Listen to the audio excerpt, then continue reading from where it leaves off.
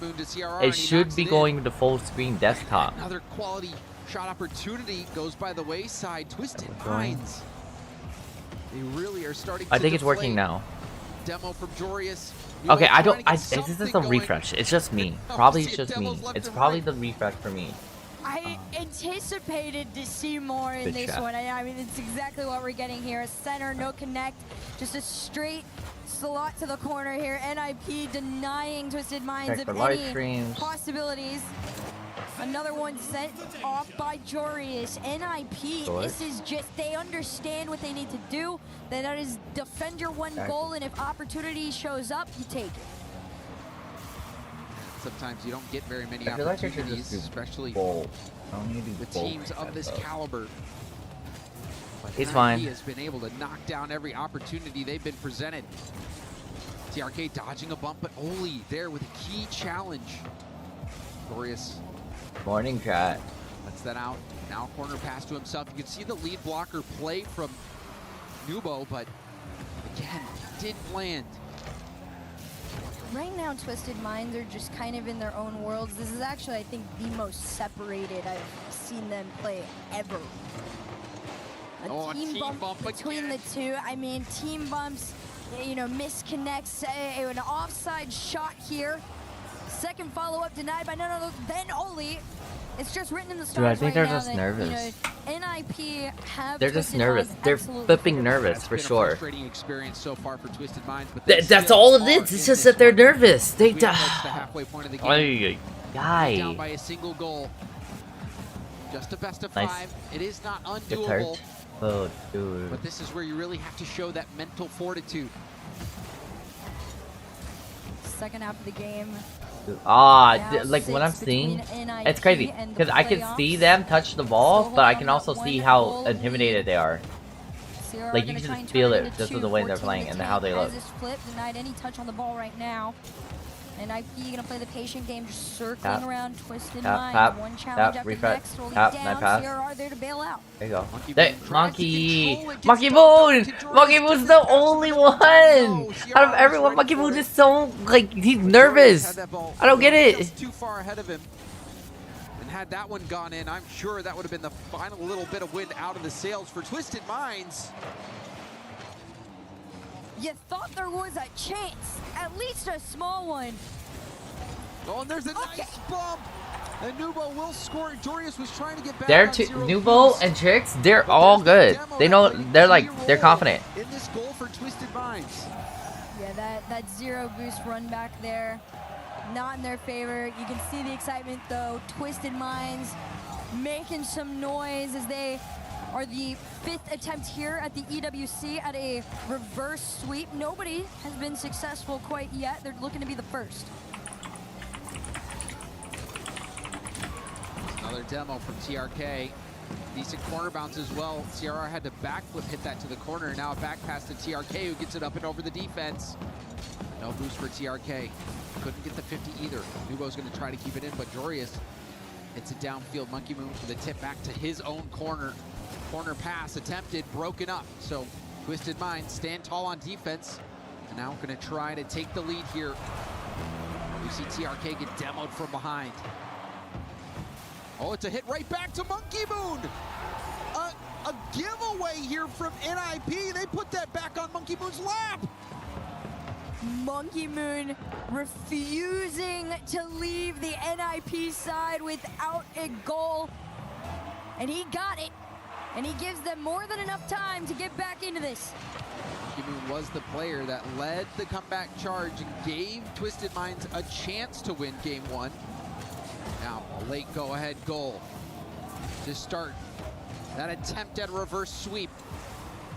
CRR going for a double. Broken up. Nubo, no boost. Has to get help from Monkey Moon on that big clear.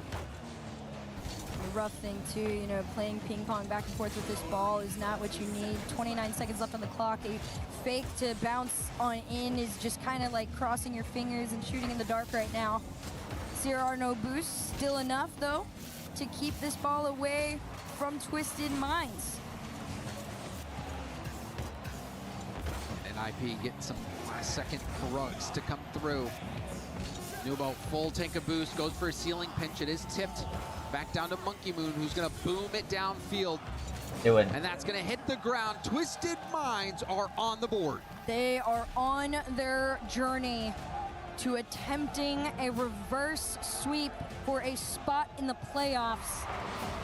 And definitely a different version of Twisted Minds this time too, right? A lot more willing to play high risk, high reward onto the other end. It came with a couple of mistakes here and there, but at the end of it, they were able to stay strong enough.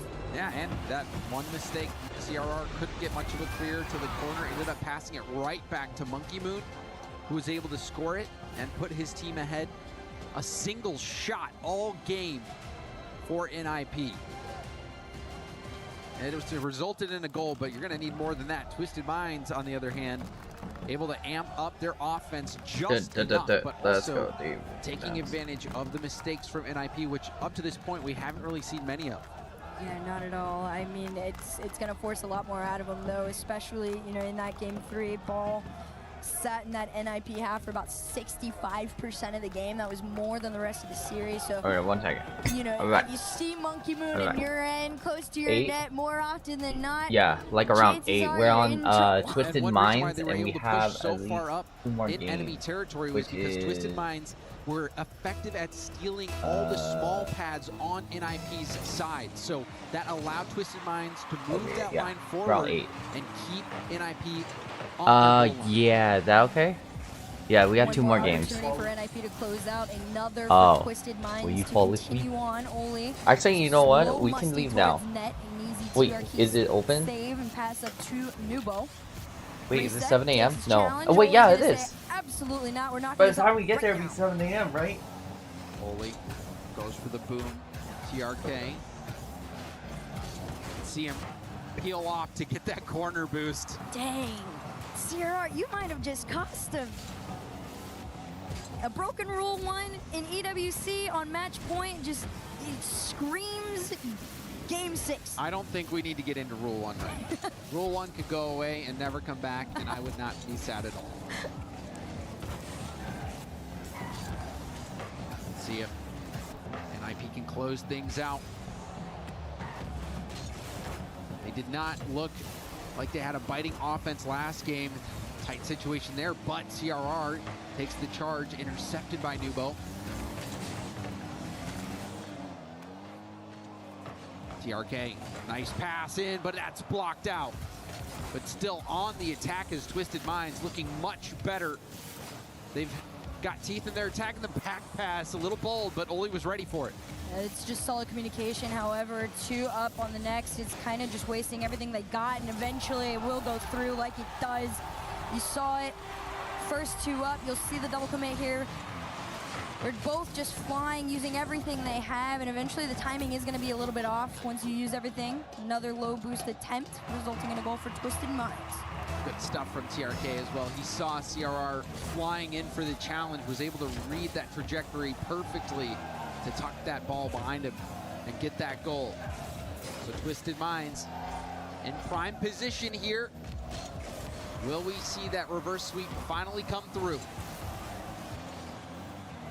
There's definitely a chance, but Jorius is going to try and remind them what NIP was doing in those first 2 games. Monkey Moon throws this to the backboard. CRR enough to slow the play down. Nubo's done an incredible job of staying in that side and really just giving any opportunity to Twisted Minds. They hold on to their lead. Final 3 to go. Nubo, it's demoed. Ball hit hard out to Monkey Moon. Monkey Moon's going to go for a pinch. Goes up off the ceiling. TRK hit it to the corner. But now the pass up to Jorius. Jorius has CRR trying to get bumps off the backboard. Looks like TRK was removed from the backboard, but the counterattack is on. It's a little awkward. Jorius is good. Tries to clear it out. Back. Hits it to TRK, but TRK couldn't get the double. TRK finally took his #1 spot in all-time leading scorers back, tied with Exotic at 51. Looking to make it 52. This one's going to bounce back. A pass over to TRK. Let's see if he has the opportunity to do it. Good enough for a bump. He takes it! Twisted Minds find the space Nip. and each other. Look at this, the Nip, nip, timing nip. from TRK to hit the pass. E-star. There's an E? I didn't know Nip had an E. What the and heck? You saw the defender had to dodge the bump attempt from TRK, which even Bro. if you don't get bumped, if you're forced off the ball in order to dodge the bump, that's just as good. TRK, mission accomplished, paves the way for that shooting lane, and Twisted Minds come through. So now you'll wonder if NIP is going to start to feel the pressure, start to panic a little bit, because Twisted Minds is on a roll. There was a team that would be able to pull off the reverse sweep. I would assume it's the Landman, Monkey Moon on alongside Nubo and Why am I TRK. going to this team now? However, this time they're playing defense in their end. Got to get out of their side, trying to get down. NIP swarming around, getting a little bit desperate to try and get out of their half too. They haven't quite had too many opportunities to get to shoot. They've been fairly boxed in. Always going to look for CRR, flip reset pass. CRR going for the double, but the backboard defended nicely from Nubo. Easy peasy, also gets the reset. He's going to keep going. Didn't have a lot of boost there, but still time being wasted.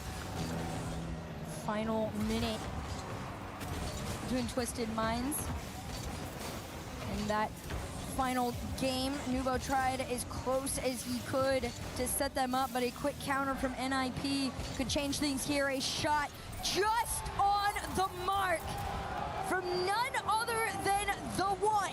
Yeah, only being able to hit that. That was a nice bump as well. CRR wrecking crew, but Oli to put that bar down and in. I thought that was going to go bar out. But great placement from Oli.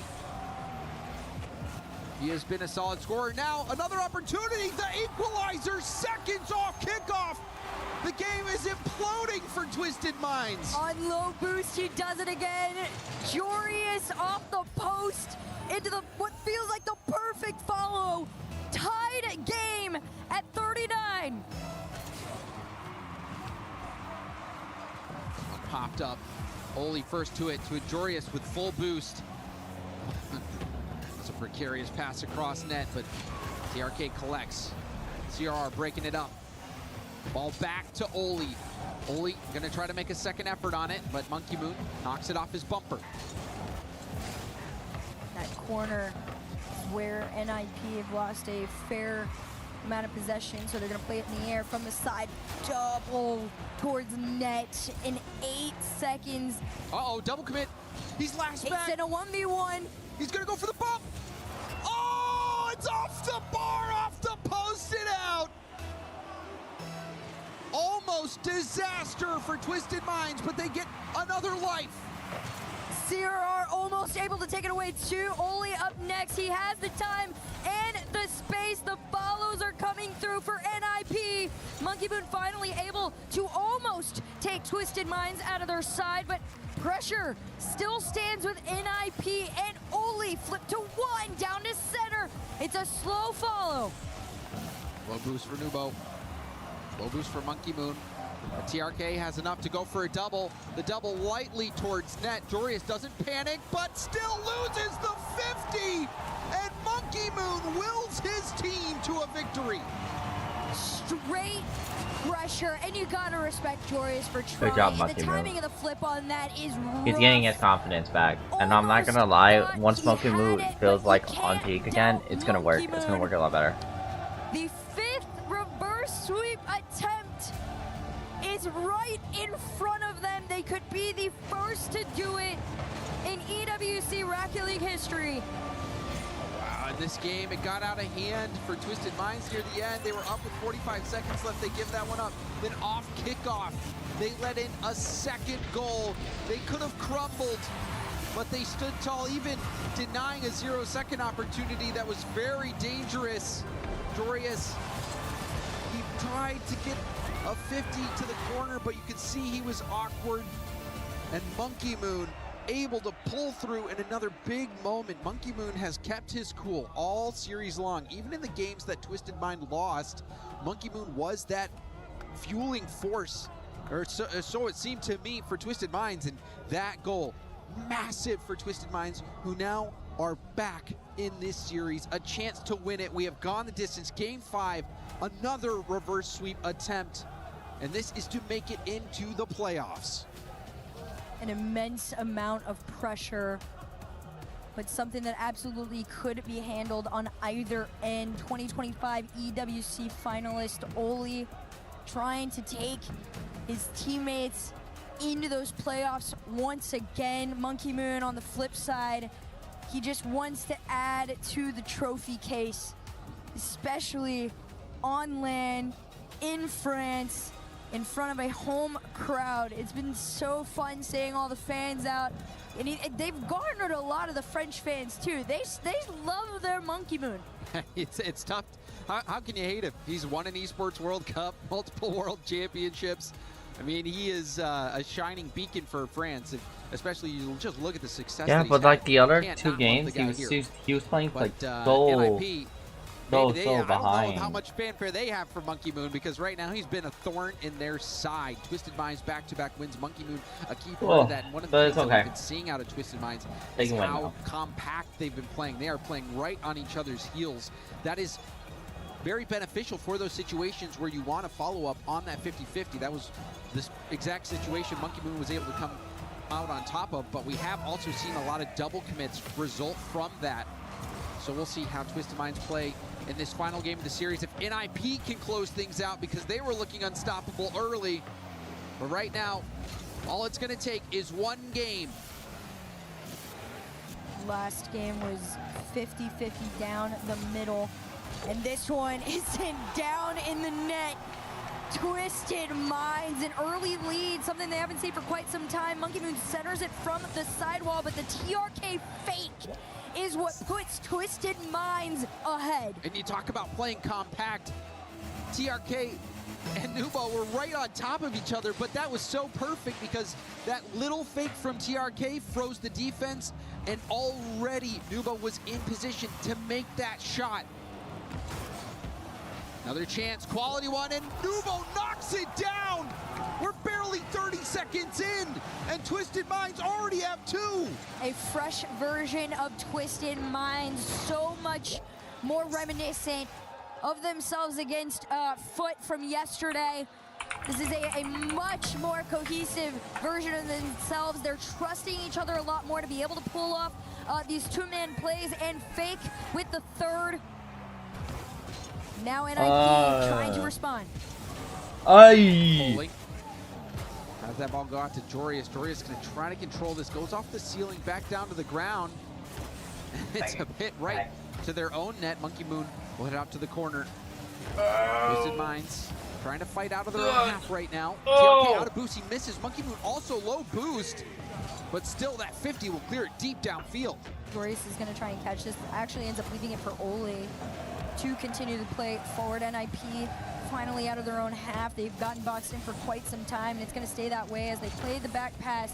That might be the key to getting out, but it is low boost. A pre-jump didn't work out for NIP, and now possession is shut down, but still time is on the side for Twisted Minds. And that's the thing, right? When you're up by 2 like this, especially after this exhausting journey you've had Monkey to Moon. get to this game 5, you are not going to challenge NIP too hard. You're going to allow them to play their game, take their shots, and defend. And unfortunately, that's what you get. let them take a little more than you should. That's what you get. That's what you get. Too close on there. Jorius catches Twisted Minds out on a full team commit. Yeah, and that's one of the dangers of playing The really stress is compact. everything. We saw Monkey Moon tried to turn and shut down that play before it could get started, but he was the player who I think needed to rotate back. Somebody needed to rotate back. They went all in early, and they lost out. Now gave away that goal.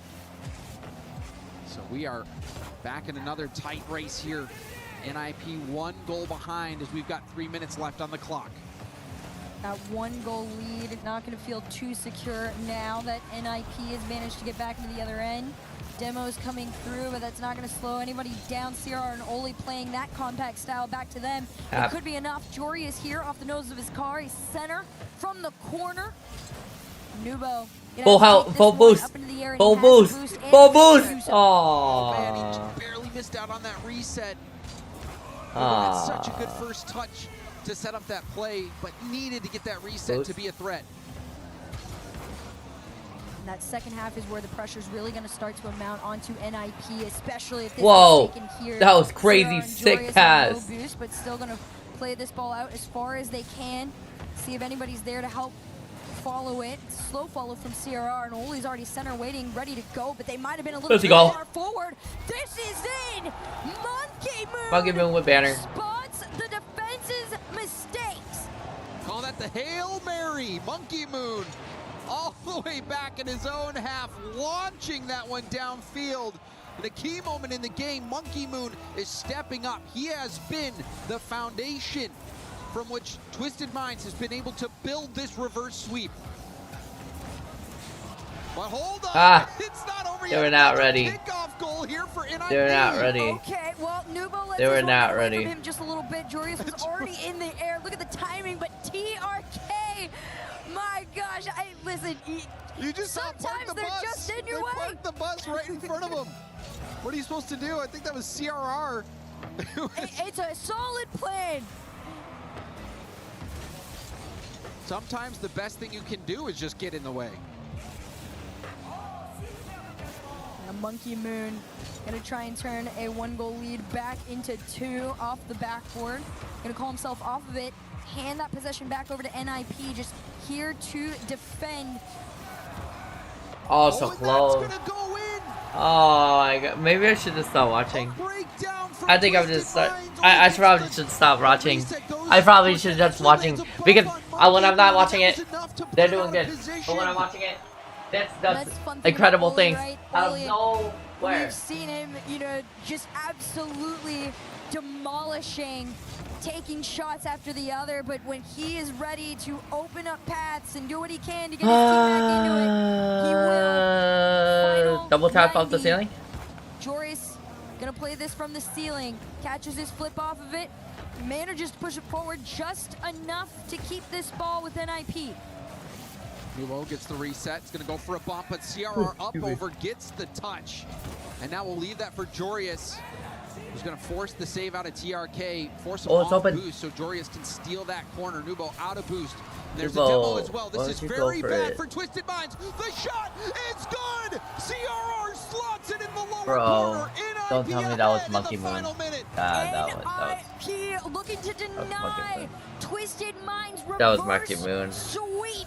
It was Monkey Moon. Held defense strong. 58 seconds between NIP and the playoffs. Monkey Moon. Oh, come on! The A minute! There to try and defend, but it's cleared up field. Monkey Moon. Got a full tank. Pop. Heavy first touch, but still will get a 50. But Oli will clear He should have went for up. downfield. He was just trying to go for lower. TRK. It's contested. This is still a decent breakout opportunity. TRK by 1. Gonna go for the fake. Block, 50 it through. Couldn't get it tapped. Only 30 seconds. TRK pops this one up to himself. Joreus. Let's go. Under the mark. Monkey Moon! Let's go! What was that? What was that? Chat, what was that? What was that? That was that. Look at that aerial pass. That was so good. That was so good for an aerial pass. That was so good. Monkey Moon, you back in it.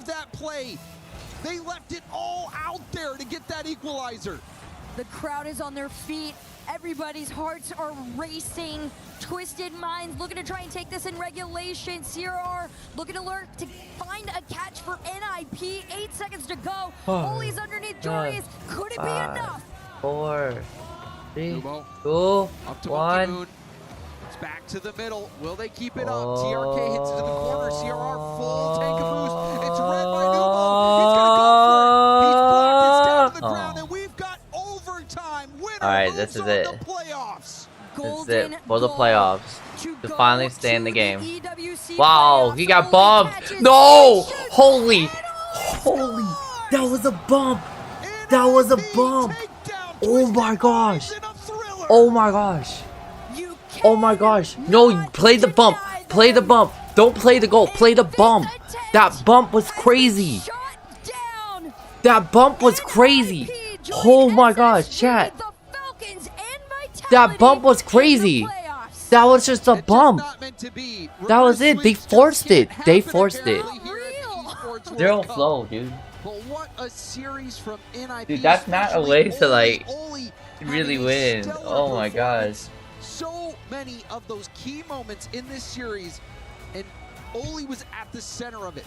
Monkey Moon wasn't warmed up for A the first two true games. He MVP was also performance from bumped him in this last game. He by bumped it far. up later on though. And Jorius, such a solid game and series.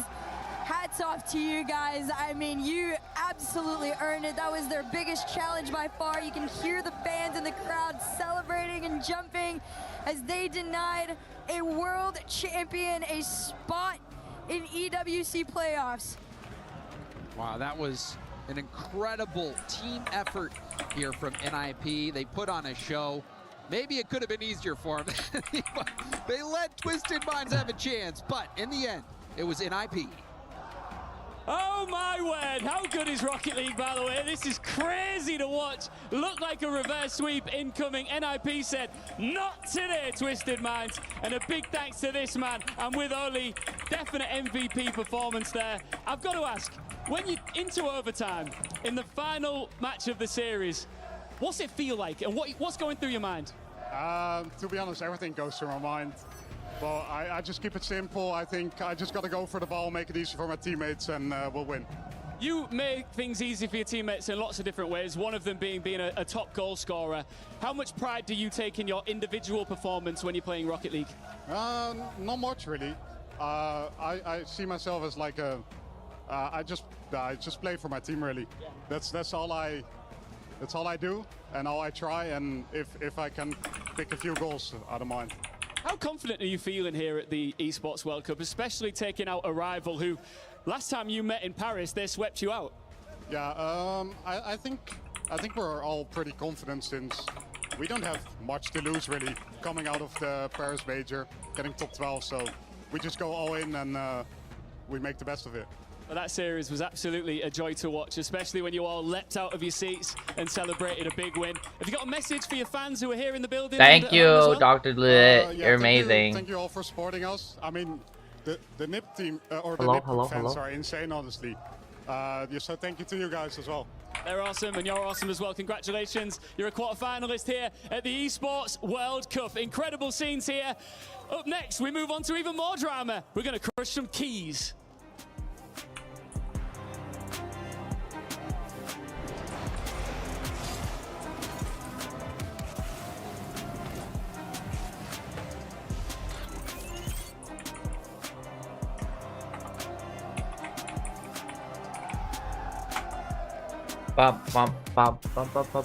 Okay, so that was crazy. Very crazy cook. Very crazy passes. Very good plus. I gotta make another clip because I got the olive. I said her name wrong. Olive. Nice. I'll go. Yeah, Free shot, take your time, take your time. Let's go! The human body was built to move. Not trapped at a desk in one singular posture for 12 hours a day. It's time your chair evolved. This is Secret Lab Titan EVO. Ergonomically engineered for you, gamers, hybrid workers, artists, backing your every move. Something a little different today because chess is happening. Trav is the chess expert. At least he likes to claim so. So we're going to get a club championship update and you're going to show us what to do with that. First off, I would never claim to be a chess expert. Secondly, if we played chess, it'd be an incredibly uneven matchup IQ-wise. Obviously, Bro. I don't think you have to clarify that. Well, how are your A-levels? Oh. Anyways, club championship. Let's talk about that because you got that one locked. Let's move on from that because that really hurt. That hit where it hurts. We need to replay the club clip. championship-wise, I can tell you a little bit something about that. It's Team Falcons who have got 2 players at the moment in the playoffs. Okay, I gotta remake the clip, chat. And also Hikaru Okay, Nakamura. So 2 big names that came 2nd and 3rd last year. We gotta remake the clip. Unfollow Dr. Doolittle. He's an amazing guy. Okay. need of points at the EWC, moment, and he's going to be the YouTube. man pretty much to drive that forwards for them. Okay, yeah, Looking but elsewhere, bro, though, didn't I think pause you? also have a Stay paused. I got my Inferno drop already. You guys are getting drops, right? Hopefully. Did they compete over reverse sweep? I don't think they did. I don't think they did at all. How many coach streamers we got? We got 20 coach streamers. That's not bad. That's not bad. Well, I'm wearing like top 1, 2, we're in top 20, 30, top 30, 35, 25, you know, 1 and 2. 1 of the 2. Aha! Jordy. Hello. Hello, chat. Let's go say hello. What? She's playing Rocket League. She's not coach streaming. Is she coach streaming? She's just coach streaming just to give away stuff. Damn. Jordy, what is he doing? Damn. That's a real Rocket League coach streamer for y'all. That's a real one. She's not playing the game.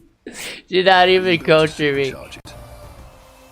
It's okay, Jordy. It's like okay, we gotta remake a clip though. So I gotta remake a clip. After I remake the clip, yeah. Yeah.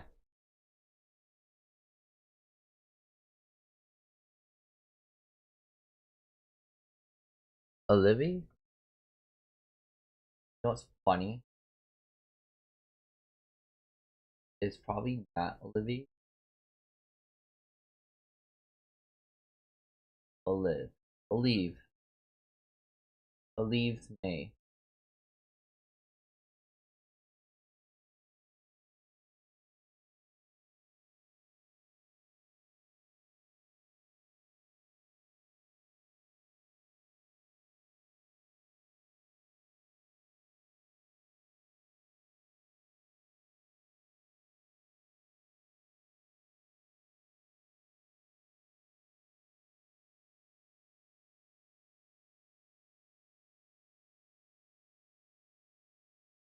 What the hell?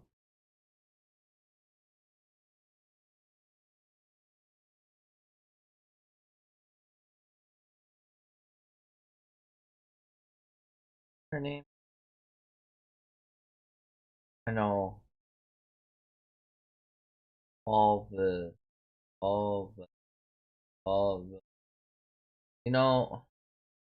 You know, this is why I'm not the best guy in the world. Honestly, I can talk about my flaws. Okay, obviously.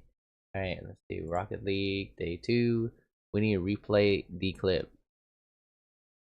So when as soon as she falls down, is when we talk about, like, overly. Complete daily and weekly challenges to earn boosters that help you climb the global leaderboard. Got what it takes? Join EWC Play now.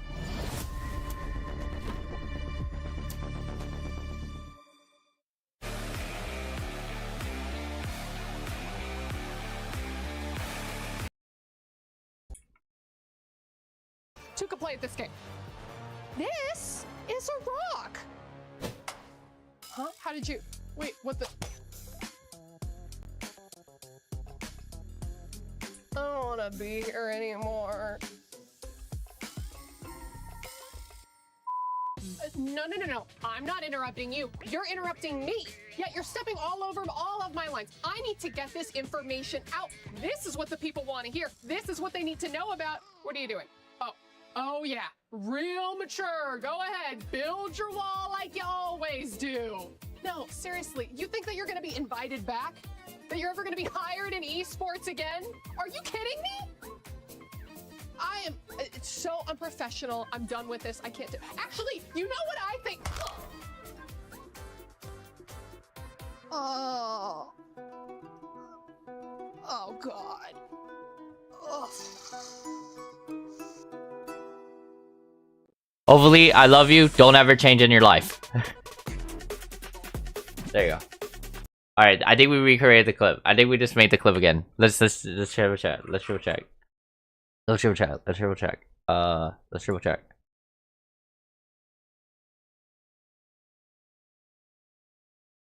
Alright. Let's see if it's stage. Can we tell it's stage? Can they tell it's stage yet? Alright. TikTok. Like you always do. No, seriously, you think that you're gonna be invited back? That you're ever gonna be hired in esports again? Are you kidding me? It's so unprofessional. I'm done with this. I can't do. Actually, you know what I think? Oh God.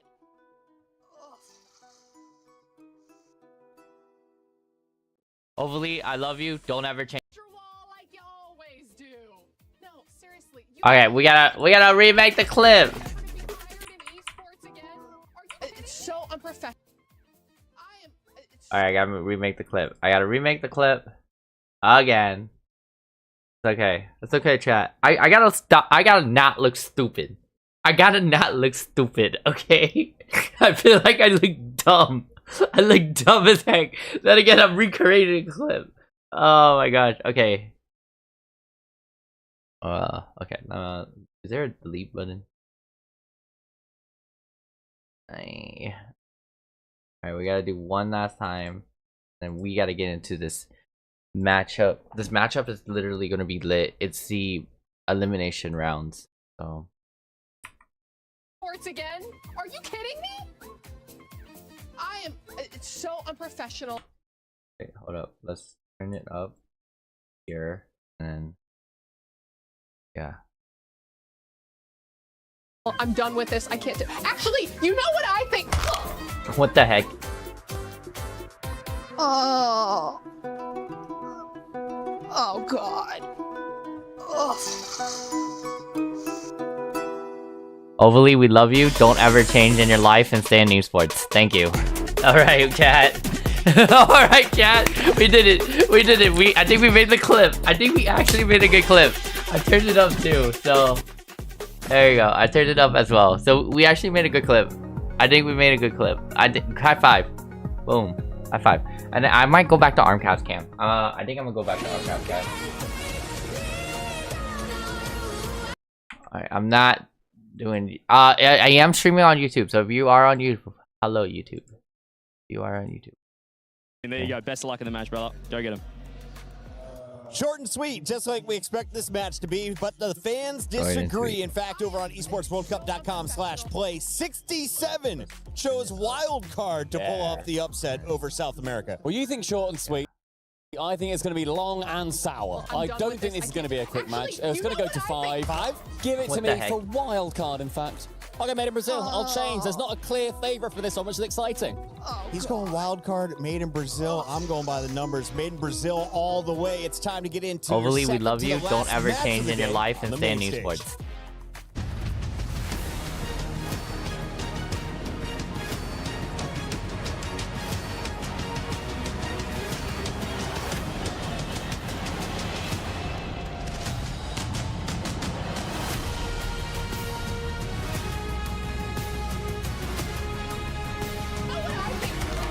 What the heck?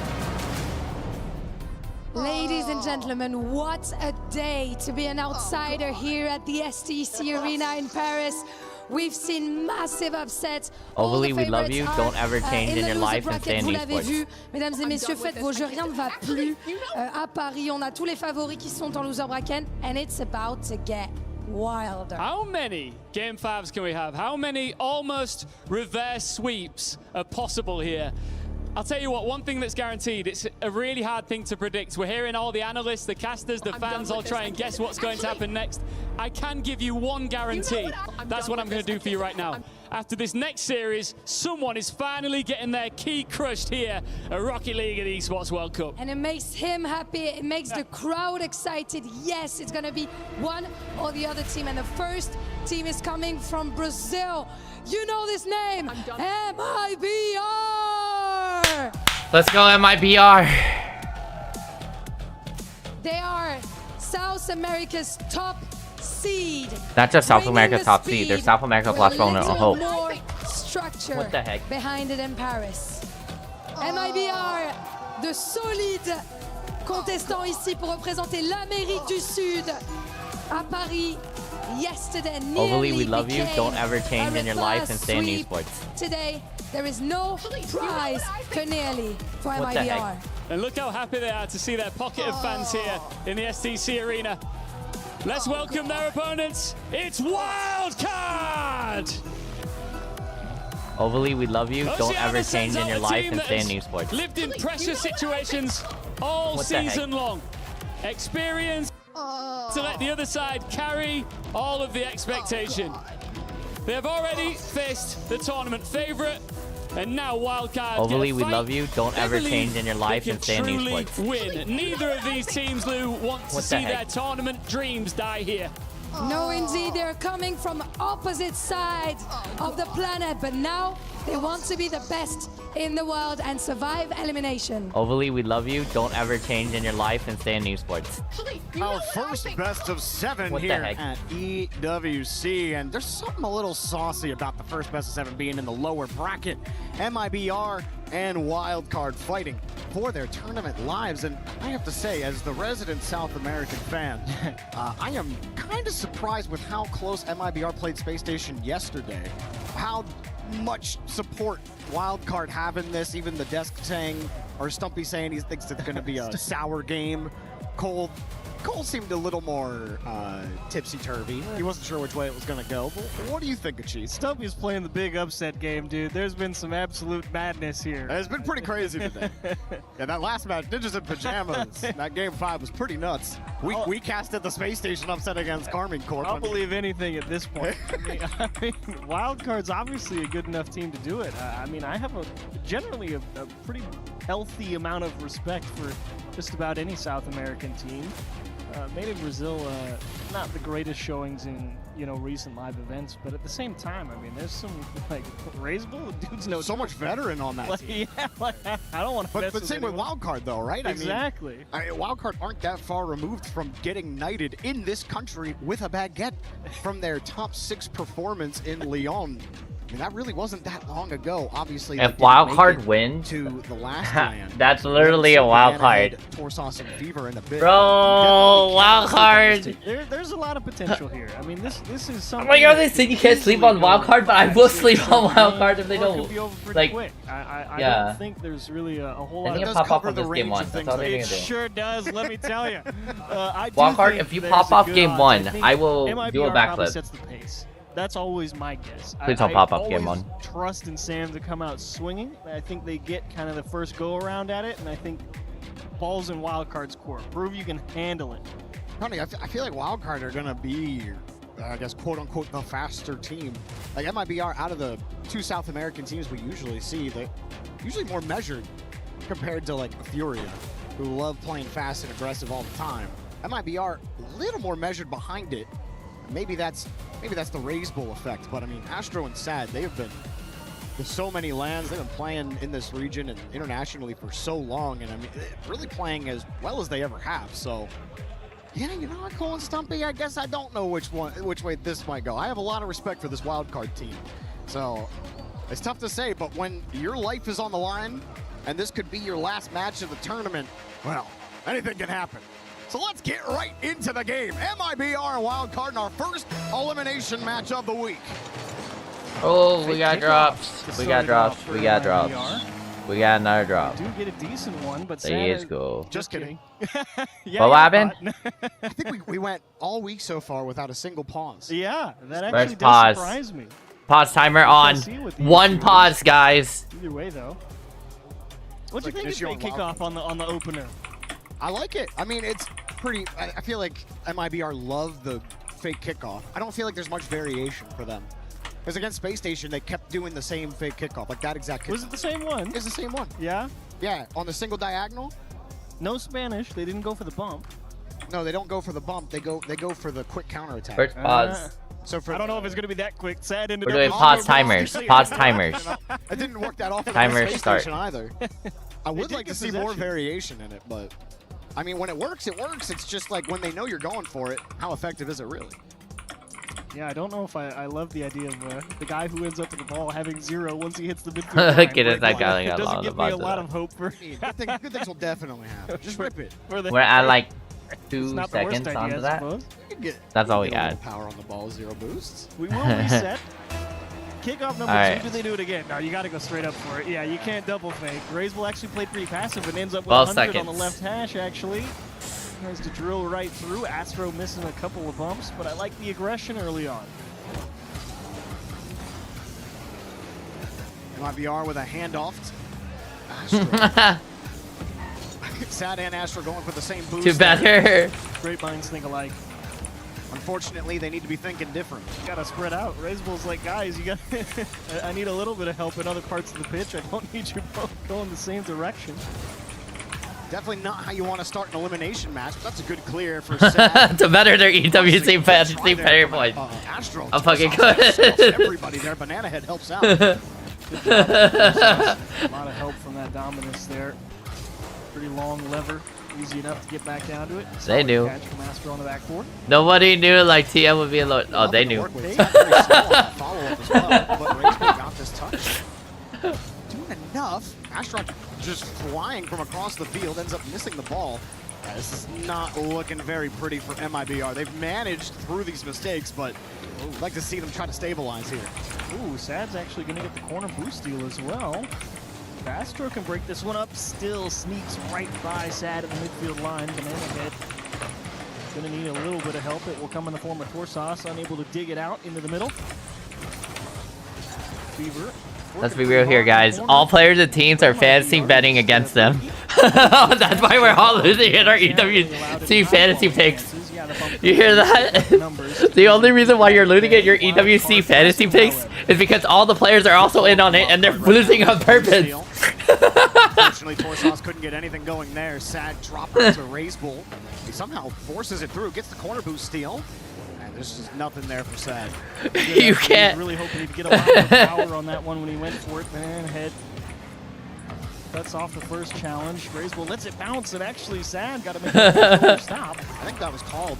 Raisel wasn't really going to get a good 50 out of it. Sad started retreating right before Raisel pulled off the ball. Some good comms there. MIBR start figuring it out here past the 2-minute mark as Banana gets a good bump. Fever with a double tap, and Wildcard strike first. Great job from Wildcard here in the air. Look at Banana Head, like you said, works his way through one, finds the bump on Astro. Fever, great speed, and Raisel.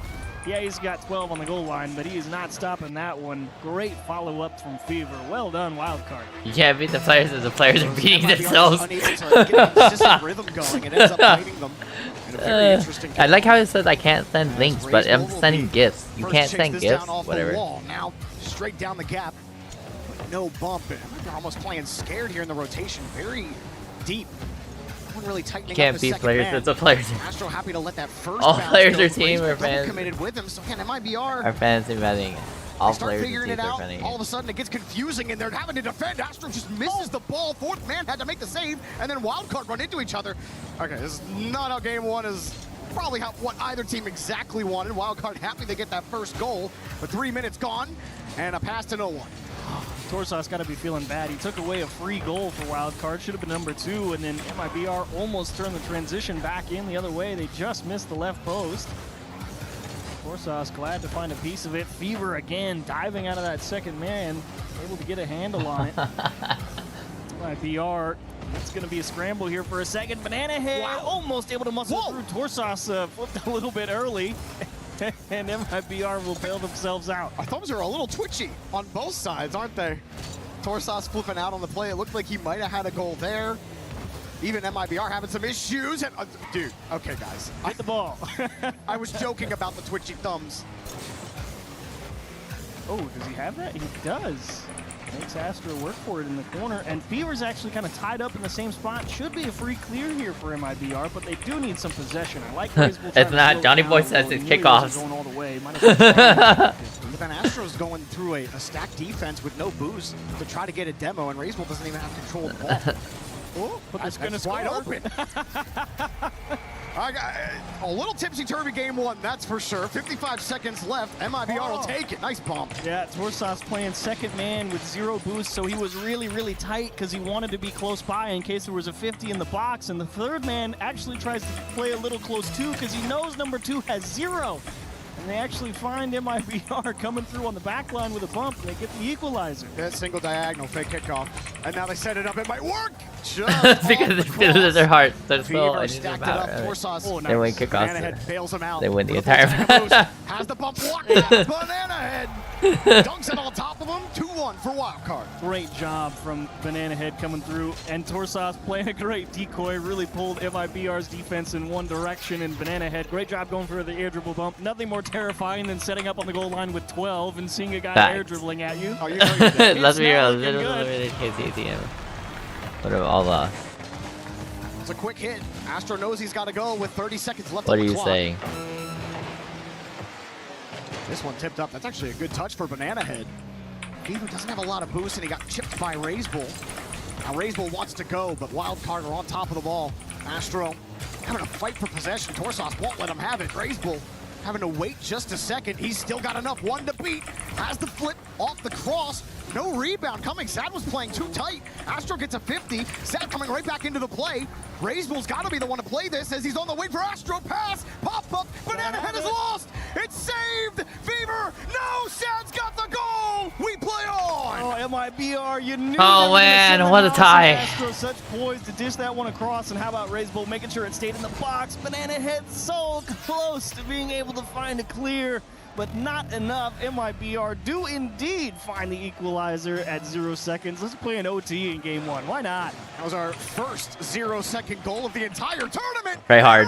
The guy said he's okay. The guy said he's praying for NRG and Fury of the beat team, Twisted Minds, if they lost on purpose. And I'm like, pray hard then. The quick shot off the ceiling just gets. All right, let's be real. Esports is about the gaming chairs. The player that sits in the right chair or the right chair of the last MVP sat in, then it's a guaranteed win. Yeah. Now the start of this game was, it took all 6 players a little bit of time to get going. Maybe Sans, Banana Head, and Razebull. But everybody else was starting to finally figure things out. All the Banana Head getting this great air dribble bump to give Wildcard the late lead. And then right here, this pass right at the end.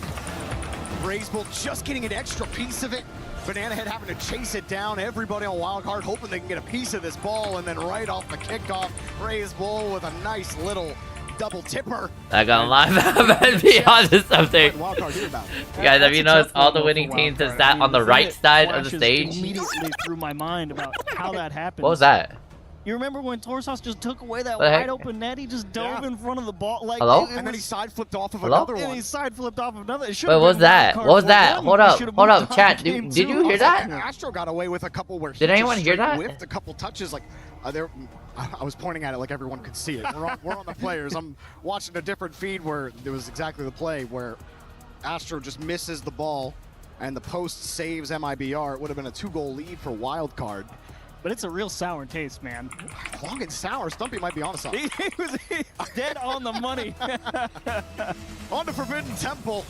It did get a little cleaner when we approached that final 2 minutes. Let's see what both teams have here. Wildcard had some good pushes with Banana Head at the helm. That's different. They're never right. And Fever getting things going. To shorten that stop. Falcons down the left. That's different because they're never right. Something's going on with him. He's just maybe rushing his approach a little. Oh, hello, Boost. Great time. I love that. Well, yeah, you lost the ball, but the team's going to be. Do you mix up left and right? You'll need a little bit of help.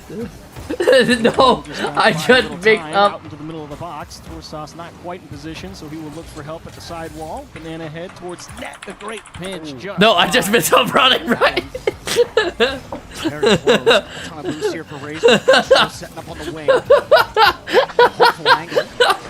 He gets chipped out of play. Razebull happily will take the midfield boost with a free touch. I don't know. Right back down. Sad going for a demo. I honestly don't know what I'm saying in this chat. I just know whatever I'm saying, I'm cooking. I'm cooking here, guys. Don't kick me out of the kitchen. You know, anytime anyone sees you with a free setup, they're going to challenge you as fast as possible. So they're just trying to take away anything dangerous immediately. That's what causes Razebull to take that slow challenge off the sidewall instead of really trying to force the issue. As Astro, great job, but the help's too far. Wildcard will keep it deadlocked at zeros. Razebull and Astro figure out who's going to take the 50 and get themselves set defensively. I'm cooking here, guys. Don't kick me out of the kitchen. Earlier, his last couple of touches have been solid. He starts stabilizing MIBR, take control. They've had possession for a little bit, but Banana Head worms his way around. Torsos trying to keep possession away. All he did was this has been a wrong morning. space on the wall and almost got a double book. Sad, you need a little help. It's open. Yes, it is. Right side. Wasn't sure if anyone was going to make it back for wild card, but Astro, great drop through the corner. Sad, not forcing it. Doesn't matter how it gets there. Just has to get middle. The Raise Bull right there for it. You take it, your MIBR. And good job from Astro forcing those two players off the back wall as well. Wild card, here they go with Torsos off the kickoff on a quick challenge from Raise Bull. Oh, did Jenny remove me? Wait, Jen. Also, Oh, there. great drop to squeeze, just couldn't make it happen. Teammate would come across the box and be in time as that one's going to be wide off the post. Torsos not able to pinpoint it left side. Astro pokes it over into the middle. Banana Head will break this You're missing up. out on fire. Wild card on transition again. Astro actually not a bad 50, but this will be a tough hold of possession for MIBR. They are just kind of pushing with 0 and hoping someone can hold on to it. I like that approach from Astro. Pulled off on the big challenge on the corner. Got a chance over to Raise Bull, but nothing really materializes off of it. Here's Banana Head already in the air. No contact. Basically a whifty. They're in some trouble. Torsos got a 50 over 1. Astro looking for Sad. Redirect right on target. Top shelf. On the money. What a transition for MIBR. Astro just lifted middle. How about a dime? Sad. What a shot. So much power. 128 kilometers per hour. Talking about squaring one up, buddy. Astro getting some redemption after his shaky start to the series. Last couple of pushes, his first man has bought MIBR some chances, and they've collected on a couple of them. Here he goes again. Raise Bull coming across, trying to bump Torsos out of the way.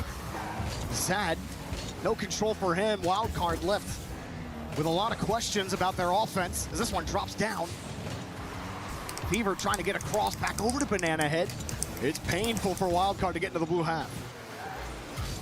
Torsos with a little room, elects to take the pot shot on target. It's actually a little bit high. Sad chasing, extremely aggressive. Wild card a little bit disjointed on the attack, but the ensuing 50 goes right back out into the middle. How much pressure do they get here? They do get the boost steal. Should see a few tries for Wild card, and not quite enough for the first go around. Astro will keep it out. No boost for MIBR. They're all on small pads. Finally a corner boost for Astro. He's got it. Nice dribble. Raise Bull also in the area. Astro's just too fast off the bar. Raise Bull couldn't quite get to it in time, and Fever's got control. Sad meets him in the corner. Aggressive angle for Sad as well. It works out. Everyone gets reset on MIBR. And oh no, Sad got caught, and Wild card let one go. I mean, I think they were playing the block there. I think he assumed that the defender for MIBR was definitely going to touch the ball, right? He was just not thinking he was going to be the first one there, and he ends up coming up empty. Either way, Wild card leave one on the table when you need 2. That does not feel good. Banana Head straight. I think I have a 9 a.m. meeting today. Raise Bull, and even with low boost, MIBR finally refilled the tank and should be able to close this one out. It's 50 from Sad. Definitely a much cleaner game for MIBR. Wild card, I think, still trying to find that stability. I think Banana Head's definitely looked the best. He's had the best opportunities for them. Wildcard needs something with time left. They're in the right half of the field to get it done, but they can't fight the ball out of the corner. Raise Bull will happily keep it close and say, too bad, GG, game 2 to MIBR. Well done, MIBR, and from bad to worse for Wildcard. Didn't quite feel like they had as much to work with as they did in game 1, of course, but the shots wouldn't tell you that. You know, there was, what, 9 shots? If I can count? What, 10 shots? Yeah, one of them was good. It was just off the post. It was a good shot, but it was covered. And then you had a pinch that bounced off the inside of the post for Wildcard. And then one that wasn't a shot. Actually, I think it still got registered as a shot, but they just missed it in front of the box where it got behind Sad. That go-ahead goal from Sad was excellent. Right there. He was playing the block. He thought he really thought he was playing the dunk. And MIBR just let it go straight across the net. Those kind of things have just haunted OCE over the years. I mean, ever since they've been in, competitive Rocket League all the time. This has just been the story of this region. Is you're so close. Red Black, they always finishing, win. so close to getting it done, and actually getting over that hump has been so difficult for this region. And I mean, to be fair, on the other side, South America's kind of been living the same story lately. High expectations that have been lowered slowly over the last couple of years. Especially for the same 2 seed as well. I mean, well, MIBR the 1 seed.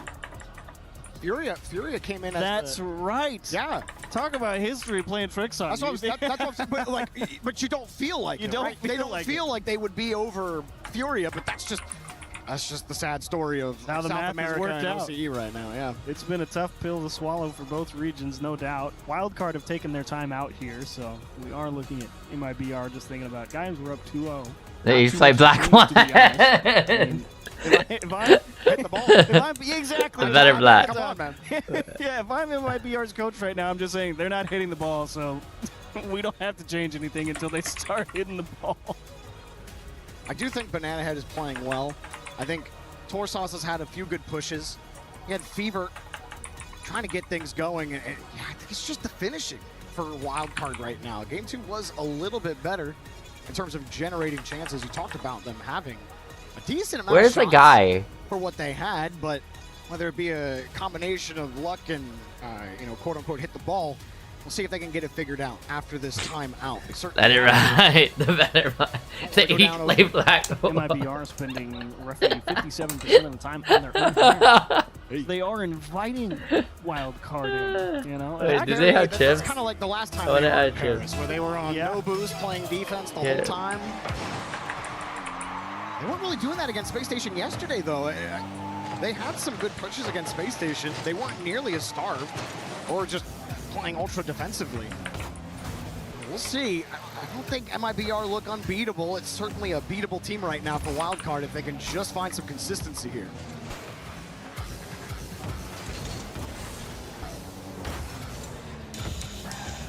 Way out of this corner. That will not Sorry, get it chat. done. I'm having way too much fun in Really the good shot Discord from chat Astro. right now. Holds the It's reset, trolling. Sad steals the boost, looking for Ray's Bull on target, denied. Good press from MIBR on the counter, of course. How long do they stay in the orange half? Razebull actually going to try and reposition, and they do just secure all the boost. I'm not sure why Wildcard's trying to hang around so aggressive here. They still miss everything, and now they're just going to play with the ball over their head on the rotate back. Torsauce doing a great job to break it up. But still, that's a tough clear to make, and it goes right to MIBR. You can understand the frustration, though, when you haven't really scored. And you just want something to work, and we've all been there when you have about 3 consecutive canisters stolen from you. Sometimes it's just pettiness driving you forward into the opponent territory. As Torsauce just gets stuffed by Astro here. Sad stuffs it again. Banana Head just barely gets away from Sad, and Wildcard will break out. Torsauce a great job to make sure he got that ball in open space, and he works through a couple defenders. Where's number 3? He has to come in late and just enough time. MIBR there to cover up. I think they were looking for Banana Head. I think it got deleted on that play. I think right I as did it hear a came demo. out. Tough for Wildcard right now. Again, like, the setups are there. Torsauce wins that 50, but then there's just no juice. Oh, hello. Ooh. Oh, I That would've wanted been it sick. so bad. Would have been sick. That was a great drive from Sad. You gotta try it when you have it, right? Absolutely. No, wait. Damn, I was supposed to... okay, so I'm going into a Discord, and instead of hitting jump to previous, oh, there you go, jump to previous chat. Oh, not jump to previous, jump to my last chat afterwards. Literally, I got tilted because smashed down at him. He's gonna need the help. Yeah, Razebull still got it. Let's get the corner boost steal. Razebull planting his flag on the midfield boost. I'll race back, Sad. Not gonna let Banana Head get a chance at a deadlock right now. LOL, yes. Pitches away from Banana Head, and Sad there to make the save. Razebull gets the corner boost. Midfield still proving difficult. Oh, I need to post this story. Gain here for MIBR. Astro will try to buy himself some space, but gets deleted. Razebull sits underneath, no pressure. Sad gets deleted. Razebull up quickly. Fever's ready for this. Astro tries to make it awkward. Still, they need a follow-up. Second man, Sad, coming back from the midfield line. And this ball's just coming out for free. A demo as well. Fever makes the stop. Sad gets the corner boost steal. Drives it across. Now MIBR in full possession as Astro puts it up to Raisbull. Going across again. Banana Head waiting. Fever coming to cover. As Astro it's enough of the 50. Back to Sad. Shots on target. Too weak. Easily saved by Torsas. But he does get it right to Fever on the transition. I will say in this game, I do like Torsas out of the midfield. He's kind of been guarding that midfield line like a dog. He hasn't really been able to do much on transition as that goes across net. Double tap, no That's good. pain. Astro takes a slow 50 to try and see if he That's can get that on the weak might be our side. pain. Fever aiming for the back post, but the ball too short. And there he goes, Torsas again, just trying to break it up out of the midfield, and he gets another hand on it. Y'all, do y'all think I could just hit all of these things? Actually, I don't even have Rocket League downloaded. What the heck? The corner doubles didn't work for him, so trying to switch it up. Sad really wants a highlight. See if he might get one here, but Banana Head won't let him have it. Banana Head also helping Raisbull. I think I know what I helping want. himself. I want my... Astro coming down. That reset's going to get nothing done with no boost. Just give the ball to Banana Probably Head. my Raisbull, last tough spot. Elgato Sad comes to support base quickly. speed. Nice bump. And then Sad will pump it right back down to the orange half. Well, free ball for Astro. And the boost isn't there. Tragic. He got a lot to do with a little stutter step. See if he can get the man to go right over his head. Sad, really hoping a boost is going to spawn somewhere as MIBR will just poke this one down to the wild card half. Torsas going to try his best to work out. Overtime looming. Deep clear. And overtime looming. Game one went to OT. Not like this. And it does it again. Are you kidding me, dude? 2 0-second goals. The first two both go to MIBR. And this one to send them 3-0 up in the series. The self-inflicted wound.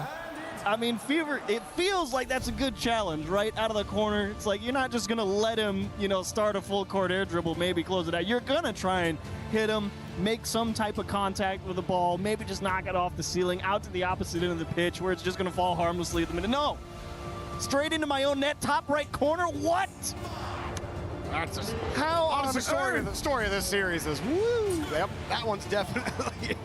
I mean, Torsas. The countdown is so insulting there too. Like literally, like it's counting down to when the ball's gonna get scored. That's gotta feel absolutely terrible with your wild card. You can prepare for a lot as wild card. Torsas been great. Thank you very much. She says. Oh my goodness gracious. That is a bitter pill to swallow. Love it from MIBR. They'll take it. They know how goofy it was. They don't care. W's a W. MIBR just might sweep wildcard out of this tournament. It certainly feels that way. I mean, talk about a dagger before the series is even over. I mean, you lose game one when you feel like you could have just waltzed through them, you know, but you don't turn in a couple of chances that were not necessarily easy, but they felt routine enough that they should be in. Game two's back and forth. You lose an OT immediately off the kickoff. Yeah, I'll give this to wildcard. At least they didn't completely miss a free open net that time. Yeah. So you can't say they had but a chance. They scored on their own net technically. So look, you're right. Oh, and off the what kickoff. A Sad. Absolutely slobbered that ball right into the net. Raisbull sent him up beautifully. And Fever just could not get it out of the net. And that is a gorgeous kickoff. I mean, Torsas was ready for it too. He knew somebody was back there, but he couldn't reach it either. Nice job from MIBR, keeping the ball high. And they start off quick in game four, trying to pour it on. Wild card. Something's got to give. This Banana Head will move. Didn't have any boost left. Fever looking for Banana Head, but Raisbull's on top of him. Astro went to go bump, and then he got bumped by Torsas. Banana Head has the go-ahead downfield. Raisbull's just so annoying. Banana Head's got to be so frustrated. Every time he's trying to do anything, the bull is just not letting him have any fun. I like that set from Fever. That's a decent try. Unfortunately, doesn't quite have the command to drive through the backboard. I think just shoot that there because he's got there's low, there's high, but the backboard wasn't really open. It's tough. I think he wanted to see if he could maybe get it to come back to him with pace. And Razebull goes high over Torsos, and Astro thinks better of it. Tired. Says, I'll play the Oh net. my Not too god, worried. my eyes are Even can't with stay 0, awake. Astro's just letting it bounce and pulling the string on wildcard attackers. Man ahead gives Torsos a chance. Full tank of boost. Again, Oh. trying the air dribble. But the air game has belonged to MIBR. Banana Head will try again. This time going low. Again, Sad times it perfectly and gets back to the ball. Here comes Razebull. No ceiling bounce for him and easily cleared away. Banana Head almost lost control of that. Gets back to it just in time. Pretty nasty kick off his corner. Torsos uncontested, wants help, and Fever just can't put it on target. They do get the boost steal, however, the attack will continue for Wildcard. Unfortunately, third man had to give it a little ground, and Sad just able to dribble out. Oh, he just gets to shoot this, but there was absolutely no threat. Somehow Astro just gets that pinch back. Sad misses the ball. This is a good shot. Chance, and what Razebull came diving back. Surely they get a chance here, but there's just nobody around. Everyone retreating. Torsos will get that midfield boost, but at what cost as Razebull moves his way back? And Wildcard just so close, but unable to light the fire. Fever can't find the pinch clear. Torsos forced to just hit it as hard as he can out of his own half. And it's not hard enough. MIBR slowly but surely pressing forward. It's not on target yet, but it's about to be Sad top right corner and deflected. Banana Head in time, and they've got the tent set up at the midfield line at the moment. Banana Head soft to himself. Astro collects his corner, and hello, all three members of Wildcard as nobody decides to hit the ball, and MIBR clears it for free. Torsos was sitting super tight. He had the half flip back to his own half. This does kick out. They got space. Banana Head turns off ball cam, gets the bump on Razebull, and that's such a heavy touch. They had an opportunity, but he lost control of the ball. Torsos hops over one, kept this split for as long as he could, but again, just couldn't get his nose centered on it. And Astro runs away with the rock. Tried for the 50. And here comes another counter. Banana Head in the air already. Sad there to meet him at the punch. Razebull coming in, and MIBR, they feel an iota of pressure, and all of a sudden double commit. Now the net almost open, but Wildcard still can't find the target. 1v1 for Fever. I like the decision there. You're down one, and you know you're not necessarily in the greatest spot playing super aggressive out of the third man, but if you let it develop, you're going to be playing 1v2 pretty quick. Fever decides to play aggressive. He buys his team time to get set. They've got a minute to work with. If Wildcard want it, now's the time to go get it. High ball. Trying straight down. They got the space. Trying to take advantage of it. Banana Head keeps on turning downfield, but yeah, not hard enough. You're not giving Banana Head any angle to drive through the defense. Less than a minute left. Razebull double tap, but it's wide. And Sad coming back across. It's just a swarm of Wildcard defenders. Now Banana Head finally on target. Wildcard finally on the board. We've got a game here in game 4. And Razebull's been in time for a few of those, but here a little too much trust in Astro, or maybe Astro should have given a little ground because Razebull's rotating back with 0, couldn't make it back in time. Wildcard finally slip one through, and they do find an equalizer. Can they get one more, or will they have to play another OT? That was a good kickoff from MIBR. They try for the pass. The little shimmy shuffle doesn't quite work out for them, but Sad will buy plenty of time for Astro and Razebull. And there's Razebull. Shot right into the dirt. Fever easily knocks it away. Torsos going for the demo. Misses Astro. Astro just knocked out of the way. Fever buying Banana Head a chance to get back down to the blue half. Wildcard.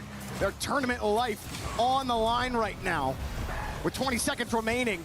They at least want an overtime, but they love to end it right here. Pass in front of the box. Banana Head wanted it. Torsos, a stinker at the top of the box, tries to keep control. Somehow gets a demo there. Banana Head fishing it back to Fever, but Sad is on top of the ball. And Astro, surely not another 0-second goal for MIBR. Fever just has to hold on to the ball, and it will drop down another overtime. Another OT, see if they can keep the kickoff at bay. They do go for another fake kickoff. Hey, there's a variation on the kickoff there. Close cheat up for Razebull. We'll see a little bit of it there for MIBR. I like it. They did end up with a lot of boost, actually, though. Unfortunately, they all missed the ball. Banana Head not able to keep possession for Sauce. Best 50. Astro will collect the corner. Fever comes up empty. That's not good. Razebull will drive the net, and he pulls out 2. Sad should look for help. He's got Astro right behind him, and unfortunately goes right into the waiting arms of Torsos on the back wall. Nice couple of 50s from Raise Bull. Astro will pop it high, and does he go down or up? Raise Bull will go and steal the corner boost afterwards, and the attack building here for MIBR. Banana Head bailing Fever out. Raise Bull just sends it right back over to Sad. That's a very South American play right there. Just don't care, no boost, we just go. And now downfield. Oh, Fever just blocked on that redirect attempt. Torsauce, nice 50s. What can he do with it though? That's been the thing really hurting Wildcard. Raise Bull finds Astro, but he gets bumped off the plane. Banana Head gets another chance with some space. All the way to the floor with it, and a block. Torsauce with room to work. That's a high pop. Got to chase it down in front of the net. The only one there is Sad. How are we not there trying to jam it? I guess you're not confident that he's going to go all the way through him and see it straight down to the floor. Suppose that's fair. Pinch off the ceiling. Banana Head smashes it off his own backboard. Sad will need a little help. Fever doing a good job to get sticky. And Torsauce just rips it on target, trying to force MIBR to back up. Great catch and release from Raise Bull. It's Wildcard hanging on to the midfield line. Fever with a great reset. And Torsauce came in to set Banana Head up here very tight from Wildcard. Good carry from Banana Head, forces two to commit. Torsauce diving into the corner, buys some time for his team to get reset. Back pass over to Fever. Banana Head's got to be on the wing here. There he is, but Astro just too far in the way. Still, they're trying to take the boosts away. Astro just wins every single touch. Fever gets a 50 out, but Raise Bull takes it away. And just when you think Wildcard are getting the rhythm going, MIBR take the drumsticks away. They almost snuck it by Raise Bull though at the midfield line. Got to be careful if you're MIBR. I know you're up 3 and you only need 1 more, but you don't want to hand them any extra lead to work with. Raise Bull to safety of his own corner. He will just elect to survey the defense before they approach. Ends up giving the ball to Astro, who will do what I call give a donation to the other team. We appreciate all donations to the other half of the field, no matter who it is. Here's Banana Head looking for a donation into MIBR's net. Unfortunately, could not find a way in. Now, Fever just puts Sad under some pressure. Wildcard really trying to force a 50 out into some space, something they can play with, but there's just always a blue card. Everywhere the 50 goes, Raise Bull puts this down, and double commit. You saw Torsauce thinking he had a better angle there. It's back to this 50, no boost for Sad. Raise Bull from the corner, lets it drop. Banana Head was in. He's not in the mood to find out. Absolutely not. He was like, if he shoots it, great, not my problem. If he misses, I'm not going to let anyone be there first. I like the approach from Banana Head, getting back quick out of the midfield. I do not want to find out either if I'm about to just lose the game. And is Fever the only one out of the midfield? Oh, back post, and Raise Bull equal to the task. Quite the attempt. Raise Bull's got no boost. He can't go. This should be a decent chance for... I mean, you had all the space on the left side of the field. Instead, they go to the right. Now Astro with a pass back to Sad. And Banana Head won't let him in just yet. Corner boost stolen. Raise Bull to the ceiling. Creates a little bit of space. The Bull strikes again! MIBR! Sweet wild card out of the tournament. It took a little extra time in OT this go-around, but Raise Bull finally a little bit of room to work with. Fever, that is a tough save to try and make. Trying to read the shot angle with the bounce off the ceiling is tough, but Raise Bull, what a shot to close it out. MIBR take no prisoners. They said 4 is good for us. We'll see y'all tomorrow. That might have been the grindiest series, grindiest 4-0 that I've seen in a while. MIBR really had to keep it going in that game 4. Some grueling work after Wildcard had some great pushes. It was a little ugly at the start of this series for both teams, but MIBR figured it out just a little quicker than Wildcard. Couldn't quite get their steps going. And you wonder how different it would have been, you know, if game 1 went Wildcard's way. And then, of course, game 3 as well.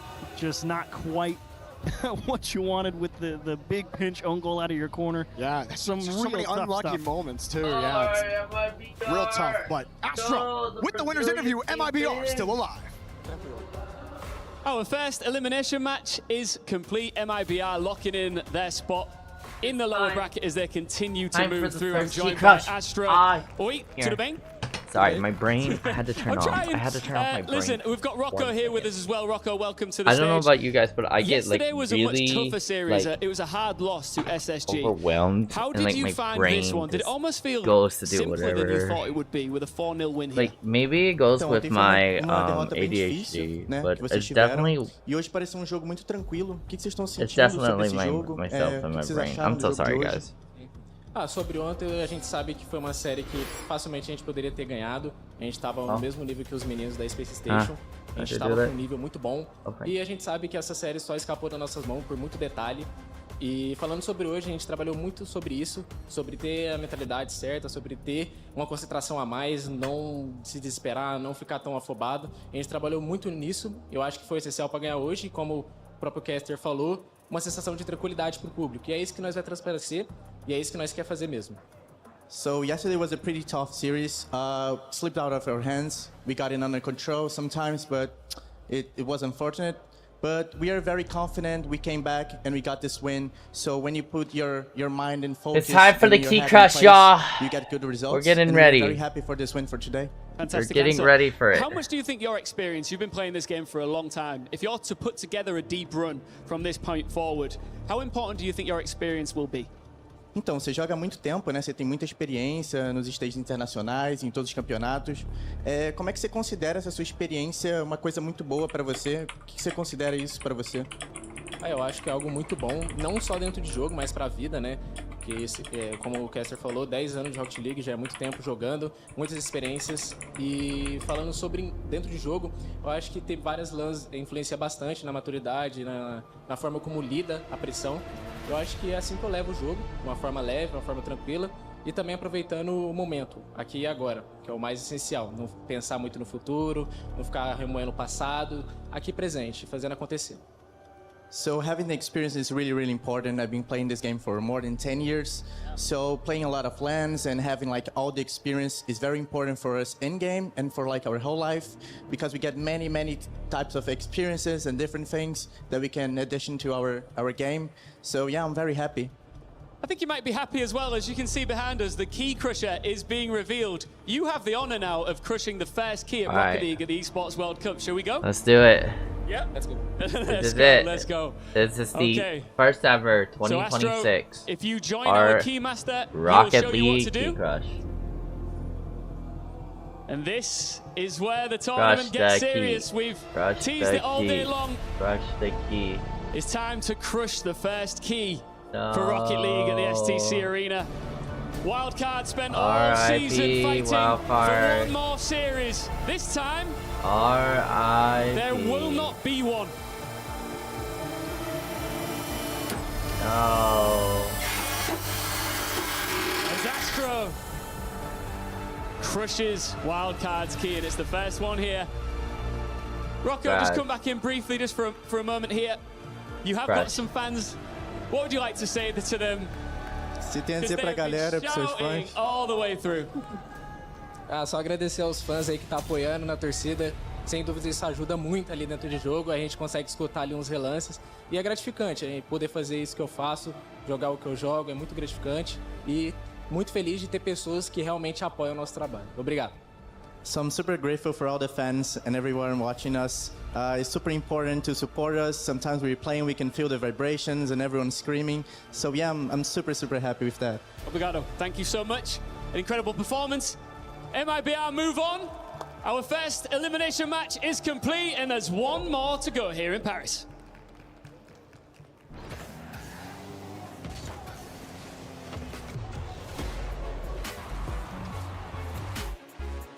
Alright, chat, that's it. That's the first elimination match. We're going to our last elimination match. And then we should be good. Yeah, I'm sorry guys. I've had to take a break. Okay.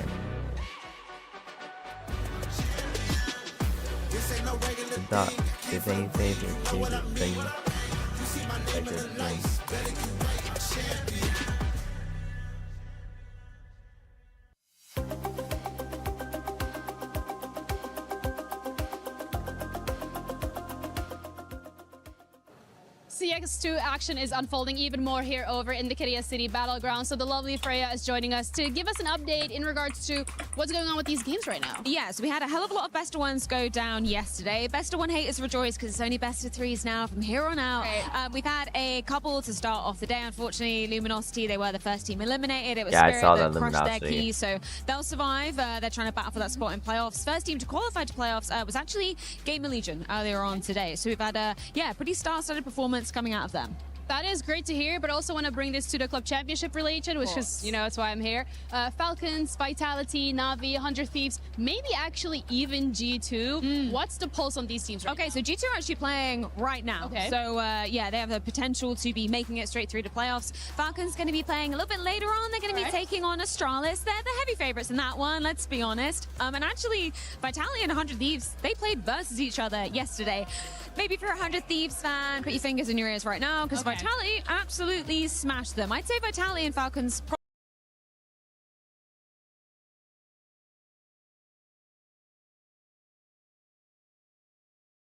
more happening right now over there between M80 and Aurora. So yeah, more keys set to be crushed here today. All right, well, definitely the action here is picking up, so we're going to keep you guys updated and make sure that if anything changes, you'll be in the know.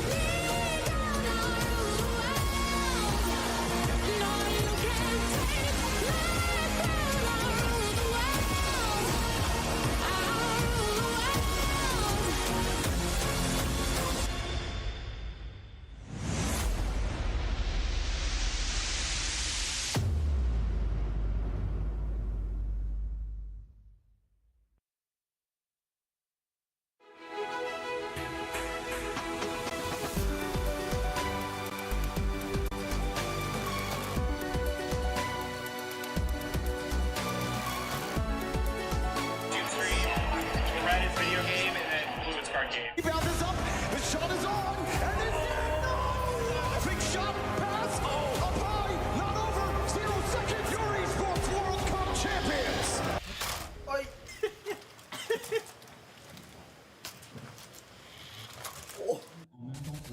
Yeah, flip resets aren't working for this crew so far. 5 Fears taking on R8 Esports, and this should be a fun showdown to close out the night. R8, after a tough loss, is looking to crush a key. 5 Fears trying to avoid that outcome. Let's talk how they're going to get it done. Welcome in, everybody. I got Hercules and James Bot. When we came in on day one, we made our tier list, and I had 5 Fears in D tier, not at the very bottom. And you guys said Thank you for the they're shout the worst team. Do you still believe that? The worst team is kind of mean. I wouldn't say it, but lowest I'll of 16 seats. Lowest of 16 seats, correct? Yeah. On the other side, R8, what are the expectations for the squad that had to match up against the Falcons to open up group stage? I think we're seeing how good Team Falcons are playing. They got another win today, so you know that it was a quality loss. For R8, I think that this is going to be a cakewalk. There, no disrespect to 5 Fears, but you look at the strength of the regions, and MENA has become a major region in terms of the talent of the teams. Meanwhile, SSA still has a long way to go. So yes, they are the best players in SSA, but they are still massive underdogs. You saw how badly they got beat by Gentlemates. A lot of people saying that might be the most one-sided series that they'd ever seen. Well, I think we're in for another one-sided series. I couldn't agree more. I think R8 are right up there with the Falcons. If you guys didn't even watch them in the Saudi E-League, they completely destroyed them. They went all the way here on land. That's the only time they've struggled against them, right? Is in person. Right. So the more experience they gain, the better they're going to get. I mean, it's them. 5 Fears, I'm so sorry. It's not an online match, but R8 are still the heavy favorites, and CJ is all smiles behind the scenes with them. I'm here with Ghazi from R8 and Fanti, who helping me translate this interview. Now, Ghazi, yesterday you played. Can you just talk us through that match? غازي امس لعبت مباراتكم ضد فريق فالكونز، ممكن تقول لنا اكثر عن المباراه هذه؟ مباراة كانت صعبة الصدق ضد خصم يعتبر من الافضل في العالم. ما توفقنا فيها، لكن باذن الله بنرجع افضل. It was a difficult match because Falcons is considered one of the best teams in the world, but I think we're going to do better next time. You guys have had some success against Falcons online. What do you think the difference is playing online versus playing live, you know, in front of a crowd? إذا لعبتوا قدام فريق فالكونز دائما اونلاين تفوزون عليهم، بس إذا أنتم هنا في اللان ممكن النتيجة تكون مختلفة. وش تحس الفرق ما بين الأونلاين واللان؟ الخبرة وإنك تكون يعني لما تلعب ضد الجمهور كثير، تلعب قدام الجمهور كثير يفرق ذا الشيء أكيد، وبسيات الأونلاين مو زي اللان أكيد، فيمكن هم متعودين عليها أكثر وزي كذا. It's mainly the experience of, you know, playing LAN for so many tournaments. You get to a point where you get super comfortable in front of the crowd, but that's kind of the main difference between playing LAN and playing offline for us. And you guys have 5 Fears, final match of the day. You guys go into this match as favourites as well. What are you looking to get out of this match? Some confidence or what are your takeaways? أنتم الآن داخلين الماتش هذه وعندكم الفيفوريزم إنكم على الأغلب تفوزون في المباراة، فهل تشوف إنه النتيجة الأساسية من المباراة هذه إنكم بس تفوزونها ولا ممكن يساعدكم إنكم تطورون من ثقتكم في المباريات الجاية؟ في المباراة دي إن شاء الله بنحاول نكتسح، إن إذا ما ظهرنا الحين ما راح نظهر أبد، فنحاول من الحين نشد على نفسنا ونفوز، إن إذا ما فزنا الحين ما نستحق نكون هنا. So basically, if we don't show up now, we're never going to have another chance to show up again. So we're going to give it our all, and this is going to be the real, you know, our 8th roster. Perfect. Well, best of luck in the match, Ghazi, and thank you to Fancy. Legend. My guy knows exactly what is on the line. If you're just joining us, this is the 14th match in group stages. We started with that opening round. After our first 4 winners moved on, we had them play the decider matches. Space Station Gaming and Falcons were the first 2 through. Then we had our first elimination game. MIBR sending wildcard packing. This will decide which is our second team to have their key crushed on just the second day of groups. Tomorrow, 4 more eliminations and decider matches coming, and of course 2 eliminations to open up the day. 92% of the fans are going with R8.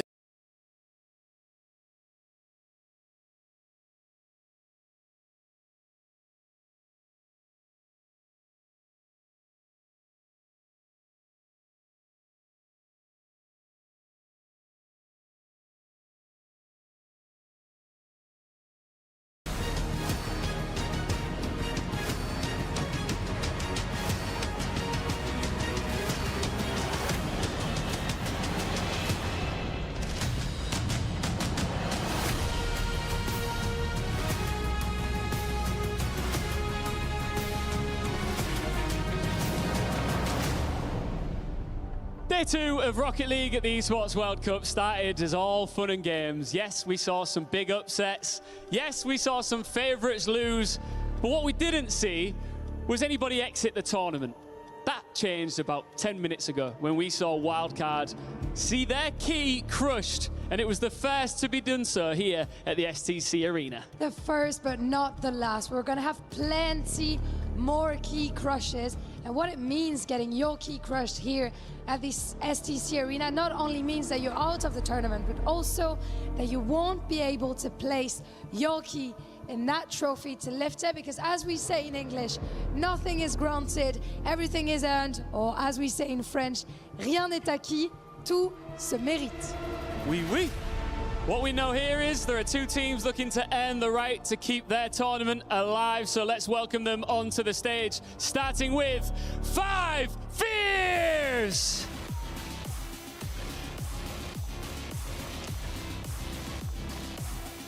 Here come Sub-Saharan Africa's #1. That is possible opening day. That does not disappear overnight. Today starts with something simple. Just find the first goal and make R8 feel the pressure and make sure that they continue here at the Esports World Cup.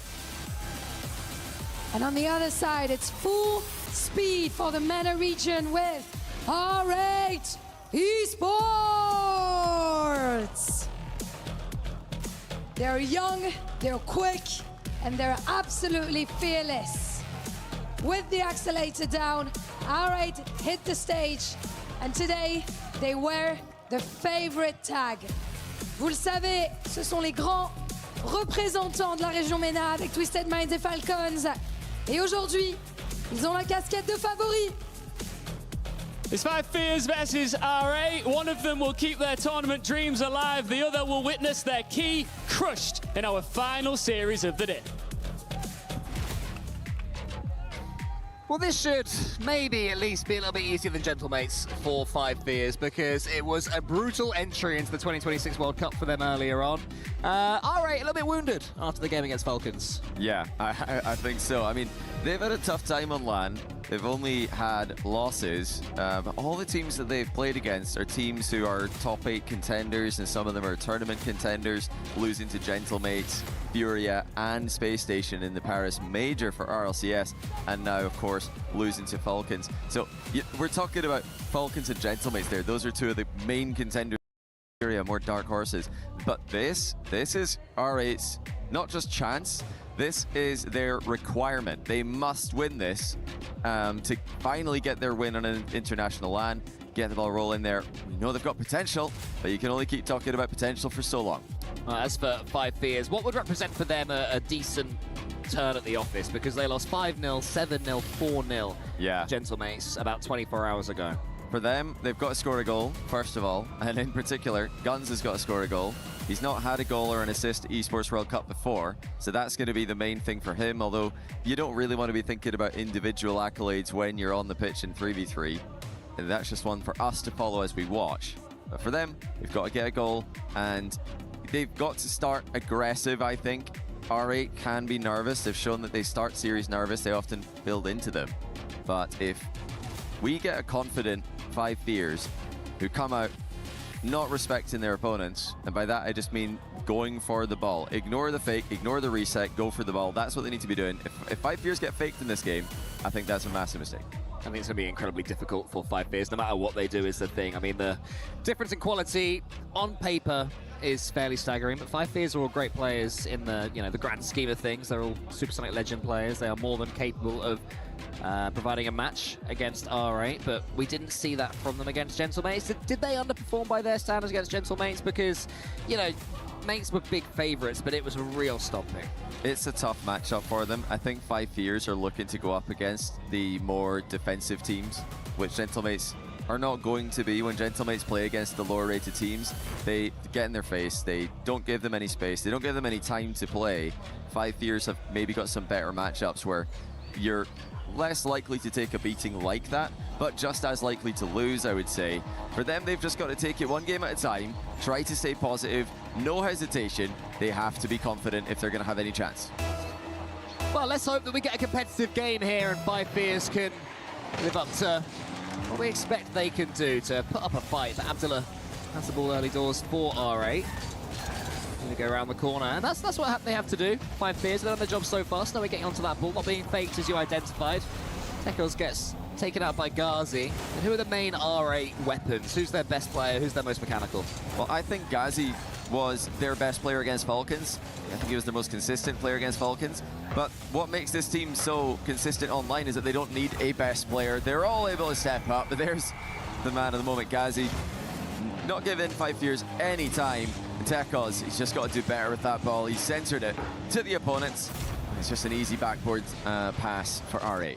Yeah, all right, peppering the 5 Fears goal early doors, 29 seconds in. That is the calm down goal for them, because as you mentioned, they've got a little bit of pressure on themselves as well to get that first international victory. They were so close against Space Station Gaming in Paris, being reverse swept.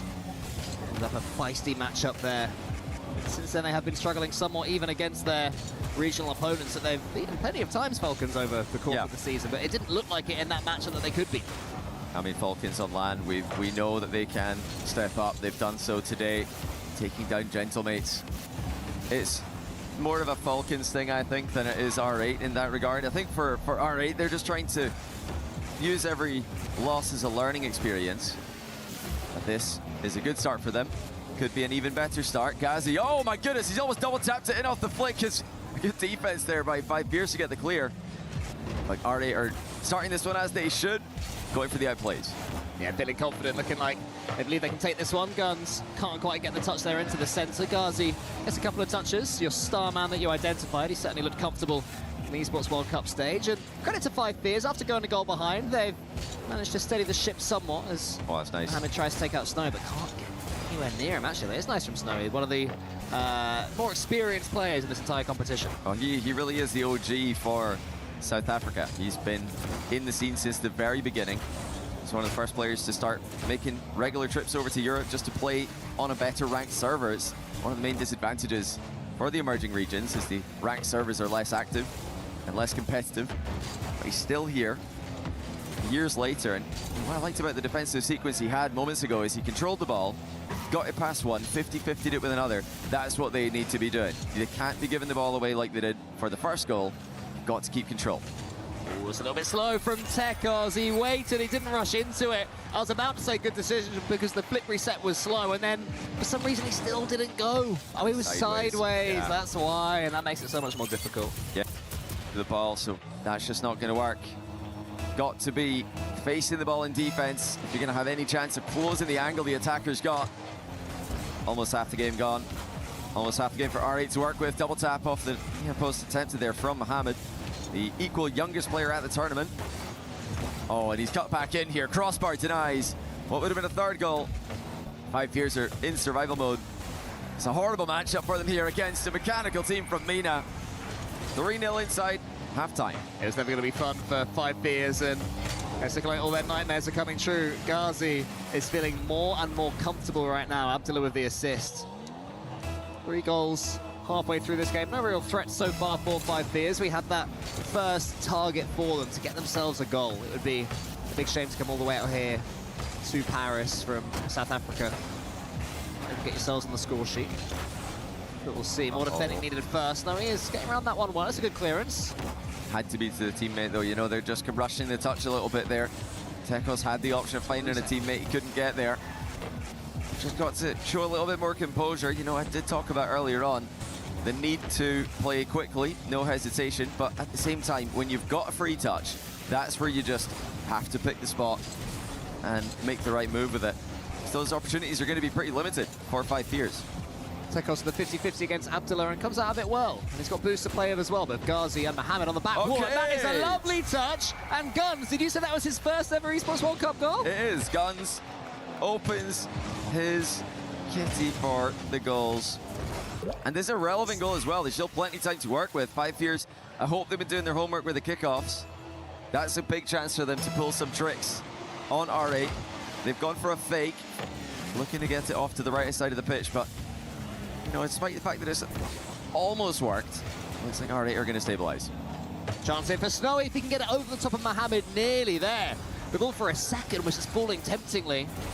Got to be careful they don't overcommit here. They do have half a sniff at this first game. If they can get on the score sheet soon, they're definitely up the pace and they're dealing a bit better with R8 for now, but that clearance is all the way over the top of Guns. There's a chance here for the pitch. Is it going to fall to Abdullah? Yes, it is, and that's 4-1.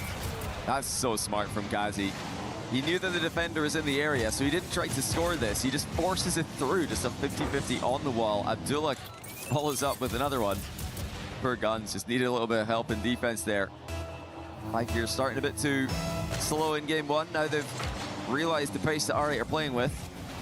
Even then, it's one thing to know that R8 are going to go quickly. It's another thing to counter it when they do. As for R8, they're going to be trying to make a statement here as well after their loss earlier against Falcons. Remind their opponents that they are a dangerous team in their own right. So here comes Mohamed, met in the air. Abdullah charging forward, and then Snowy into the corner. They're getting some decent touch on the ball, 5 Fears. Do they have the boost control to really damage R8? Do they have the ingenuity to break through? This could be the moment. There's 2 goals there. Guns again. He can't stop scoring. He's a London bus. And he's got the reset just in case. Just getting a flip reset ball. So he's just trying to knock the ball down there, using the underside of the car to drop the ball into the net. And, you know, they can definitely cause some damage to this R8 lineup. Team that, like we keep talking about, giving Falcons so much trouble in the MENA region. They've been very competitive with Twisted Minds, Stallions as well. They've been beating them for the most part. MENA depth definitely improving online in this calendar year. It looks like it's not going to be threatened in this match though. Or is it Tekos? Oh, again, he's just not found the right angle there. That's going to be game. R8 not as comfortable as they would have liked, but they will still get the game on way. Yeah, it's a nice idea for the pass first though. A slight reprieve from booming the ball. And that is going to be R8 getting their first game looking comfortable enough doing so as well. But a couple of goals for 5 Fears, so they've achieved their first target. Of course, the reward for this, a nice matchup in the lower bracket, a nice easy way to sail through to the playoffs. A little team called Carmine Corp await whoever takes this one. So that's something to look forward to for the victor. Well, you know, with how Carmine Corp did play today, they do look vulnerable. The EWC defending champions, the most recent international LAN winners in Rocket League, they don't look like they, well, at least today, or, you know, maybe just the tournament in general, they don't look like themselves, and things could change day to day, but that is definitely an interesting match. R8 against Carmine Corp. It is, you know, a match where they're obviously underdogs, but you know, maybe there's never a better time to play KC than when they've just been dropped to the lower bracket by Space Station. Yeah, maybe not. I mean, I always see the playoffs as a hard reset in players' mentality. Yeah. You know, the amount of times you sort of see, I guess in the RLCS, I'd say Championship Sunday. Yeah. It's where if a team struggled through, but they make Championship Sunday and they're a brand new position, suddenly they're amazing again. For KC, if they can get into those playoffs, then I'd expect them in the quarterfinals, the clean start for everything, to be dominant and terrifying again. But you're right, when they're in the lower bracket semi-finals, there's been a lot of upsets in lower brackets over the years in Rocket League, and there may well be one more, but we're jumping ahead of ourselves because we're only on Forbidden Temple here in this lower bracket quarterfinals. Scarzi goes for an early shot. Can't quite get the angle. What a start that would have been. Nice selection again on the play by Gazi. He's been the best player for the team so far this tournament. Looking to dance his way through the defenders here. It's a solid challenge at the hands of 5 Fears. Guns following up Snowy's 50. He's going to try to fly after this one with the reset. Again, 5 Fears are getting the ball upfield now. They're not stuck in defense like they were at the start of Game 1. Yeah, Game 1, it was dominance from R8 right from the beginning. They scored after 20 seconds or so and carried on going, but this time 5 Fears are certainly in this one. They're getting boost. They're sending the ball left and right instead of back towards their own goal, but they have to get these reads on players like Abdullah. Guns has done just that and kept some boost for himself as well. It's a good 50-50 as far as Mohamed is concerned. Are they able to do anything with a follow on? That one's going to hit the post, and Ghazi's not there. I thought he was, but he was actually halfway down the pitch. Oh my goodness. Yeah, chance again. All right, are cooking, but so far 5 Fears are keeping them out. Well, 5 Fears have actually got good boost totals here, so they should be able to get out of defense if they could just get any touch on the ball. But it's going side to side with R8 in control. Now here comes the counter. While they do this, you know, their goal shouldn't just be to get the goal. You know, it's not always just counter-attack goal. You see this from all the top teams in the world. They're more patient. They're willing to advance the ball, you know, gain boost control in the midfield, and then look for the goal later. But, you know, with all this defending to do, it's easy to forget that. And, you know, you get so few chances to get the ball upfield. Once you get it there, you panic. You think, okay, we've got to score right now. This could be a chance. Guns hits the post. Snowy has to sit deep here as Abdullah's got the ball on top of it. Great defense by Snowy, dodges the bump from Mohamed and makes the save. Yeah, a few really nice moments there from 5 Fears. The infield pass was a nice one. The chance, it wasn't snatched at, it was a good effort. Then that block from Snowy showing all of his experience, not to be swiped away and get the save. And now Tekos has passed the ball again a couple of times. We have seen 5 Fears find each other on that halfway line. Not quite got the shooting boots on from there just yet, though they did score for 2 in the first game. But in the second one, 5 Fears beginning to get more even here. You know, this is why it's so good to have all of the regions represented at these international lands. You know, this is a great chance for 5 Fears to get a quality win on the board. They're up against it here. They're really having to do some defending, get a little bit of help from the upright at times. But they're holding even for now against a solid team from Mina. Surely that's got to change at some point. There's only so long they can defend for. Snowy's got no boost. Guns is just running on fumes, and Abdullah punishes them with the tight angle shot. What a finish that is from Abdullah. Guns had no boost. Abdullah sensed it. Maybe he could have shot straight away, but when you can get an angle like that from a flip reset, you have to do it. That's exactly what he did. But what I would say, Johnny, is that 5 Fears are making R8 show their quality. They are. These aren't gimme goals at all. Yeah, you know, we've seen stranger things happen. Thinking in particular, when you're talking about the biggest underdog stories in Rocket League history, I'm thinking Oman against USA at FIFA E, where they went 4 or 5 minutes overtime in Game 1. Nobody saw that one coming. That's the kind of thing that you're hoping to see from 5 Fears. It hasn't panned out that way in the second half of the game here. You know, there's double commits. Yeah. Are inexcusable. You can't make that mistake. You need to spread out in defense, and that goes to show you, how quickly things can change. One big play from Abdullah, one misplay from 5Fears, and it's 2-0. Yeah, it's the problem with having to defend the entire time. Eventually, you might make a double commit, and it's going to be punished by a team like R8, and that's a mistake from Guns as well. Look out for him. Well, initially, he didn't mean to drive past the ball, but he got bumped back into position for it. It's like take 2. Let's give it another go. Here is Tekos trying to make sure Abdullah squeeze another one past them. He did what you said to avoid, avoided doing what you said to avoid at the start of game 1, Johnny, not getting faked. Yeah, you can't get faked in these matchups, even if it is scary. Abdullah makes it 3, though. All right, full credit to them. They have just so consistently kept the pressure on. Ghazi bumping away the defender. Snowy can't react to a shot from that range. Yeah, 5Fears, they knew they were up against it coming into this, but I think they were probably hoping that R8 would show up nervous like they did yesterday and not just be so consistent like they've been. Yeah, scoring after 20 seconds certainly takes away some of those nerves, as R8 did. Here comes Snowy, though, trying to make sure they score in both games after going 3 goals behind. Quite able to do so on that occasion as Ghazi goes forward. Ghazi is like a bit of a star on this R8 roster. Certainly seems to have it all as a Rocket League player. He's got the mechanics, got the pace. Decision-making's not bad either.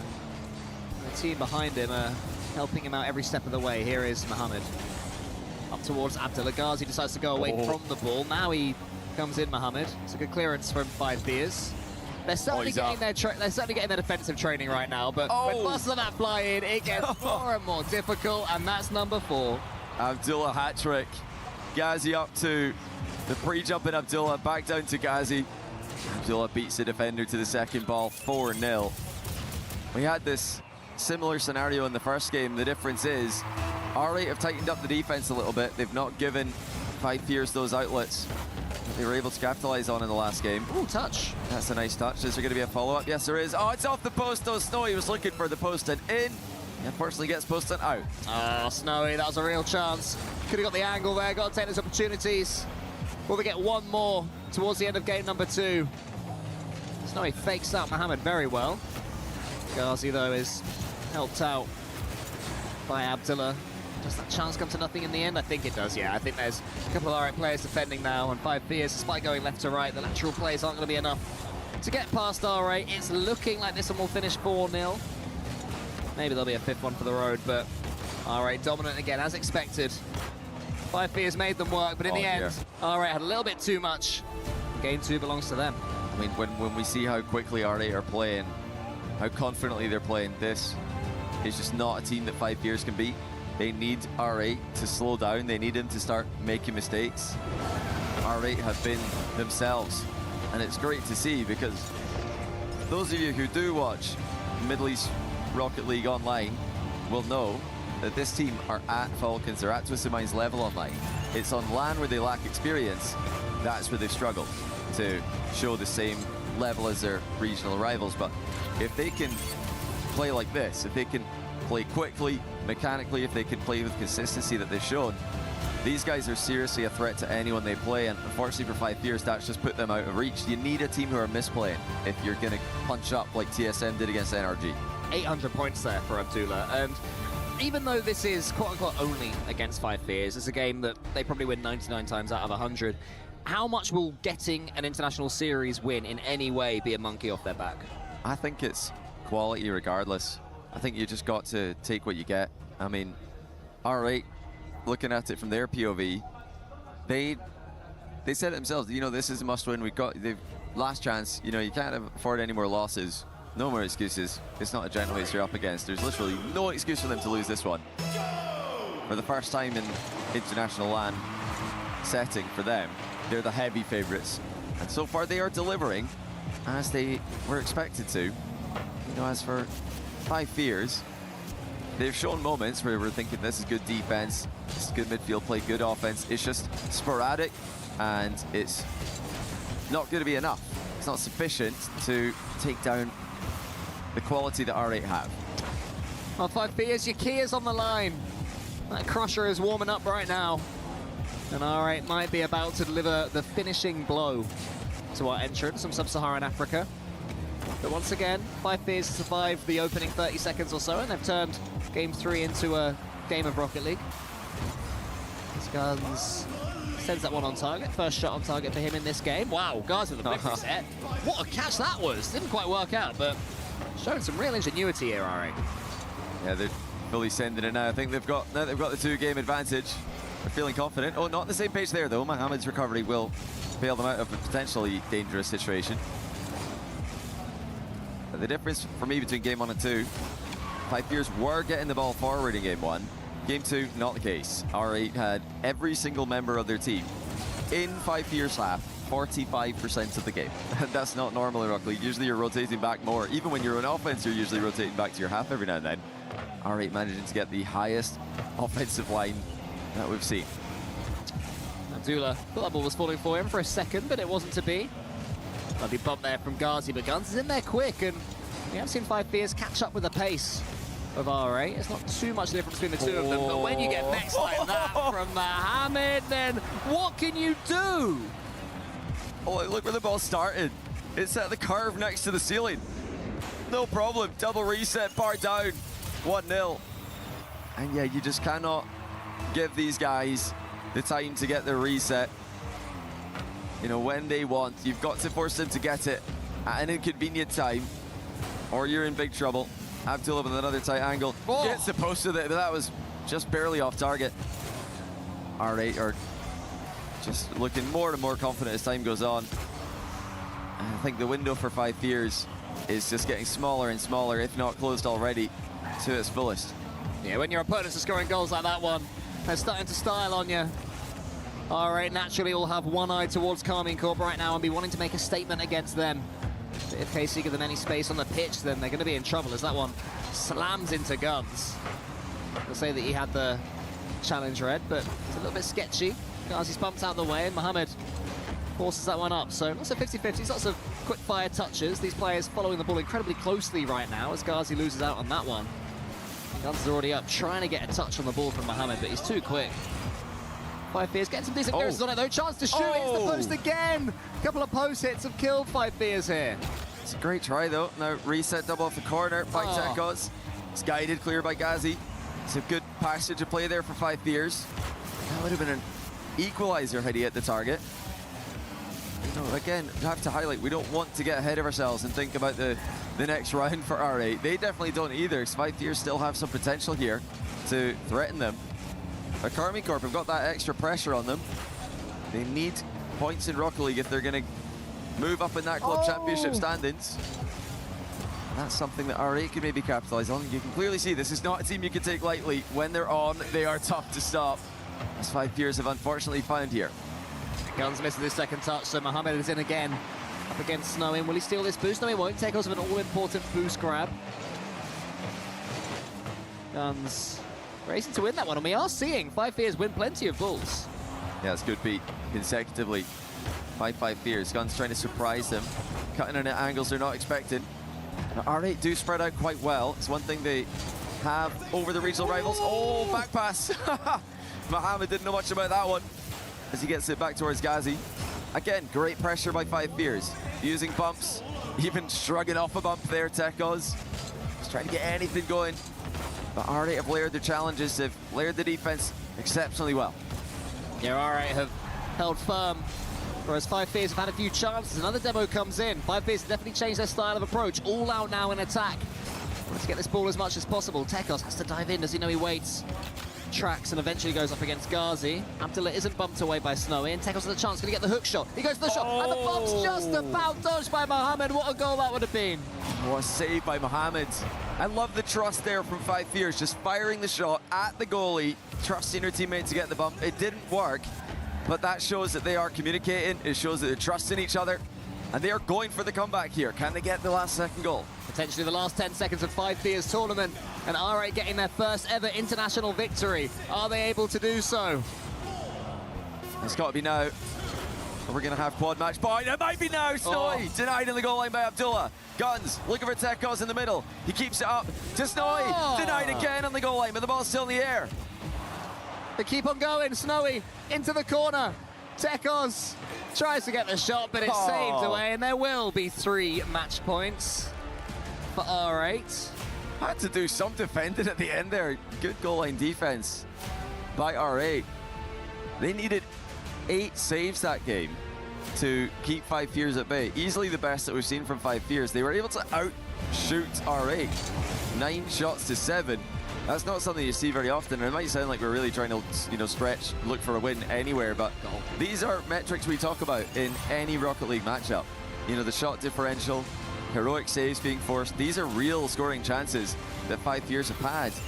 You just wonder, had R8 been nervous, like they were yesterday? What a dodge. Could 5 Fears have caused some problems here? If this was a game 1 and you just edge it out, you know, this is what you need as an emerging region. APAC have waited years for this. And it's finally happened, this event. TSM taking down NRG. How many times have we seen APAC come up to LAN and just be disappointed over and over again? They kept going, they kept working at it, they kept building, and eventually they get the big win. That's what SSA are looking for. They just need the right combination of players, the right vibe on a week. You never know, there's sometimes bad days, bad weeks, good days, good weeks. Eventually the chips are going to fall in the right order for this region, and it will be special when they do.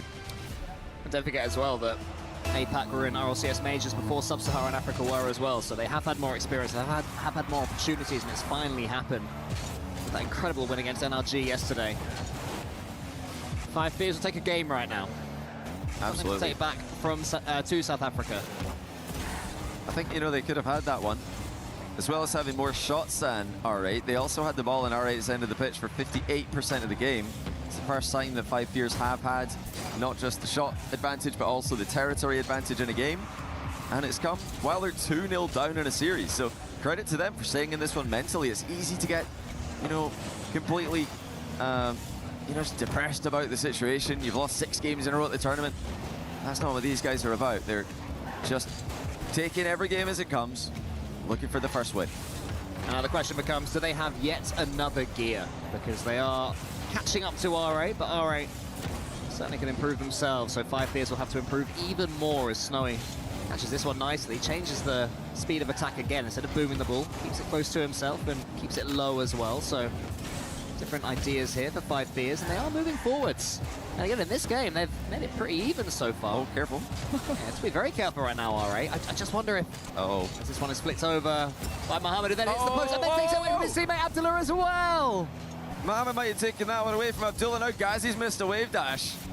This is the first signs of R8 squandering opportunities, and I wonder, has that sequence of pressure that 5 Fears put on them got R8 doubting themselves at all? As another back pass comes through for R8. I don't know how much they know about these, but they are working out. But these are wayward touches though from R8. I don't think they've meant a lot of these ones. This one's great from Ghazi, but in the build-up, I think that was a bit random for them. Abdullah goes more sideways than anything with his ground to air dribble. All I remember, Johnny, is the ceiling flip reset. That's all I remember as the play-by-play goal. What a finish that was from Ghazi in the end, but 5 Fears have been catching up. They got this kickoff as well, control from it. It was risky there from R8. Tekos to the backboard. Abdullah is there waiting, and 5 Fears actually outpaced R8 in the last game, so they certainly have the capabilities to break through them and play them at their own game. Just every now and then, the ball, the touch is a little bit simple from Snowy there. Could have done more, could have got more angle. Yeah. Instead went straight to the goalkeeper. Well, you know, we used to talk about the extra pressure on MENA, was they would always only have one team at every international event they played at. And that team would have the extra pressure of performing, not just on their own behalf, but on behalf of their entire region. Well, that pressure is still very much there for not just Sub-Saharan Africa, but also APAC. If you play badly, your whole region plays badly. OCE as well this tournament. If you have a bad week, the whole region looks bad. So that's extra pressure that MENA and R8 don't need it to put up with anymore, because when the teams have performed, they've earned more spots at these tournaments. It really does put a lot on the shoulders of these teams. The whole region watching back home, waiting. You've got to do it. Get the win that everybody's watching and waiting for. Mohamed watches that one go into the corner, and Snowy is there waiting. Again, not rushing into the ball, and gets past the R8 player. Tees up Tekos. Lovely play right now from 5 Fears. Tekos could have got a decent challenge there. They might have been in. Just waiting for that one final pass, that one final 50-50. Isn't quite happening for 5 Fears. Haven't scored a goal since the first game. Oh my goodness, Zoe. Well, maybe now they have. They really want another goal. Well, he got rid of that one. A little bit of a clown fiesta, but they recovered before R8 could punish them. I have liked Snowy's ability to move the ball out of back corners today. I think he's done a great job slowing down the play, controlling it. Is that going in? No, not quite. Oh, it's off the post. R8, we're not ready for that one. Ooh. Guns with a reset. Snowy, a little bit under the ball, but he will control this. Just going to try and offload it with a 50, but it's gone away from him. Final minute of game 4 is rapidly approaching. Will it be the final minute of 5 Fears and Sub-Saharan Africa's tournament? They've definitely got one more goal in them. It's whether R8 will let them have it. As Ghazi comes forward, goes to the ceiling. Tekos forces it out wide, and Snowy can get this catch. Keeps it low again because he's got no boost this time. And I don't think he got the 100 boost in the middle either, so he's desperately searching for some. That's why he's drive challenging on the floor, trying to rush Ghazi, but Ghazi is not to be rushed. Tekos goes sideways. 5 Fears need to build up from the back right here. This one goes into the center. Tekos waiting, playing in front of the ball, hoping that somehow Snowy can get it to him. Needs to get a pinch here, needs to change the pace until his clearance is good enough. This is it now for 5 Fears. They are back in offense. Just 30 seconds to work with, though.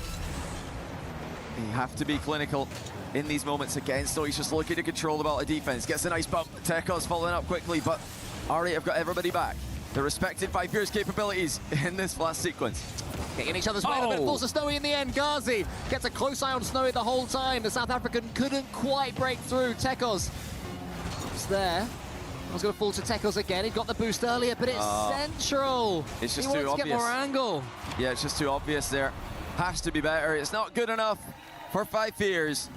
R8 do what they needed to do, and they'll face Carmine Corp tomorrow. All right, their first ever international LAN win. What will that do for their mentality going forward in this tournament? Carmine Corp await. It does not get any easier at all. But they have done enough. Based on what you've been watching from MENA this season, how good was that compared to their online ceiling? That's much closer, but you never know because they're up against opposition they're supposed to beat. But if they can come in with that level of confidence, the consistency with their touches, their mechanical plays, and avoid the misplays we saw early on in the series against Falcons, these guys are a threat to KC. KC got swept today into the lower bracket. They need to be seriously careful against R8, who are a very mechanical team. They've got so much potential. If they can get confidence as well, that's really all they're lacking, then I think that they will be a real threat for anyone in the competition. They'll have to lean on each other as well, because when they do face Carmine Corp, they will have this crowd again. Well, I say that, they might have some Vitality and Gentlemates fans rooting for them for the big upset. That's true. The Blue Wall do unite everybody else against them. They have a habit of doing that. It's very impressive. But they will have many fans that are against them, so it'll be something different today, where most of the people watching on for this matchup were fairly neutral. But I'm looking forward to seeing how they deal with that pressure. We have got an interview with Ghazi, and what a player he is. And we have our last winners of the day. R8, congratulations, Mabrok Ghazi. Congratulations on this win and on surviving another round. I wanted to know how proud you are of representing your region, the MENA region, and what you want to say to the people that say that MENA is mainly about Falcons and Twisted Minds. أول شيء مبروك لكم ودحين نبغى نعرف منكم قد إيش أنتم فخورين إنكم بتمثلوا الشرق الأوسط في هذه البطولة دحين. شعور والله جامد انك تمثل منطقة كاملة وان شاء الله نشرفهم ان شاء الله يعني نجيب مركز كويس باذن الله. We feel really proud to represent our area, the MENA area, and we are really happy that we got this far. Of course, and I'm sure that MENA is also very proud to have you. Donc effectivement, on est très fiers de représenter notre région, la MENA, sur cette scène. And you started your pro career not so long ago. I think it was in 2024, so it has been 2 years. What are the lessons that you learned in your career that you want to show on this big stage in Paris? انتم بدأتم مسيرتكم الاحترافية قبل سنتين تقريبا وفترة بسيطة جدا، فايش اللي تعلمتوه عشان توصلوا للمستوى هذا في البطولات؟ باختصار الحرق يعني والثبات في المستوى انه ما نعطي اللعبة حقها والحمد لله وصلنا ذا المكان وباذن الله نجيب اعلى يعني لان ماني براضي على اللي جبته وان شاء الله بجيب افضل. Yeah, so we basically burned ourselves. We practiced a lot, and even until now, I'm not really proud of where we reached, and I want to do better. Yeah, you want to do even better every time. I imagine that. Donc ouais, deuxième question, effectivement, il a commencé sa carrière assez récemment. Quelles sont les leçons, les enseignements qui tirent un petit peu? Eh ben, toujours continuer de se préparer. On est très content forcément de ce qu'on a fait sur cette scène déjà, et on a envie d'aller encore plus loin. Last but not least, you're going to be facing Casey in the next round. Carmine Corp, they're going to have the crowd with them also, of course. What do we think of this team, and are you looking forward to facing them? مباراتكم الجايه حتكون ضد فريق كي سي، ايش احساسكم حاليا، وهل انتم مطلعين انكم تواجهوهم في المباراه الجايه؟ اذا انا بتاهل توبيت لازم اتاهل على فريق كويس، وبما ان اس جي فازوا على كارمن ليش ما نسويها يعني؟ ان شاء الله بنفوز عليهم. If I'm gonna qualify to top 8, it must be against a good team, and if SSG did it, then why can't we? Then why can't we? If the SSG managed to win KC? Indeed, very good answer from you, of course. Donc effectivement, qu'est-ce que tu attends de ton match contre Carmine? Pour aller en playoff, il faut battre les meilleures équipes. Et si SSG a réussi à battre KC, pourquoi pas nous? And being a part of the best team also means you get to key crush your opponent's key. So shall we go together? Yalla? Is it the first time that you break a key?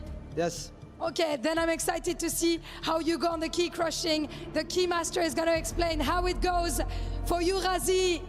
In the name of R8 Esports, we're moving on to the next round after taking down 5 Fizz here in Paris. Another man of pride as Razi breaks a key in the City of Love.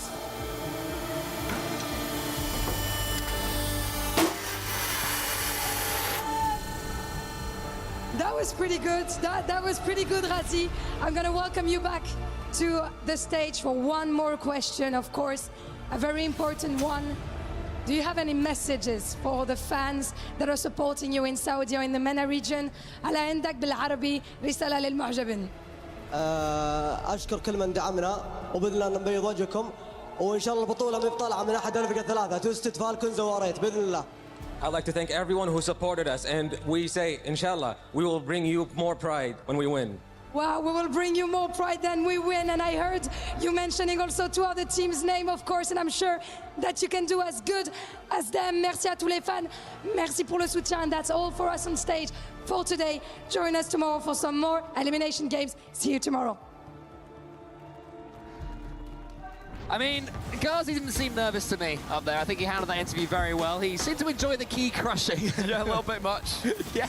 I was a bit worried that the glass wasn't going to be enough there, but it has kept everything in where it should be. Yeah, I'm sure he'd love to do that again. He said it himself, you know, we want to qualify top 8 against a good team.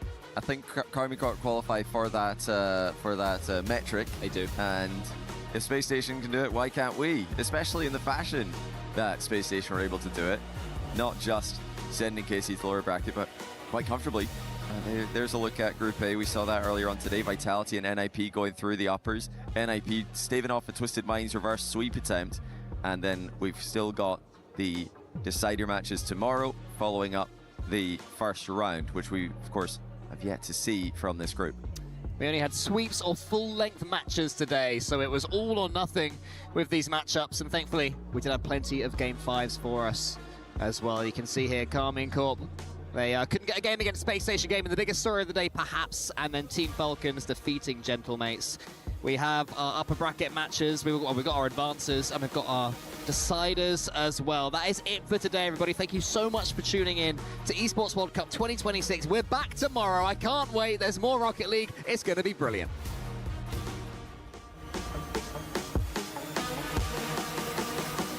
Let's welcome onto the stage Team Falcons! Et c'est l'heure de manger du Falcons au petit déjeuner pour les Gentlemen!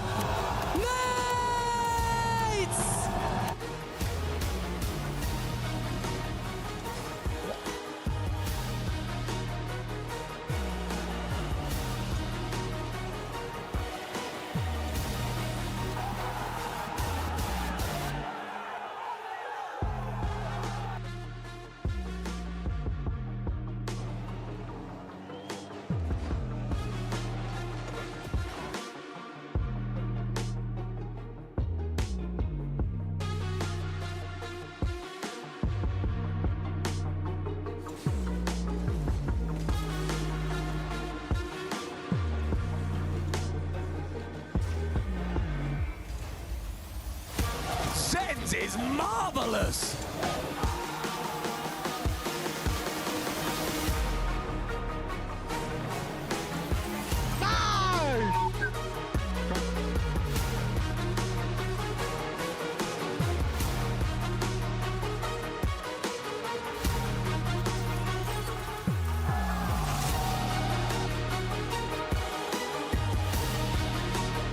Deep clear. And overtime move in game one went to OT, and it does it again! Are you kidding me, dude?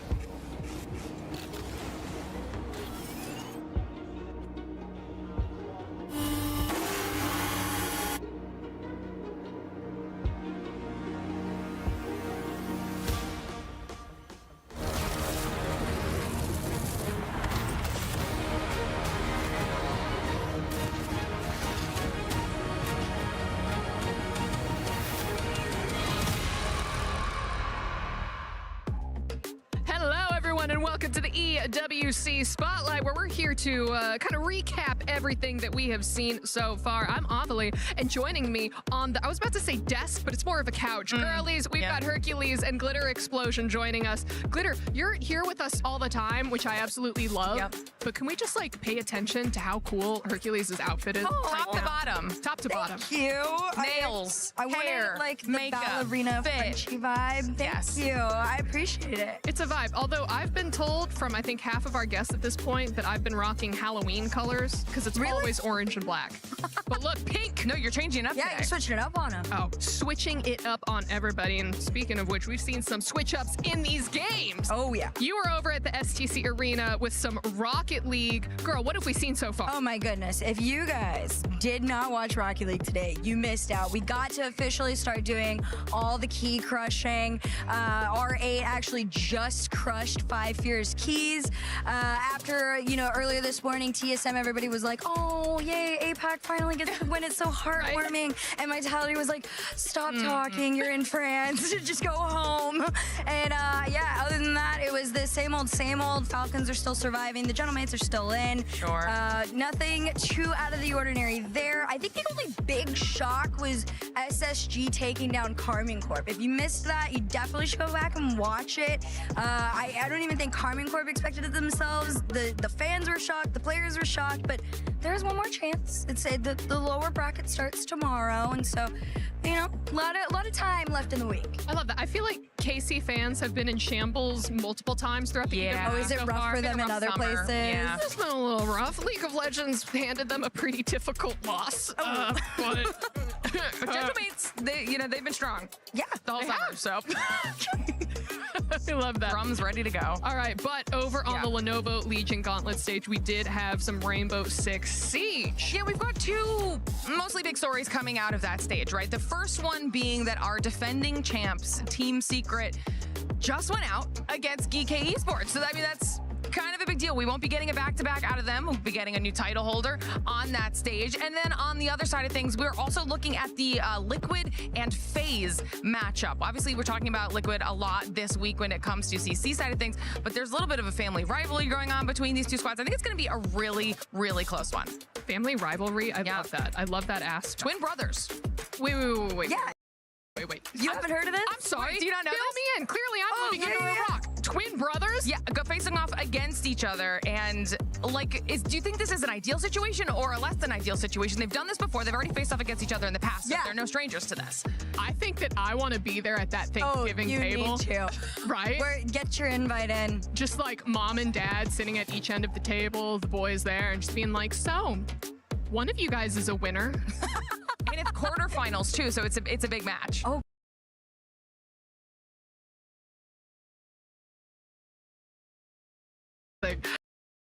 Lions Vault stage for chess. Yeah. Well, I mean, Hercules, we say it's our most physical esport here so far. I think it is. You know how smart you have to be able to do that? Like, physically, you know, a lot of us might not be smart enough We had Mystics previously. Crazy.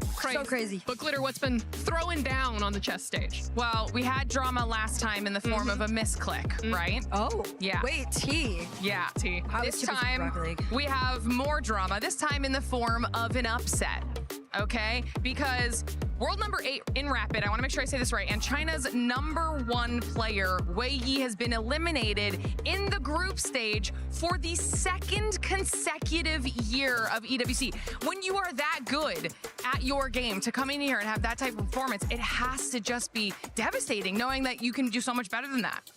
Yeah, I mean, is it a choking situation? Right. Is it like the pressure getting to you? Hey, these are the big World Cup? prize pools, all right? This is like, what, Rocket League alone is like 7 million? This is our own like unofficial worlds too, so I can't even like fathom the chess people. I was in the makeup studio with some of them.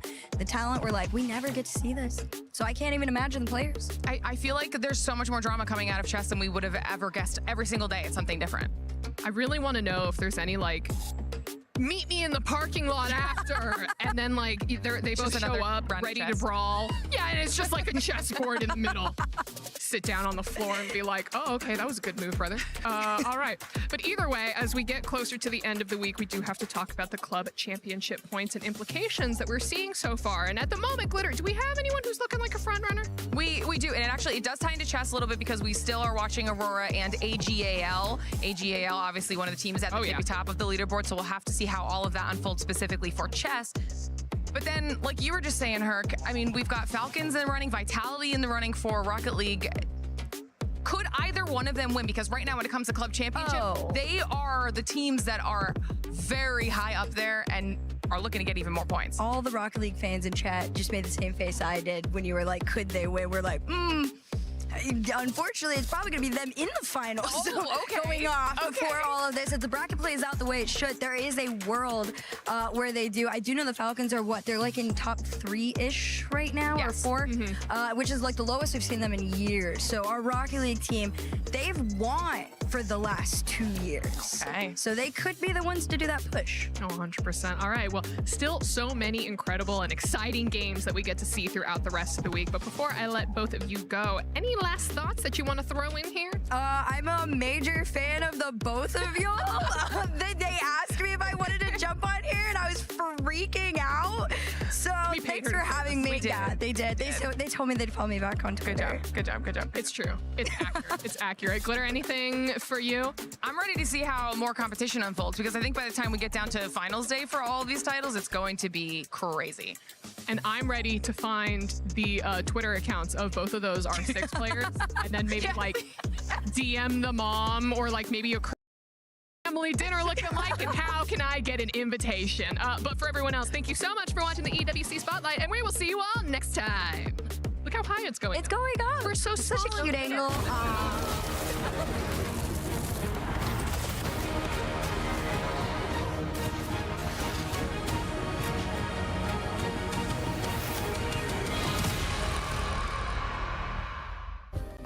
Play is in our DNA. Whenever we let it out, it becomes our superpower.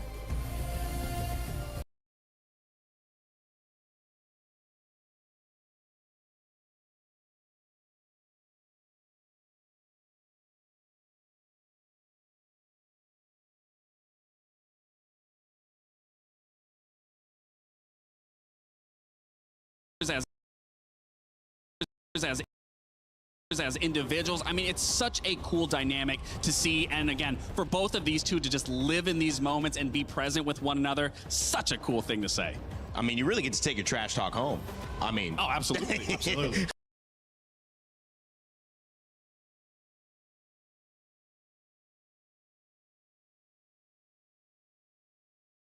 For the championship, and if any player is going to be putting that statement down, I trust Handy to act on it. So this is going to be an exciting one for sure. Handy, one of the players we mentioned, as well as brother Nate on the other side of things. Handy, a clutch performer here for FaZe. And FaZe, obviously, back-to-back Siege 6 Invitational champions. Can they do it again here in Paris? That would be pretty record-breaking in terms of accomplishments, but KDS, Cyber, Vidaking, Handy, Solzy, who stands out for you? All 5 of these players. Yeah. I mean, there's not one singular player on this team that you can choose to talk more than the other. All of these players are well respected in the scene. Again, 2-time world champions back-to-back. I mean, there's a reason why they've been able to do it, and it's because all 5 of those excel in their roles exceptionally well. And you would do a disservice if you aren't talking about all of them in the same sentence. I would say Vita Kane, the cap. Love the conversation that we have here. So player focused. But Lax, you had mentioned earlier that this is really players that know each other. They could be great, but when you play and you scrim and you're in the same region and you've gone 40, 50 times against one another, it's hard to talk to analytically about it. Yeah, and that's the thing. I will drop all analysis aside. I mean, you know this, Dave. When you come into a tournament, and granted this tournament's a little less matches that these teams have played, but you love experiencing the international play. You love playing against the different regions. And I always found it hard in my career, and maybe you can attest to this, but once you come back to the very end, you get into those playoffs, semifinals, grand final, whatever be that may be,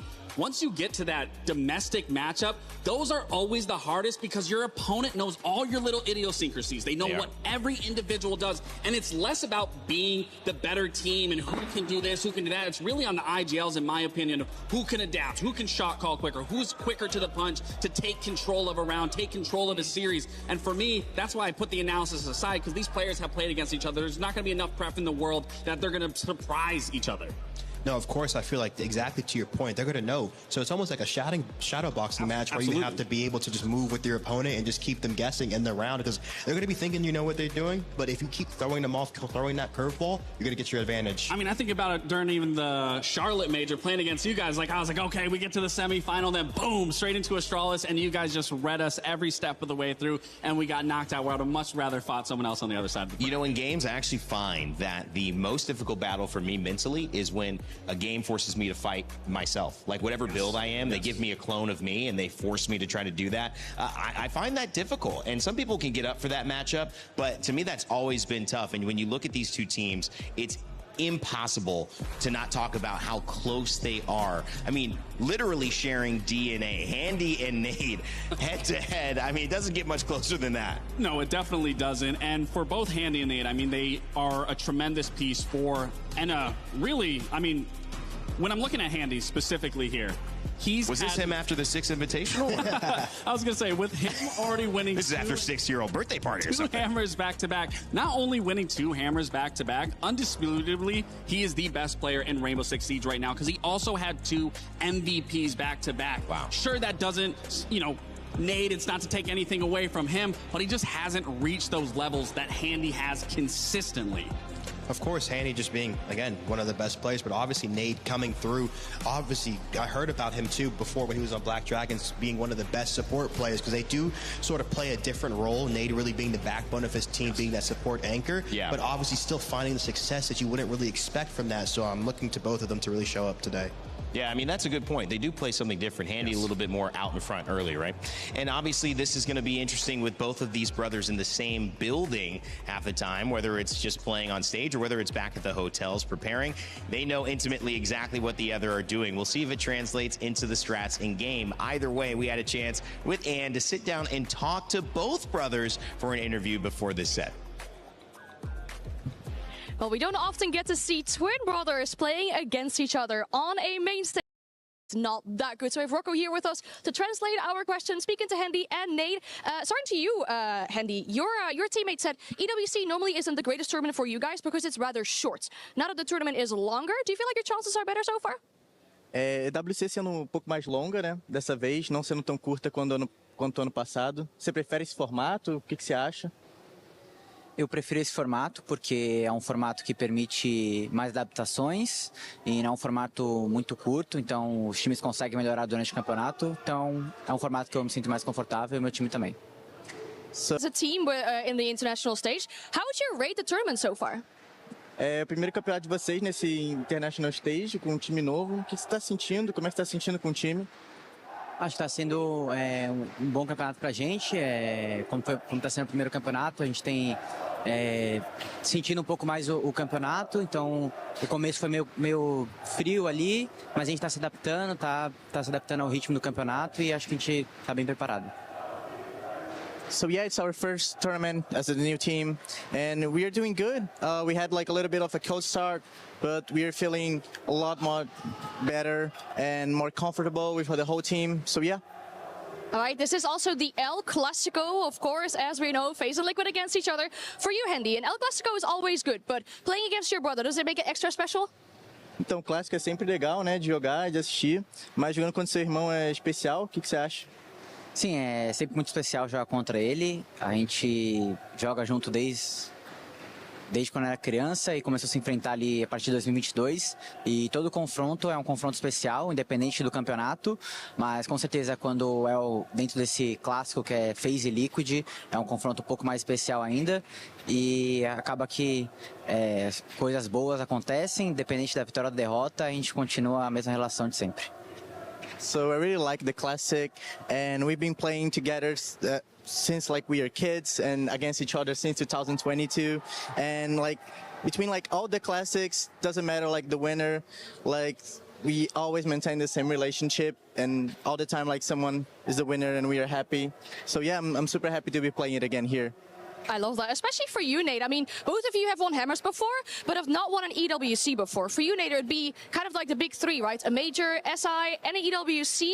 What do you feel like the team has this time to actually get the EWC as well? Como é que você se sente podendo ganhar a EWC esse ano e completando o Big Three dos campeonatos, do Major, do SI e da EWC? Como que seria isso para você? Quão gratificante seria? Pra falar a verdade, eu não penso muito nisso, de completar esse ciclo de todos os campeonatos do Rainbow Six, mas parando para pensar, com certeza é um grande feito, então seria gratificante conquistar todos os campeonatos do Rainbow Six e botar mais uma vez o nosso nome, o nome da nossa line no topo. So I really don't think that much about like completing everything and all the tournaments, but that would be like great, an amazing goal for us to complete like all the 3 most important Rainbow Six tournaments. And yeah, I'm super happy and super confident for this tournament. All right, and then final question for the both of you, really. What is this like for your parents? I mean, this must be so difficult for them. Do they have to pick? Do they support the both of you? What is it like talking to them about these events? Como é que é para os seus parentes, para os seus pais?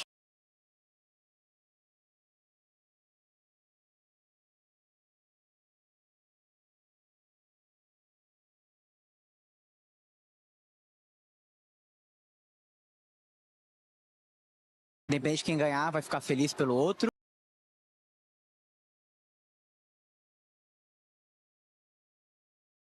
E com certeza vai ficar triste porque o outro perdeu, mas infelizmente não tem como escolher esse lado e acaba ficando assim.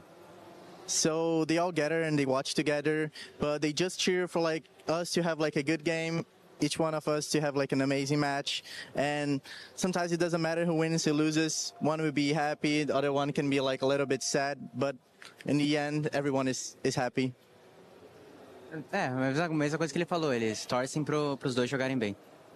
So yeah, it's the same thing that he said. They just cheer for us to have like a great match. All right, that's awesome. Thank you guys so much for your time, and good luck in your match today. Well, it's great to see. I was wondering where the parent conversation was coming in, guys, because, I mean, it's like you got these twins. Where's mom and dad? But I love the idea of how they're watching in a group. I mean, hello. If you guys are watching, good luck to both your sons. Listen, I was going to say, if I was a brother in this situation, I would definitely be absolutely roasting my brother if I had more titles than him at the dinner table. Forget what my parents are talking about. But, yeah, let's focus on the maps here. Obviously, Fortress coming out first. I mean, this is kind of an interesting one for me, not for the side of FaZe. Obviously, they didn't pick into it. Liquid did. But if you remember, FaZe got beat on it pretty bad by Virtus Pro 2-7. So it does make sense in terms of just having that VOD, seeing where things went wrong and trying to pick it apart. But even for the side of Liquid, I mean, that was a very close series. They had to come back from a 2-6 against M80 in order to close out. And that's when KZ, dropped 25? Yeah, and that's not something consistent on Fortress. Absolutely.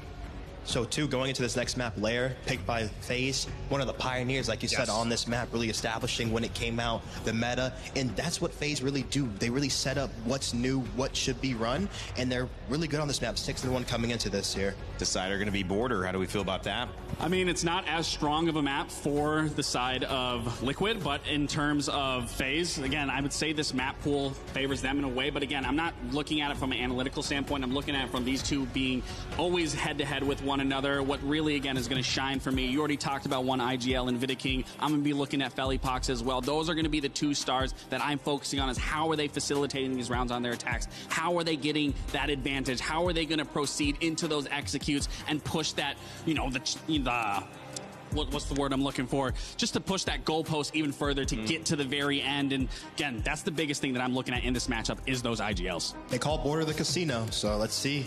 It's a 50-50, it's a dice roll, so I'm excited if it goes that. It's anyone's game, honestly. All right, that could be a little scary for some of these guys, but you know what? They probably are just like that on the bench, relaxed, ready to go. This is El Clasico, something they've been involved in for so many years, since 2022. Nade, and Handy talking about this rivalry. It's a blood battle, man. You love it. The battle of the brothers here in Paris, France. Can't wait to see it. Let's kick off our final series of the day. It's FaZe versus Liquid Alienware.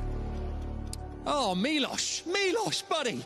What an incredible, amazing quarterfinal that was. You know, GK securing their place in tomorrow's semi-finals. And we say goodbye to the reigning EWC champion. From Poland, no less. I mean, this is the great thing about the Esports World Cup, this international affair. Players from all over the world, fans from all over the world as well here. Maybe think about the countries that I want to visit one day. Different continents. Where? One continent I haven't really visited.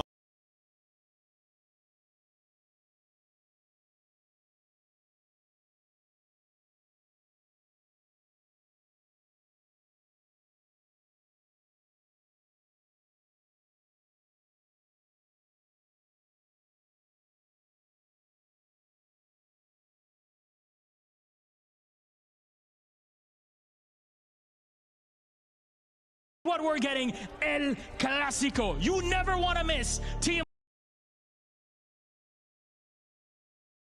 Liquid versus FaZe Clan, no matter where you are watching this, and especially if they are on LAN here. They have never looked better before, and I'm very much looking forward to this because I think it's going to set the stage for our semifinals in a perfect manner. Oh yeah. I think we beat the teams. I can't wait to get them out and get this thing started. Paris, are you ready for this one? I said, Paris, are you ready? All right, I think they're ready. They're set. Let's introduce our team, starting with the reigning world champions, FaZe Clan! They are the best to ever do it. Dynasty achieved. Domination in Brazil achieved. Domination all over the world achieved. You know what they haven't done just yet? Victory at the Esports World Cup. A step closer to it today should they have this victory over bitter rivals of Team Liquid Alienware. But this is their moment, and they have seen 1,000,001 stages all over the world. Today is just another day at the office. To face them, they're ready and waiting in the wings. Please welcome Team Liquid Alienware! The cavalry has arrived. The iconic Liquid heading to battle right here, right now. They've beaten FaZe to qualify for EWC, and they are ready to cook once again to knock them out once and for all. A new and improved roster. They haven't looked this good in years, and they are ready to make their way into tomorrow and the latter stages of this competition. It's an excellent way to put it. Of course, going through changes on one side and on the other, it's been stability for years. So please, let's get this done. Players, you may head to your stations, both FaZe and Liquid, but we're going to bring in our friends of Vidaking and Nade. Oh yeah. Face off. Let's have a final bit of words. Anything to say to Vida? Você vai tomar na cabeça, rapaz. Aqui é a tropa do Vini Júnior. Vou matar você. We're the Vinny Jr. gang. We're going to destroy you. All right, and Vidaking, coming to you now. Anything you want to say to your opposition right here, right now? Final words. Vocês sempre serão nossos filhos, você sabe disso. É só olhar nosso histórico. E hoje não vai ser diferente. A gente vai ganhar mais uma vez. As far as I know, it says, we've been your daddies, we are your daddies, and we'll always be your daddies. I'd love to see it, guys. Please shake hands. Best of luck This is it, Milos. I've been waiting for this for quite a while. Every single time, if there's a match not to miss, it is this one. It's happening here live in Paris. So ladies and gentlemen, get ready. It's FaZe Clan. It's Team Liquid Alienware. Let's get it on. Well, if you're watching right now in the crowd at the Paris Expo Porte Versailles at Lenovo Legion Gauntlet, Stage 3 of EWC, you're in the right spot. If you're watching online, you're also in the right spot because this is El Clasico, FaZe versus Team Liquid. The battle of blood I mentioned. The battle of two organizations, a region in Brazil. One will go home, one will move on to represent in the semifinals. And what a way to do it. The sounds from Liquid already setting the tone. See the Cavalry coming out strong right now. Raza flags in this crowd. It's amazing scenes right now. I mean, it's always fun to see these Brazilian matchups. I mean, you always see the passion from the community, from everyone online typing. I mean, these are always the series that you love to watch. I mean, even the beef that we heard with Vidya King saying that we'll always be your daddy. I mean, these are the things that really hype up before we get straight into these matches.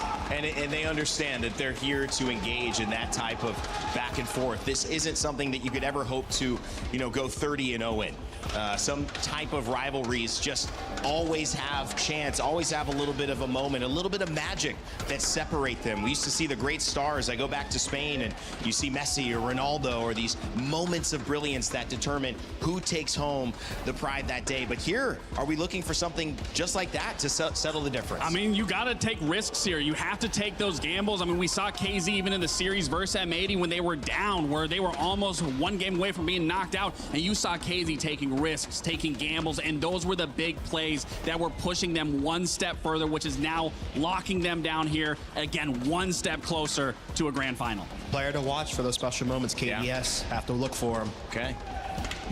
Question is, can Liquid play FaZe's game? You said they're their daddies. Listen, this is one thing where I would say the only team that could match the tempo of FaZe and do that dance is the Team Liquid Alienware roster. They 100% can do that dance. It's just more of that mental game of being in these moments where they've had to go against these players. They see these situations and are quickly able to adapt and understand what FaZe is trying to throw at them. FaZe, how do they start this round, Iconic? How do they go into this map? They just need to start with confidence. I feel like they're just a well-oiled machine, and they just have to get going, get the machine burning, and make sure they can just stay in this game. Liquid need to make sure they can break, stay the mental game on them, not let them really feel like you're playing against FaZe Clan. They're going to make mistakes, play to make them make the mistakes, and play to just go for them. Because Handy has 2 hammers, and Nate only has 1, and you can't win that here. Neither of them have an EWC title. Does that motivate Nate and Liquid a little bit more? Absolutely. I mean, these guys have been winning everything for quite some time. And again, we talk about Handy and the rest of FaZe winning 2 back-to-back world champions. Handy also having 2 MVPs. I mean, everything is motivation for these guys in order to be better than their Brazilian brethren and to be able to bring home yet another title for the region of the SAL. It's been an amazing showcase for SAL recently in Rainbow Six Siege. What has got them as a region, if you're just coming into it and checking out, hey, wow, Brazil seems to be on top here. Why? Their tactics, I really feel like they play a very nice solid siege with the counting. They look to just see where you are and always put the bodies where the weak zones are. And that's a very consistent theme, because if you're not playing to that style, trying to match, okay, they're taking information here, they're going for our weak zone. We need to make sure we're flowing with our information, we're killing their information, and we're stacking zones to throw them off. You're going to be able to play against them. If not, they're going to be hitting the weak zones on you, and you're always going to be in a disadvantage. For me, it's whenever it's came to Brazil, it's always had to be that arrogance, that they know that they're better than their opponent. They know the players that are in front of them don't mean anything, that they have to play their game. They have to focus on themselves. They don't let any of the outside stuff affect them. And again, these players, this roster, it's just another day for them. Sensibility rarely wins championships. You have to believe that there is something great in store for you before you see it. And obviously that arrogance, that confidence, you could look at it and say the source is the crowd. These types of supports that we've seen not only from Liquid today, but Furia yesterday as well. Also representing the region, booking their ticket in the semifinal, but just maybe from the players and the history that they have succeeded in so many different moments. This stage, for some people, you look at Oscar in the game that we just saw before, coming in from stage 2 to stage 1, the lights are bright. This is a moment that maybe wants to look at and say, I need more reps here. When you look at these two, they're like, they have all the reps. Yeah, they're going to be comfortable right now. It's going to be able who shows up and who takes it right now. Going into the map, let's see bans. Big bands on your screen here for our first map. Monty Thorn, standard issue. Getting rid of that pull pressure, getting rid of trap here. I expect to see Liquid hitting the gaps hard. See if they go for that double trap ban or if they go for a wall denial or maybe the mirror here. Expect FaZe to get rid of an info op, maybe the Doker Deimos. Probably the Snake it's going to be though.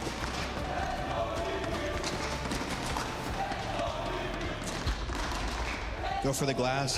That's good. Getting rid of the traps, getting rid of the execute ops on those attacks. I really like the take from here from FaZe, getting rid of those operators, alleviating a lot of that pressure, like I said, for that execute, removing the Monty, taking that away, getting rid of the glass for those late round executes, and then for their side, removing that Thorn to making sure that they can get into sight. They don't have to worry about these traps, and then the Blackbeard's going to be up, the Blitz is going to be up, so they can still utilize some of those shields. So much is up right now for Liquid. They have to make sure they utilize it fully. Well, so much is up right here in Paris, France, as the Lenovo Legion Gauntlet with these lights bright on two teams that deserve all of the stage and your attention as they begin their fight for what will be the final remaining semi-final spot here with Rainbow Six at EWC. And of course, to kick us off our final series of the day, El Clasico, we've got Xenox and Guz.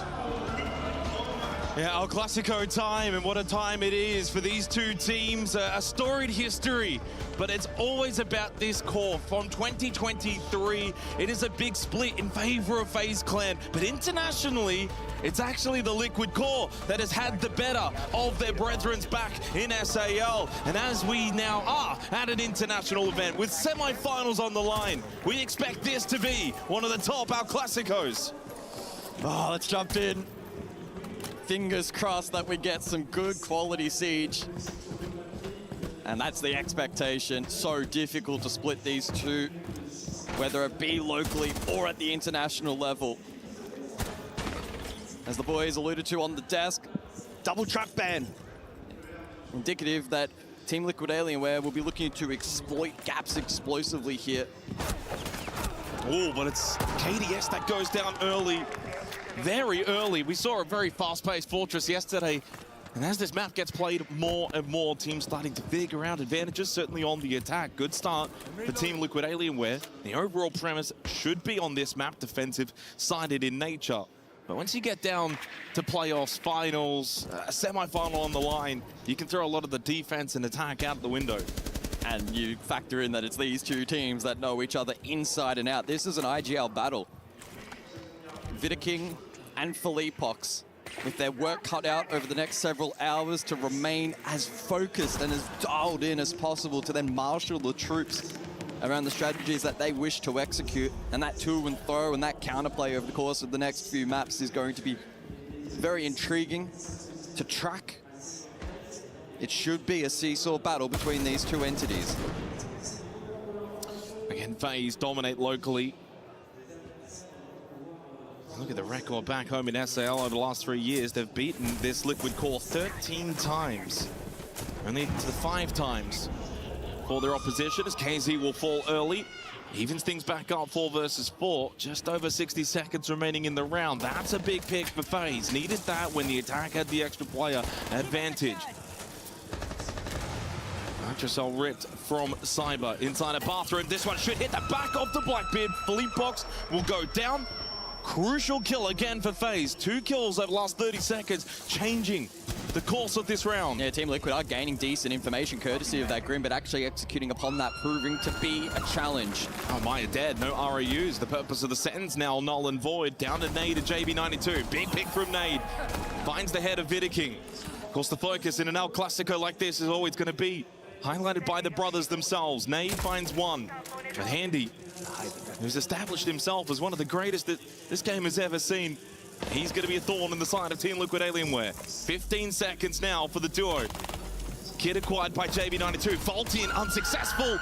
Souls and Cyber get the last 2. FaZe always look comfortable. They take the opening ground on Fortress. Yeah, it was a little bit of a shaky start, but only temporary. A one-sided fight on the exterior did net an early advantage for the attack.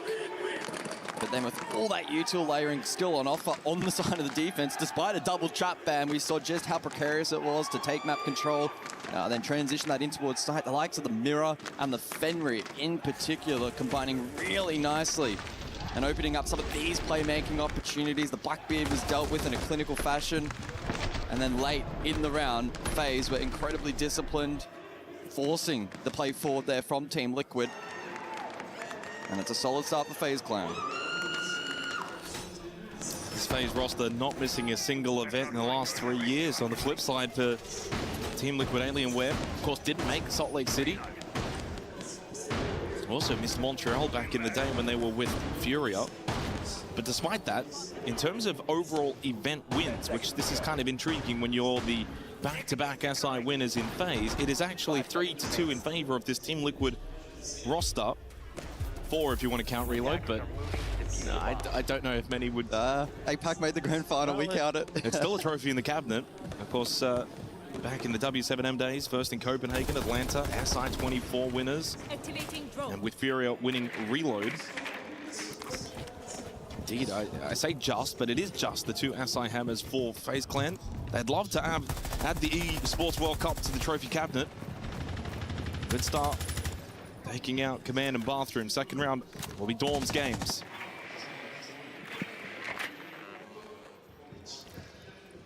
And once again, it's the Fenrir in play for defense. Likely to be a mainstay for FaZe in this first half. Just the stall-out potential that it has on offer against the attacking lineup of Team Liquid Alienware. Given their bands are looking to find pockets of space and lurk avenues, I wouldn't be too surprised if that is a mainstay. Potentially even a ban going forward post round 3, but it's direct this time. Good cover from JV at the window. And a clean synergy with Felipox vaulting in. JV finds the opening kill. Back-to-back opening picks for Team Liquid on the attack. Over towards the main stairs. KZ goes down to Handy. Sorry, the other way around. Handy will go down to KZ. And it's a 2-player start for Team Liquid. If they want, they can slow the pace down a little bit. There's so much time on the clock. Yeah, Felipox did go searching initially over towards Bathroom, but in response to finding that follow-up, they'll consolidate this position. Now try and force out aggression from FaZe. They need to try and play make on this side if they stand any chance in the round. But easier said than done. Tough positions here for FaZe. Soul's firmly entrenched in the sight of Dorms. KDS is at least keeping that corridor over towards Courtyard covered. Bitter King then split towards Game. So it's a pretty isolated defense right now for FaZe. In a 3 versus 5, that does make sense. It means Team Liquid, they can't overload, but Soul's double with a DMR onto the push from Felipox and Nade. Search together, but Maya finds an angle. Still, a little bit more winnable now for FaZe as KDS also shuts down JV92. These are the kind of rounds you must be winning if you're Team Liquid now, 2 versus 2. Maya did slip sight. Can KZ offer protection? He's a long way away. Isolated bedroom side. 35 seconds for Team Liquid. And KZ can't call either of these 2 players. The Jugger payloads have been eaten. Maya Souls has gotten 3. It's only down to KZ. It's got 25 seconds, so still a little bit of time inside of Dorms. With the kid at his feet as he acquires it. He doesn't have the chance to plant. It's 4 from Souls.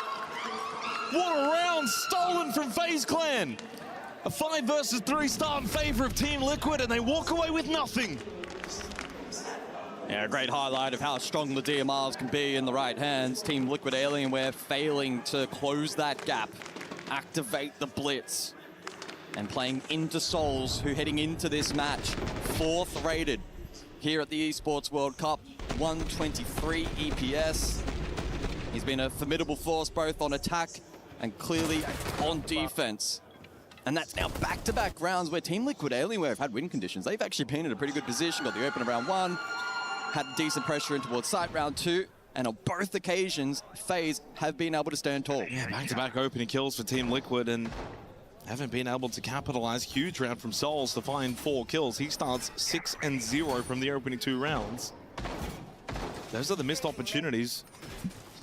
This is, of course, Team Liquid Alienware's map pick of Fortress. And Lair to follow after this, guys. It's not a great map for Team Liquid. 1-3 record. On the flip side for FaZe, 6-1 record over the last 6 months. That actually included, it started the streak with a 7-0 over Team Falcons back at the 6 Invitational. For Team Liquid, the only win that they've had on the map of Lair to follow after this was an 8-6 over M80, of course, here at the Esports World Cup.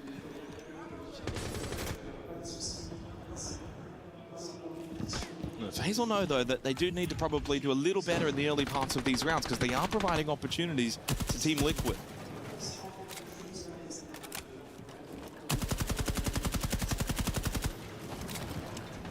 Yeah, in terms of that opening kill conversion at the event for Team Liquid Alienware, 72%. They do find themselves straggling behind some of the top performing teams in that conversion rate at the event so far. FaZe Clan, though, even further behind at 63% conversion rate. So that'll be an intriguing little battle to watch over the course of this series. I'm reloading! Team Liquid currently posturing top floor. Probably looking to employ limited vert and then hit Dawn infirmary side, rather. We'll see what they shape up for, though. Handy does need to be a little cautious if Philippe Hawks makes his way on the clear, and that is what's happening. Handy pops the extinguisher, gets a little bit of aid from the environmental. So the nitrous to fall back, but then caught by his brother Nade. Opens up the account for another opening kill to Team Liquid Alienware halfway through this third round. And mind you, with that multi-ban, Blitz or Blackbeard could be banned next after this. Team Liquid need to make the most of the Blitz. Maya, though, also very low, joining Philippe Hawks. So even though it's a 5 versus 4, the attack is quite wounded. Well, they are, but I feel like we've been in this position before. And Philippe Hawks is so low on HP. He'll be under threat from the Nitro, from Vidaking. Can Team Liquid Alienware problem solve themselves into the site this time around? It's a matter of conversion and capitalizing upon this opportunity. Souls lurks. And he's been impactful so far. RU goes up. Oh my goodness, found the angle onto the low health Philippe Hawks for the second round strike from Souls. They lose Nade as well. Souls finally dealt with, though, by KZ. So the boogeyman has been eliminated. That DMR in the grave. But here comes Cyber and the rest of FaZe as he combines with Vidaking. JB92 needs a 1 versus 3. Well, he starts with 1, 2 to go in the next 20 seconds. He's such a good player, but breaking this cross will be a challenge, especially into the mirror. 15.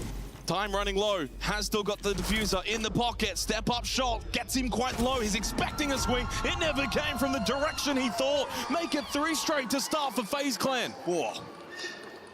And that's the way in which these 3 rounds have played out, where towards the tail end, FaZe finding win conditions and being able to extrapolate advantage. Team Liquid Alienware, in terms of their structure and the overall macro so far, has looked pretty strong, but converting late round, posing problems, FaZe and their ability to anchor on site has been phenomenal. But one thing we haven't seen in these 3 rounds from Team Liquid is we're going to get the bans, Deimos Wamai, and it looks like we may actually get a tactical timeout as well on top of this from Team Liquid. Igor is ready to chat. Só que, tipo assim, a gente tá fazendo mais difícil, que é o início de round muito bom. A gente tá buscando as open. Só que depois vocês estão esquecendo de fazer um pouquinho da parada que, tipo, é o mais básico do jogo, tá ligado? Então a gente foi fazer o split switch, depois só falou, Case, agora fica aí de boa, prepara as trap ali pra gente conseguir jogar um pouco mais pra switch, que os caras estavam de Denari. Ali no W-List, 5v3, só faltou a gente contar e jogar todo mundo junto, tá ligado? Mas tá passando a cal, só que, tipo, na hora o cara tá desmolcando. Aqui a gente tá numa vantagem, a gente tem que jogar, tipo, botando mais superioridade numérica nos caras. E agora também fudeu um pouquinho essa C4 ali pelo sapão. Então, tipo, aqui agora, vamos fazer uma foco bomb com o nade de Zofia, tá? Eu quero que vocês fiquem jogando ali, dronando pra ver o hand. A gente tenta pegar o penkill com HE, domina aquilo ali, só nós vamos tomar o win e a gente arranja uma killzinha de Zofia. Qualquer coisa a gente splita pro colchão, subir do meio, tudo aquilo que a gente conversou. So 3 rounds straight for FaZe, an early tactical timeout from Team Liquid Alienware. What I will say, guys, though, in the 3 rounds that we've seen, 3 straight opening kills for Team Liquid. The early battles they've done well, but where they're lacking, of course, the on-site execute. Where's the utility layering? A lot of it is just dry swing after dry swing. The DMRs then for FaZe are quite favored. In terms of actually on-site, there's not a lot. In that example, the util layering was somewhat there, right? You think about the ROUs down the corridor. Yeah, that's off-site. It was FaZe's ability, though, to cut that cross and then weaken the on-site hit. FaZe are just responding really well positionally, and just the read that they have on these pushes has been spot on, which is a frustrating feeling because Team Liquid probably aren't in the mindset that they're playing all that poorly right now. It's just that FaZe are outmatching them. Yeah, I mean, they're starting the rounds well. They've had all 3 opening kills. None of them, of course, have been converted, so it means nothing. It clearly shows, though, that they're having a rather comfortable time getting into the building, getting into good positions, win the initial battles. Where they're struggling then is that mid to late game adaptation has been much better. FaZe, good positioning, good shot taking. And again, though, I just feel like Team Liquid could utilize some of that utility a little bit better. Command Bathroom coming up into the 4th round. It is Fortress, though, and the most defender-sided map of the tournament. It's the kind of map that a 5-1 half for FaZe could easily then be replicated by Team Liquid into the second half. It wouldn't be completely that shocking. Noting as well that FaZe have taken the Deimos out of play, limiting a bit of info gather, and Team Liquid elect to actually go the Wamai route. So trying to enable more of that util layering and clearance. The Wamai wasn't even played in the first 3 rounds, but it means you don't have to worry about that becoming a problem. They didn't go the Fenrir route though, which has been quite damning for the attack. Third time we're going to see the Fenrir. No kills yet from Handy. So it hasn't been needed. KZ's taken very, very low, and this has also been a common theme in this first half. Team Liquid Alienware, while they're getting the opening kills, what's not noted is the fact that FaZe are also getting them quite low in a lot of these rounds. We've seen Philippox on the Blitz twice now be taken down to 1 HP. That makes it a lot harder then for the shield play executing into the site. It's the mirror deployed here as well from FaZe once again to help offer on-site support. Philippox will be relaying the message. You can see him calling furiously. A triple impact attempt down below from Nade, though, will not. And that is successful result. So it does make holding behind that mirror a little bit more difficult and challenging for FaZe.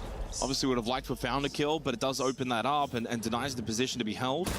Good swing from Cyber, though. They get active. First opening kill for FaZe. Another one around the corner, though. Cyber wasn't ready for it. Nade got the free kill. Mirror window popped. Was broken anyway. Souls, by the way, taken down inside a bathroom. This is much better from Team Liquid in terms of their on-site attacking play. Bitter King's down as well. So does go JB92. It's a flurry of trades with Bitter King still on the floor. Handy, though, he's gotten his brother. Maya quick trade. 1 versus 2 with Souls and KDS quite low. Newest member of this core team, the former Liquid man himself, Imaya, can't stop KDS. It's a bloodbath to begin on Fortress as FaZe Clan make it 4 straight to start. And again, so close for Team Liquid Alienware. But FaZe and their ability to maintain the trade tempo in that round was absolutely spot on. It's got to be a frustrating start, though, especially for Philippox, furiously making these calls and just not able to withstand the pressure on site that continues to be delivered here, courtesy of FaZe. Cyber responded nicely down below, but that was immediately traded. Philippox there, dying to Vidiking again, also traded. But then Handy was switched on his particular position, left Maya in a very tricky 1 versus 2. And great discipline and positioning late round. Both players were low, both susceptible. 1 shot to that DMR. But it wasn't to be for Team Liquid. FaZe 4-0 up. Team Liquid's going to need something to turn around quickly. 2 rounds to go in this half. But we said this plenty of times, guys, with these kind of maps, 4-0 start FaZe, absolutely perfect, haven't done anything wrong. Still, you lose the next 2 rounds. And it ends up being a pretty even half for a map like Fortress. So they must stay locked in for FaZe Clan. Heading into the 5th round, it will be Dorms Games once again. Back in the 2nd round, that was probably the closest Team Liquid have come to winning one of these sites. Of course, that was the 4K quad round from Souls. That really stopped them in their tracks from taking Dorms Games, so we return once again. Virtually the same lineup that FaZe Clan have been running for the majority of this half. They've been really leaning on the Azami, the Fenrir. Smoke Aruni has seen a lot of play. We actually do see the Kaid now for the first time in this entire half. I'm reloading! As for Team Liquid Alienware, we will see the Maverick employed.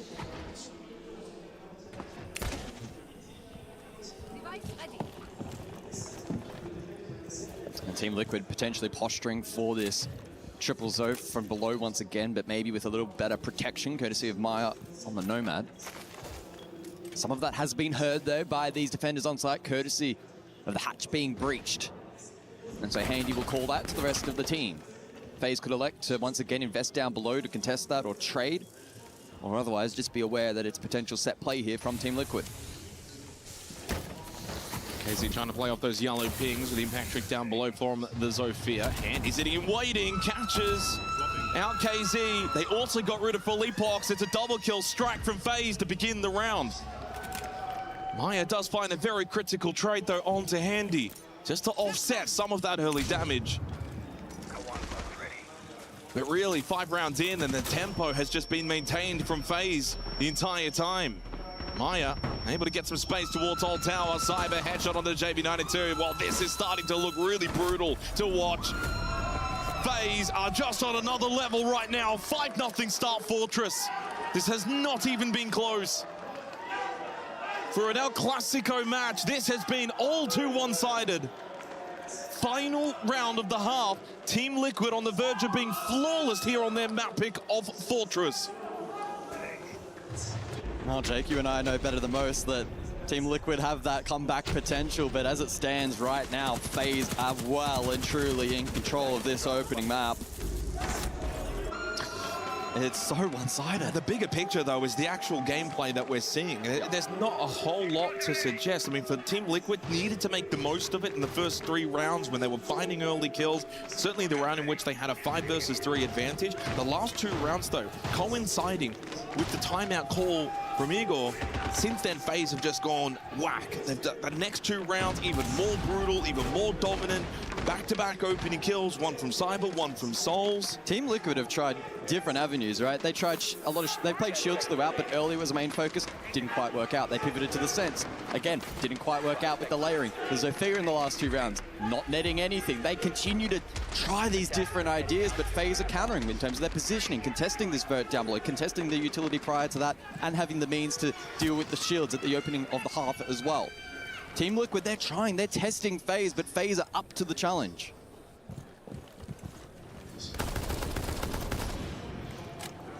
Goes without saying, really, this is a must-win round for Team Liquid Alienware. 5-1 half is a little bit more salvageable on a map like Fortress going into defense. 6-0. Well, it will be close to impossible, but funnier things have happened. Not the way that they wanted to start here in this quarterfinal. And if we're going to be completely candid, I think the winner of this is probably favorites in the next matchup against GK. Certainly would be if it's FaZe. Maybe GK versus Liquid would be a little bit more of an even match.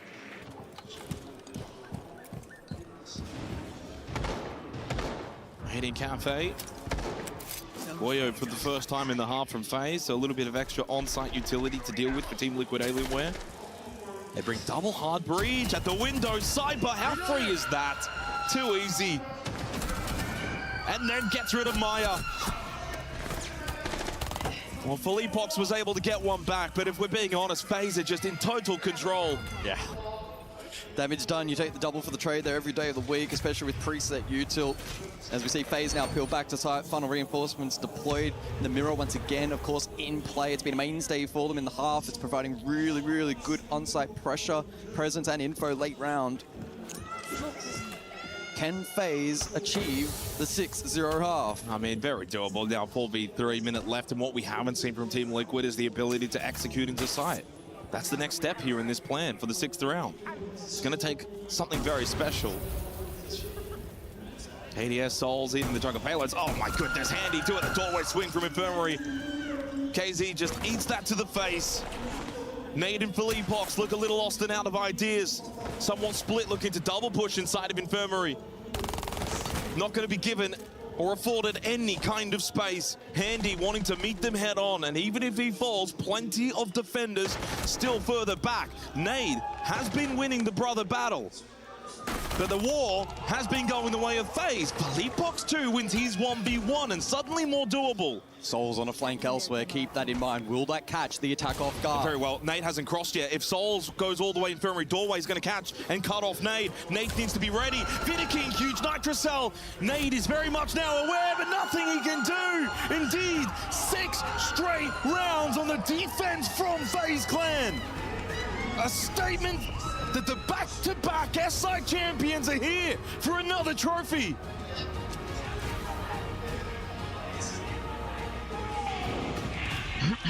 Cara quitou lá, cara quitou.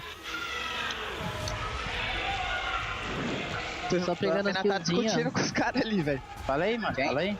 Tua mina tá discutindo com o torcedor dos caras ali. Eu vou falar depois do banho. Eu Tá dando dedo os caras ali. rápidas, né?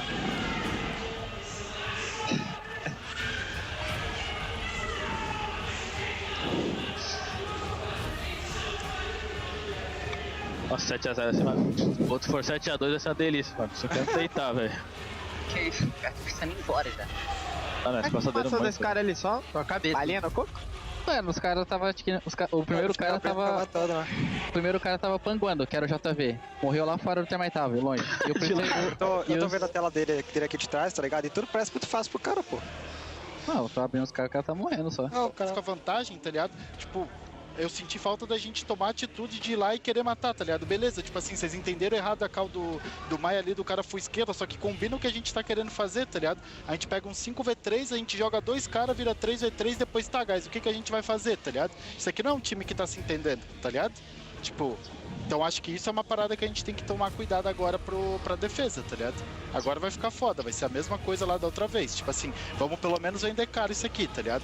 É uma série, tá de boa, só que, mano, não tá nada demais. Oh boy, what a half from FaZe Clan. Guys, that is an all-time display. And a reason why going into the next 6 Invitational, they're going to be hard to stop. If they're just picking up on form, I mean, this is what they're capable of. Look, defense fortress. So adding the context, there is a level of expectation to defend well on this map. But they didn't just defend well, they defended incredibly well. 6-0 against a high-quality outfit in Team Liquid Alienware. El Clasico match, Team Liquid map pick. A statement as to how good they are. When they're on form, there's not many that can stop them. No. I don't know if my ears were deceiving me, but I don't think FaZe were really talking all that much at the halftime break. Understandably so. A strong lead, and now a matter of just getting the job done. Getting prepared and ready for Lair. Who knows if that's going to play out in a similar fashion as the bands roll through. Kaid, Goyo, accompanying the Monty and the Snake.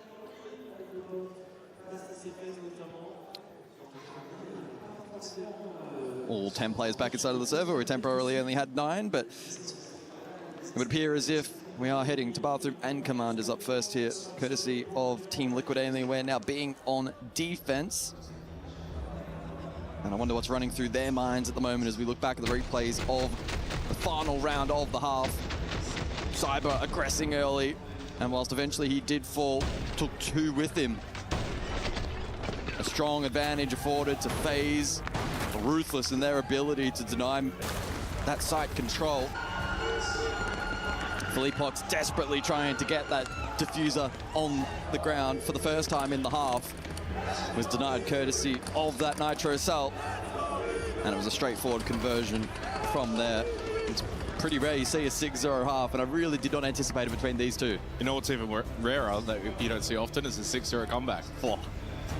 It happens though, and it has happened before. May, well, at some point in future, will happen again. I'm not saying it's going to be this game, but it is always something to keep in the back of your mind. Statistically, it is incredibly likely it'll happen again at some point.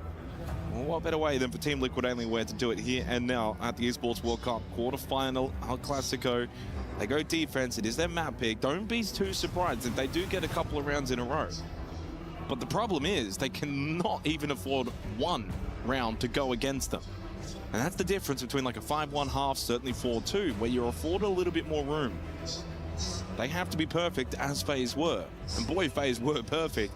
For Team Liquid, guys, I mean, if you really want to look at the half, you can almost break it down into the first 3 rounds and then the second 3 rounds. The first 3 rounds, Team Liquid, all 3 opening kills. They got good entry, they got good start to rounds, good advantages. Certainly one of them was a 5 versus 3.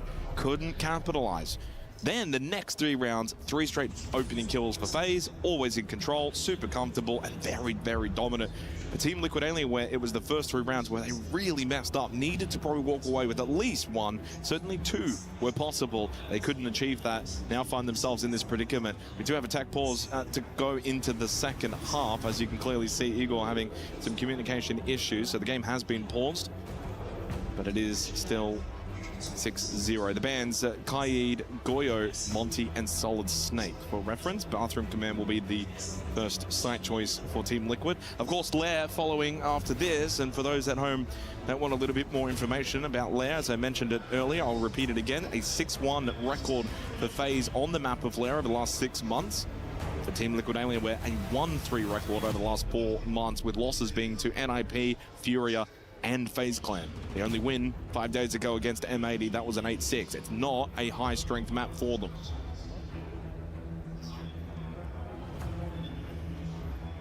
Yeah, never a nice feeling when you're the one experiencing the tech pause as well, when you're facing a 0-6 deficit, but always an element here in the LAN environment that needs to be contended with. So a couple of fist bumps fly, and so I presume that will be resuming proceedings, and that will be the case.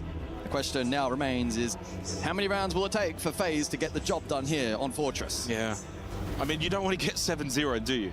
Like that, you've got to get at least one here. Although 7-1, I think in Brazilian law terms, isn't much better anyway. So really, you probably got to lose this at least 7-2 at minimum if you're Team Liquid Alienware. You've got to get at least 2 rounds. If you don't, it's going to look really awful. At the end of the day, teams do take each other's map picks. That does happen, but Lair has not statistically at all been a good map for Team Liquid Alienware. It's going to be a very, very difficult series. From here on out now, the series is going to be almightily difficult for Team Liquid. If they come back and win from this point right here, right now, the entire series, oh, that's an all-timer. Hey, like we said before, we have seen that previously. Or at least a variation of it. I think Team Liquid will have the ability to reset and come back stronger on that second map, but it's no guarantee up against this FaZe outfit that up until this particular point have played phenomenally well. Again, Team Liquid have thrown so much at them. They didn't just play one set strat the entire first half. They were continuing to experiment, and FaZe had the means to counter it, which put them in a really awkward position now. Trailing significantly on defense. It has to be a 1 round at a time approach for Team Liquid Alienware. And as well, when you're 6-0 down, like, you know, you want to be a little bit aggressive. You want to be able to take fights, have no fear, kind of like what we saw from FaZe in the first half, swinging opportunities, clearing out certain positions, holding more aggressive positions. Mentally, that's a little bit more difficult to do if you're Team Liquid, because you know you cannot lose a single round. But at the same time, if all 5 just completely fall back, play bunker site, boys, that's so much easier than for FaZe. So they're going to find a good middle ground where they feel comfortable to take certain fights, to still be somewhat aggressive, but also not do it in a reckless manner. So far, slow start to the round from FaZe on their attack. KDS taking a little bit of control towards lobby. Of course, site is command bathroom. On the second floor, it's Cyber that shuts down Nade. Well, that's what I'm talking about. That's the kind of move from Nade. No gas bait usage, it's a dry swing, and it's an easy kill for Cyber, who's now on 9 kills. That is a little bit reckless from your smoke player. And now puts the spotlight onto Philippox. Does he eagerly contest? Does he try and fall back? The key to barrier is a success. Good coverage, but elsewhere, KZ does fall. FaZe continue to hold the advantage. Philippox dead by Handy. Oh, this is going to be a 7-0 smashing here at the Esports World Cup. This could cause scars for Team Liquid Alienware. And El Clasico is supposed to be the best match that you can possibly have, the best matchup, but this has been anything but. JB92 needs all 4 kills, and they're sitting, waiting, and ready. Well, he gets 1, and that's it. It's 7-0. Flawless from FaZe Clan. Total domination against their Brazilian brothers. And their map pick of Lair is up next. It's going to take an almighty team to shut these guys down. For Team Liquid, not out of it yet, but Lair will prove to be very, very difficult. How do you mentally come back from 7-0? You're asking the wrong person, Jake. I don't think I would have it in me. Team Liquid will look to recuperate. But even mental aside, it's just the ability of FaZe to find so many good win conditions and shut down what their opposition present. It's why they're such a brutal team to face. And this best of 3 is not playing as I anticipated. I did not anticipate that opening map at all. Not the result. FaZe certainly were always going to be a high contention. But 7-0, I almost feel as if I'm in a dream. This feels bewildering that was even a possibility. And this series now is on a knife's edge for Team Liquid Alienware. They must respond on Lair. The FaZe, 1 map away from a semi-final appearance tomorrow against GK Esports. They'll be absolutely heavy favorites. For a team that hasn't won anything out of the 6 Invitational in the last 3 years, EWC's seemingly in their sights. It is, but the job's not done yet. That's why this is the El Clasico. Sure, a 7-0. We did not anticipate that. It's as one-sided as it can possibly be. But Team Liquid, can they respond on the second? We'll have to wait and see. For now, though, back over to the boys on the desk. Gentlemen, it was a great run from FaZe. It was almost a non-existent run and response from Team Liquid Alienware, who do not get a single round on Fortress. FaZe come into the El Clasico and, like Xenox said, make it look anything but laxing and iconic. I made a cup of ramen in the green room and I turned around and it was 5-0. I don't really even know what happened. I blinked and the series is already over. We're talking about a map too. I mean, great call from you going into this. You said we're talking about Vidiking, we were talking about the IGLs, and I mean, absolute dominance, great adaptations, just great way to shut down the Cavalry. Yeah, they couldn't really even get a footing into that game. These rounds, our defenses, our setups, they had so much utility ready to stop their plays, and you saw them playing so well off each other too. Have to highlight Souls in the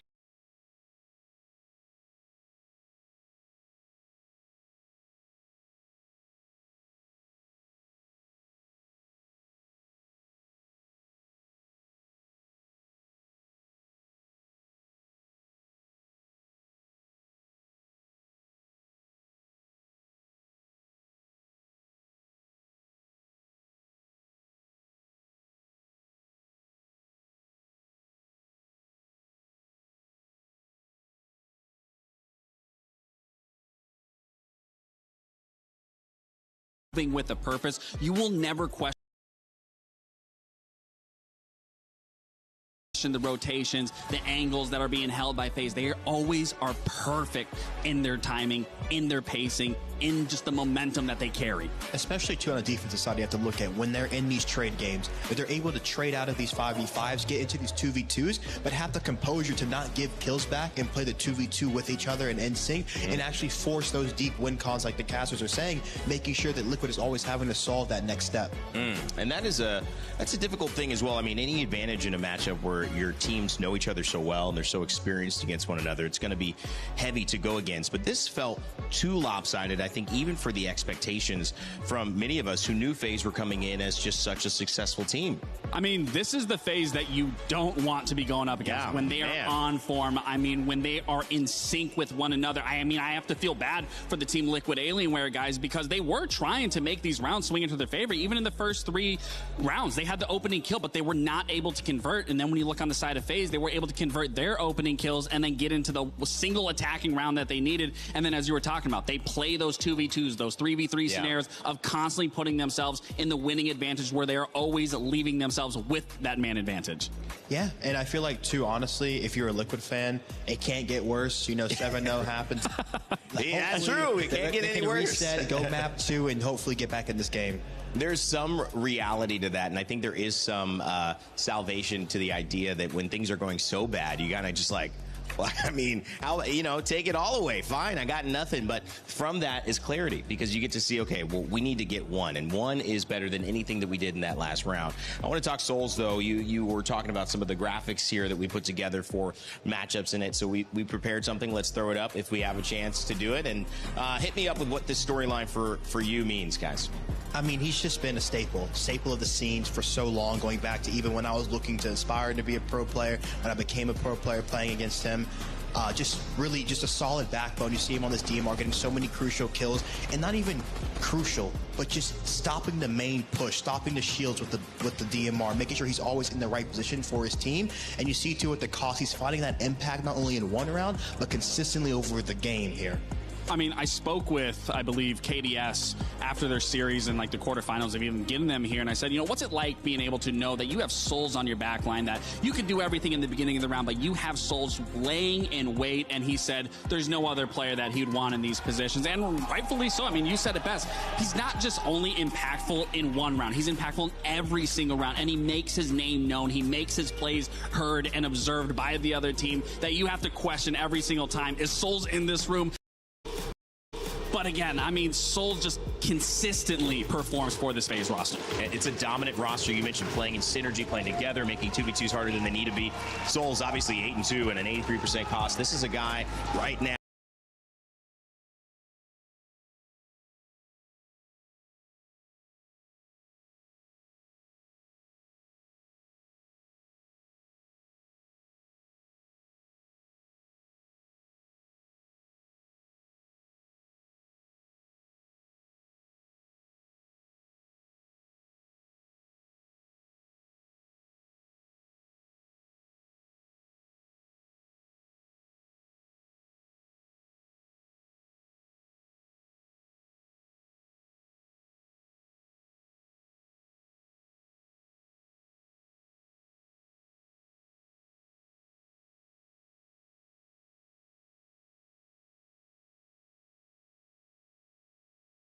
If it goes the way Map 1 went, that will be ending shortly. However, another major on the sites, I mentioned Coldplay sings a song about this. Lovers in Japan, one of my favorites, and I know the Osaka major is going to be one of your favorites as well a little bit later.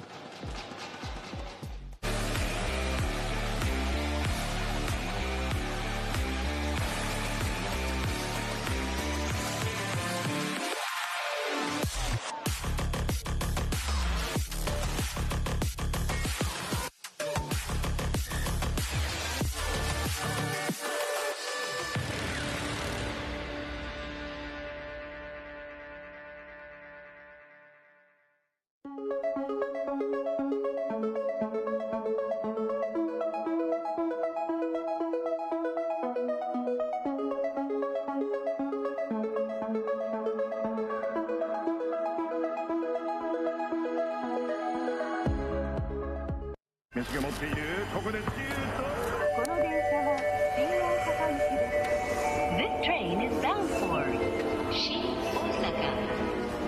本日も大阪メトロをご利用いただきましてありがとうございます。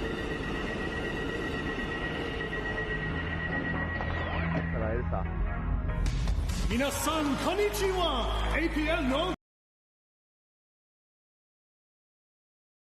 マリックです。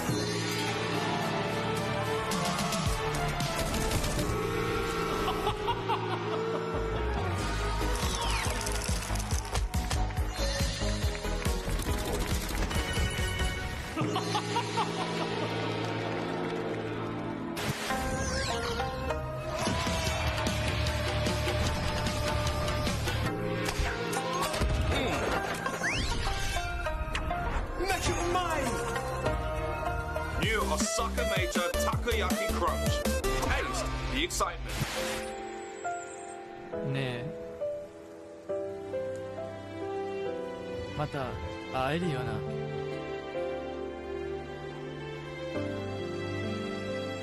勝ったら会えるさ。大阪メジャーで。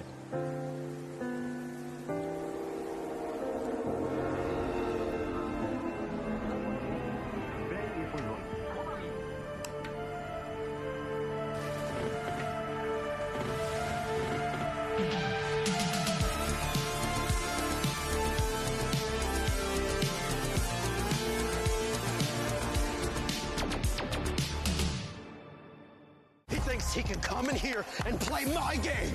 He knows. Tyler, why? You're done. Blow the house down.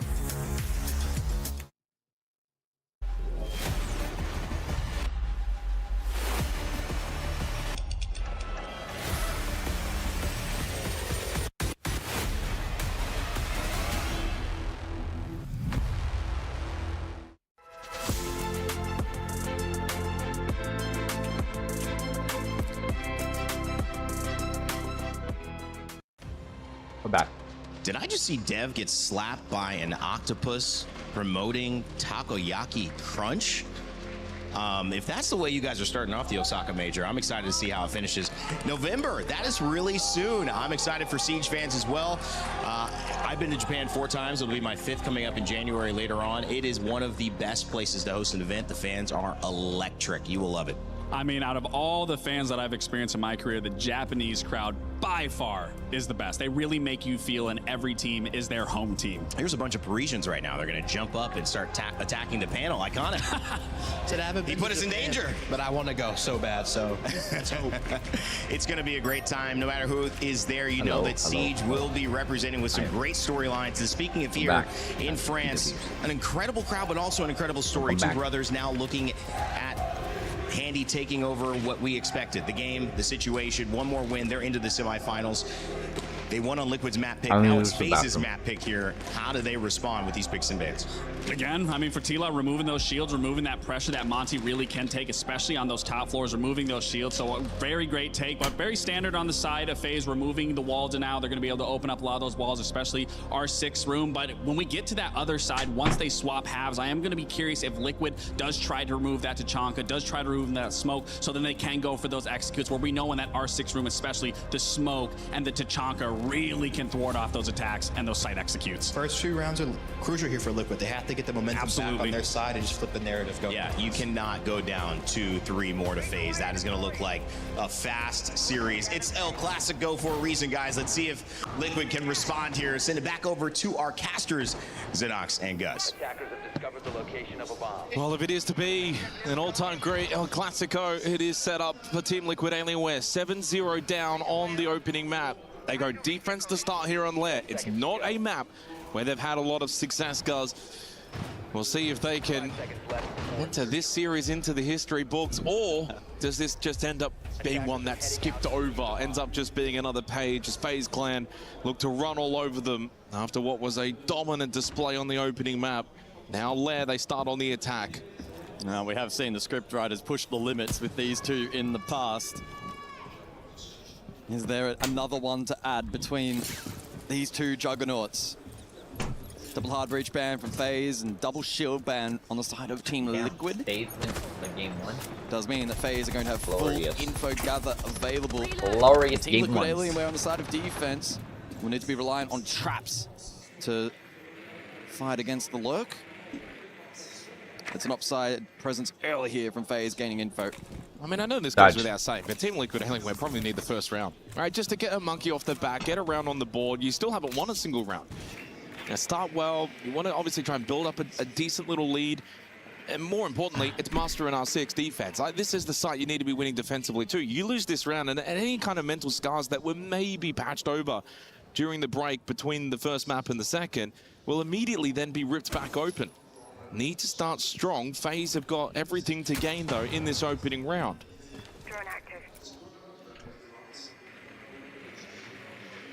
Bit of util layering as well over towards lobby stairs, potentially facilitate a push late to connect with this push over towards Ops, which is developing for FaZe. Yeah, I mean, somewhat developing into a defaultive side of the map around Ops. Vidiking, of course, in his position on the attack towards Ops and Mezzanine. Felipox is at least defending Mezzanine at the moment still. Vidiking's drone will get shot out. He's also still defending towards main stairs. He throws out one of his gas babes. Handy's all the way on the other side of the map, though, lurking bunk on that first floor. That's the intriguing part for me. What's going to be the goal here for Handy? It's actually making his way up green stairs. So they've got a little bit of other side of the map pressure at the moment from FaZe. There is only 55 seconds left. They're still barbed wire. They haven't really dealt with Mezzanine at all. KDS towards bathroom. Nitrocell from KZ will not find the opening kill of this round. He's now full white. KDS towards bathroom. And FaZe have not done a whole lot of objective work towards the side, and there's little time left. This is a good round so far that's developing for Team Liquid Alienware. Can FaZe hit the crunch late? Lurk potential still down below as Vidiking does slip into the site. Surely someone's watching this mask position. Mostly Nade is close by, does have a Nitro, throws it out, but he doesn't connect either. 20 seconds left, still 5 versus 5. It's Handy the first one to go down, caught in the hallway. Philippox to fall as well, but it's Team Liquid Alienware that are winning out the majority of these battles, and it seems as if they will finally get their first round in the quarterfinal. It's only taken 2 maps, but they've got it. And it was a good round at that from Team Liquid. FaZe trying their best to cook around the map, find an opening, find an entry, find potentially then a route in towards site. Vidiking was left to his lonesome. Lots of moving pieces elsewhere for FaZe across the chessboard, but Team Liquid do a good job in reflecting that pressure. I wonder if that was a bad thing though for FaZe. You say pieces on the chessboard is actually a really good analogy, but they were everywhere. They were scattered. They didn't really have one common goal in mind. One pushing up green stairs, one bathroom, one ops. They're kind of a little bit everywhere. They weren't really focusing on the overall objective, left themselves little time. That makes it a lot easier then for the defense to pick them apart. We go basement. Of course, it's going to play out very differently to the top floor. The last time these two teams met on this particular map was back in April. It was a 7-2 victory for FaZe Clan. 10 seconds left before insertion. To add a little bit more context to that as well, Guz, because the context is important in that particular result. FaZe actually won 4 attacking rounds straight to begin on this map. Of course, ended up, as I said, closing it out 7-2. Was that a learning experience for Team Liquid? Maybe. You would have to think so. They actually got, in the 9 rounds that were played, FaZe got 8 of the opening kills. Wow. Highlighted that number earlier as well. They did get the opening kill in that round too. Pain. That's all I have to say. Conversion rate, as I highlighted back on map 1. I am in pain. At this particular event, actually hasn't pain been is in me. the upper echelon. Pain is me, chat. From FaZe. I have to be going off to do some stuff. Find win cons elsewhere, even whilst trailing to still produce results. But I think our esports class session. Nonetheless. Let's see what the game plan then is for We'll round start 2. Do they go for that split attack? Do they maybe consolidate a little bit more? They do have double vert, so expect pretty obvious. Floor early. They're not going to go direct here. You're not bringing the bunk and the ram if you want to go horizontal direct into the basement. That's what I'm going to be doing. And because they've got so much vert, they can go completely top down if they want. And there is 0 pressure though from Team Liquid Alienware on first or second floor. Philippox will hold blue stairs as the main anchor position. No enemies detected nearby. Now, so I was getting information, but this is information that should be well known at this point in the round. Halfway through, you're going to get this first floor control. Boogie auto breaches will go out from KDS once he gets into the map. Handy's over towards Armory. And he can get the skeleton key to open up the floorboards as well. But such is the case with basement on layer. It's a very, very big basement, so it's hard to really capitalize on this vert control for FaZe on the attack. Blue stairs is going to be a big battle as well for Philippox. He throws out his first gas babe just to delay. But at some point, you imagine FaZe will look for a double swing to clear that position. Yeah, the defense has been somewhat successfully scattered on the horizontal, courtesy of that vert from FaZe. But this is, as you mentioned, the next key battle. Philippox filter, what can he do? Does he elect to contest or perhaps fall back to site? Just the one gas babe remains. They found nothing. All this vert, nothing. Gas babe out. Clears out top of blue stairs. Again, good denial here from Philippox. Has the option if he wants to hold or fall back. And with the window still up, there's so little perceived pressure onto this position. Frag grenade, Philippox to hold the angle, but he loses out to the Bailiff of Souls. Another opening kill for FaZe. But the time is running quite low. Nade to fall as well on the Warden. They lose the glasses, flashes out. KZ, pistol, but he's down to 1 HP. Time though, somewhat on the side for Liquid, but the plank going down from Souls. Cyber dead, same as well. KZ's found 2 with a Vulcan canister. That's Kid on the ground. And it's only KDS as well. Team Liquid will snatch it at the end. Let's go, Team Liquid. I'm feared that this might go to the final game. Found some crucial picks, but hadn't cleared out any of the site utility. And when they were going for that plant, once that Vulcan canister was popped, they were low enough, double kill, Liquid take the round. Well, it's always the risk that you run. If you leave the push too late round, and you haven't exchanged that time for that util clearance onto site. That can happen. Cyber, Souls, both called out. Great presence of mind from the defense to identify that that utility was still standing and to extract value from it in the late round. Team Liquid have come alive here early on map 2. That's probably the best round that we've seen from Team Liquid. I mean, not a surprise when they got 7-0'd on the opening map of Fortress. Dude, I'm not even clapping in sync. What the fuck am I doing? A little bit of a loading in bug, and I think we might. Let's go Team Liquid. Hey, I'm a FaZe man. Like, I'm also a FaZe fan because only of some games. Here on the second cool. map, FaZe Vegas. 2-0 on the defense. Say right, like even though FaZe Vegas doesn't really contact me and we don't get that. Not going to be a worry though. Full connection. FaZe with the first like, map already. FaZe has been doing pocket. so good on just Call of Duty. Just Call of Duty. Everything else they suck ass in. I'm not gonna lie, you guys suck ass in everything else. Should be pretty like, simple to get Counter-Strike when you lost Kerrigan, dog. What the hell? And then the other games themselves is what I'm also calling out for. It's like in Rainbow Six Siege, dude. Team Liquid has a massive history in the Rainbow Six Siege. Certainly a great start, and a testament to the resilience that this team has on offer and their ability before to respond. 6x became free, they were the first couple of people upon of the Cloud9 generation kill times, guys, of Rainbow Six ever start their own team. They knew it was popping off. As soon as the game came out, they started to organize the team. And it was crazy because here's the other big one. Underneath the Tespa Esports era, Tespa Esports, if you know what that is, Dan, you don't fall. Tespa Esports era had collegiate level teams. They took college kids and they put them on the Team Liquid Rainbow Six Siege team. It was crazy. Oh, they get a baby! She's down, she's into it. Won't be a toxic gamer when she grow up, guys. She plays Siege. Well, as you can see, all 10 players are Yeah, back in the one thing about Siege so too is that when you're playing it, since every death is like realistic and like kind of like one shot per round and you're gone, people rage, people get mad, they don't want to die, they don't want to maps. They want to keep playing. So much counterplay on offer for both the attack in terms of the routing Maybe and that the was defense. makes it addictive. In terms of the win con that they want to play So into, they give whether you it be a spot denial to in keep towards the playing, objective but then or like playing for they take it away. Denying the plant, or even the post plant as well, which is certainly I high don't know, guys. risk. So eagerly Maybe I'm just anticipating crazy. this What third round. am I saying? Oh, Oh, no, no, Maya and KZ, especially We got if a you're Rainbow Maya, Six Siege replacing back. someone like Hertz from this all-star lineup. It's not going to be easy. Hertz has been doing some really good stuff as well for Furia, but Maya starts 4-0 in the opening 2 rounds here on Lair. Oh, what? You It's can going to be a get whole headgear? different test now for Team Liquid Alienware. Dude. You win this and you go all 3 sides. Oh shoot! And maybe then mentally let's you can check. switch on This and is, feel I as will if be you're a good leaving and I have opportunity to go to do get back stuff. into the I series can't as a whole. Sorry guys.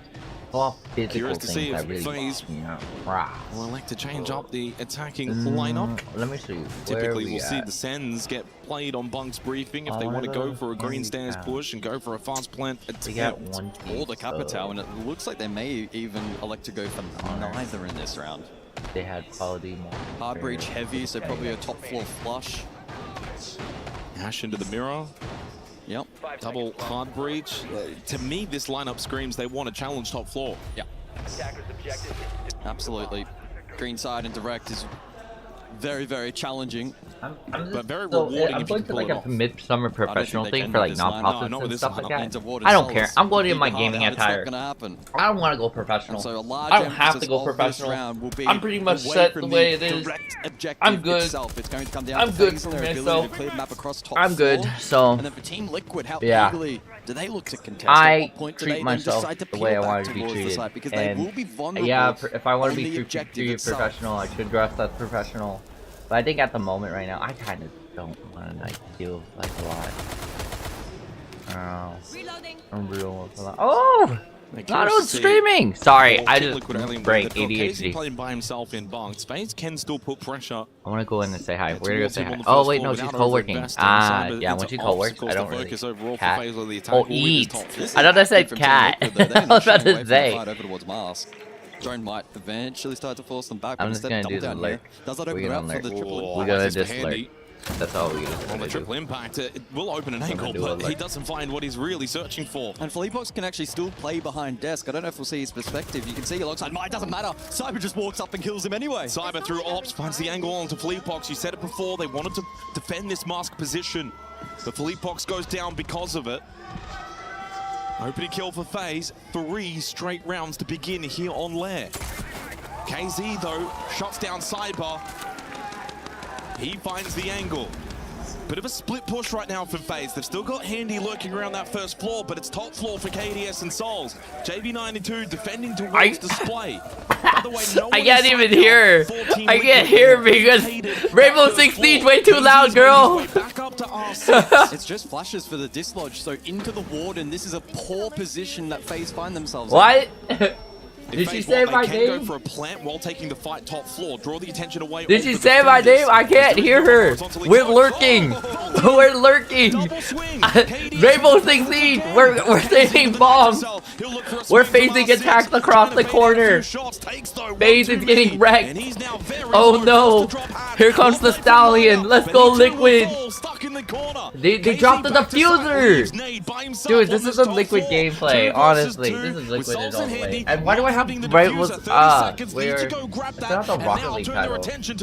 Has the mirror window, but his position known courtesy of the concussion. Now forced onto the boost. Handy takes a bit of damage. Nade will defend top floor. KZ's come back to help out. Neither of these teams are fighting towards the site, and we're getting low on time. Liquid, you can fall back. Force them to play plant. Oh, we're calling the Twin Brothers match. Into bunk, and now the drop as well from Souls. We're calling it the Twin Brothers match. Noisemade. KZ can open up the softball. Nade gets rid of his brother.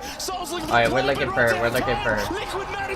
Yeah, let's go! Dude, I can't go to my thing. I cannot go to my thing. This is way too hype. I need to be here. This is where I need to be. Straight to start on Lair. Well, I said before, how much limit testing are the scriptwriters going to do for this series? Cannot believe this that stuff is scripted. A 7-0. And for Team Liquid, who were on the receiving end of that demolishing effort on map 1, are off to a near flawless start. We're calling this the Twin Brothers match, y'all. This is it. It's the twins. Of course they would take a timeout. What is it saying? They're saying, damn, my brother kinda lit. Damn, my brother know how I'll play. Damn, my mom gonna tell me my brother better than me.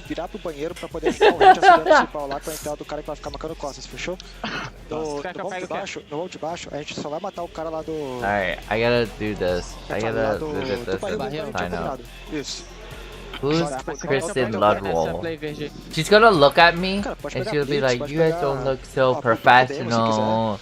You don't look good. I don't look like a trustworthy individual. Cause this is like my first time. But like,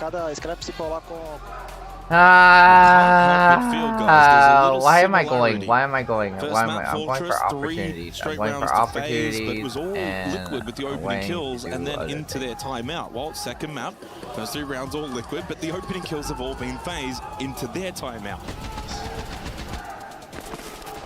Definitely the most contestable round that was winnable for either of the 2 teams.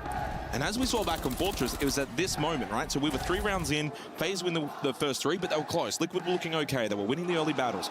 But it was from this moment then FaZe just go bang, bang, and bang. They dominate the next 3 rounds. Can Liquid do the same?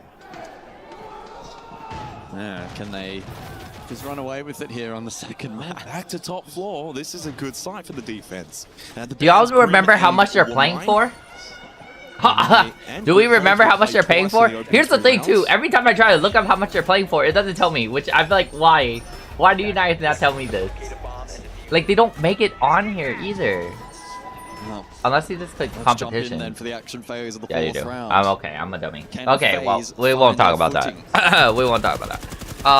Eagerly looking to get in. $2 million is kind of crazy. $2 million prize pool, $1.5 million prize pool, $2 million for Counter-Strike, another $3 million for PUBG World Mobile Cup, and then we got like another $1 million for Rocket League. Crazy. Removes the pressure of the death marks. Less information available for FaZe on the attack, and out of their timeout as well. You guys are getting demolished on this map. This is a TL win. And if we go to the very last match, I'm probably going to be late for my thing. a 7-0 Hence it is an hour, but I know within an hour this is gonna get way too late. This is a strong start from Team Liquid. I have like a 20-minute drive, so it's like I have to leave after the from match. KZ. That breach now, I don't believe, can be traversed. Team Liquid Alienware in a very strong position. The kind of round that you need to convert. Goyo util up, barbed wire for stall. Hard bridge denial's been sound so far. FaZe are well and truly on the back foot in this 4th round. Well, even more with the double down from KZ. He finds his 8th Every kill time in someone dies. Oh, he has an 8 kill streak? Dude, what the flip, dude? He's demolishing this team. How do you get an 8 kill streak? How do you not die? What? How do you not die in those 8 rounds? In terms of utility, it's mainly going to be this flash dump. That's all they've really got getting into the site. And especially when, in contrast, the defense still has all of the gas babes, impacts available, Vulcan canisters still haven't all been dealt with. F-Not mines, there are Akiba barriers still in pocket for Maya. With only 60 seconds left, this feels inevitable. I thought you were streaming Counter-Strike. Doesn't that look like Counter-Strike? That was his final Selma as well. Just to create an opening as Handy will push up main stairs. Mezzanine control established for FaZe Clan. Yeah, they've given FaZe a lot of space, but there's nothing they can do. Side call to the mask wall. As soon as that was opened up, Maya playing behind the desk finds the headshot. And Soul's Handy both split opposite ends of the map. It's a solid push through bridge for Souls. Handy having to walk through the fire to get himself close to the mask, and that gets them blocked by the Kiba barrier. More time denial available for the defense. The swing from Souls unsuccessful. This may even end up now being flawless for Team Liquid Alienware, unless Handy can find a kill just to basically deny said flawless. He will not. And he got killed by his brother. Round for Team Liquid Man, the twin brothers is crazy. Having a twin brothers match on Rainbow Six Siege 6 for $2 million? That's crazy. Map 1 being a 7-0. That's crazy. The man count in a lot of those rounds was fairly close. There was not a single flawless round. Why I look like Harrigan? Why I look like Harrigan? That will be the first of the second. And can you believe it's the team responding after such a devastating loss on the opener? Right, we've played Wait, it looked like Rainbow Six Siege. That's why. Had one attacking round. I mean, to be fair, it's literally the two of the most defender-sided maps. I think console maybe slightly more than left, but still, neither team has had really any success on their attacks. The irony then is the third and final map, provided we get there, Border will open up plenty of opportunities for attacking. It sure will. And as it stands, it feels fitting. The Border, like Lair, 6-1 record for FaZe Clan. The last time they lost it was back at the 6 Invitational against Falcons. 1-1 record for Team Liquid, but lost it a month ago to FaZe 3-7. And he got killed by his brother! So then how can FaZe fight their way back into this match? Man, the twin brothers is crazy. Having a twin brothers match on Rainbow Six Siege 6 for gatherers. So pressure on Cyber on the Solid Snake. They did have a pre-placed warehouse early, and so FaZe may look to tease that initially, and could be the stepping stone for the rest of this attack. Keeping in mind though, looking at the player card positions here from Team Liquid, heavy emphasis on the first floor hold from them. But FaZe's lineup is less one-dimensional compared to last time for Labs, where they brought both the Buck and the Ram, and they very much wanted to play the Vert. You have the Ram as an option. You don't have to really play the Vert, though. You can go direct with this lineup. That might be the thought process for FaZe to give themselves an extra avenue into this round. Handy's probably the only one that really needs to go first floor, but like you said, a lot of first floor presence was there for Team Liquid, but they all fall back to the site now. This opens up space for Handy. He takes a little bit of damage. It's KZ that falls though towards Missile. KDS finds the opening kill.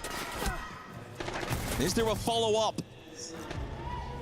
And there will be. JV falls. Now this is looking good for FaZe to find their first round here on Lair. But it's Maya who's got up to his 8th kill. Was holding the right side angle. Needs to be cautious. Quite a lot of attackers in his vicinity. As he pushes, Lock is one prone, catches Cyber on the floor. A 9th kill for Maya. And I'm pretty sure I'm so sad. A lot of my VODs are going on deletion. Controlling the floorboards as Nade falls to KDS. It's only Philippox left.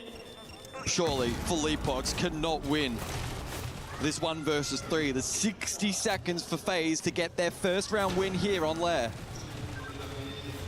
It's been flawless so far from Team Liquid. It's going to take a mighty effort though from Philippox in a 1 versus 3. Literally all my League of Legends stuff are the only weeks that have been kept on my VODs. This is crazy. This is why clips matter so much. Oh my god. YouTube, help me!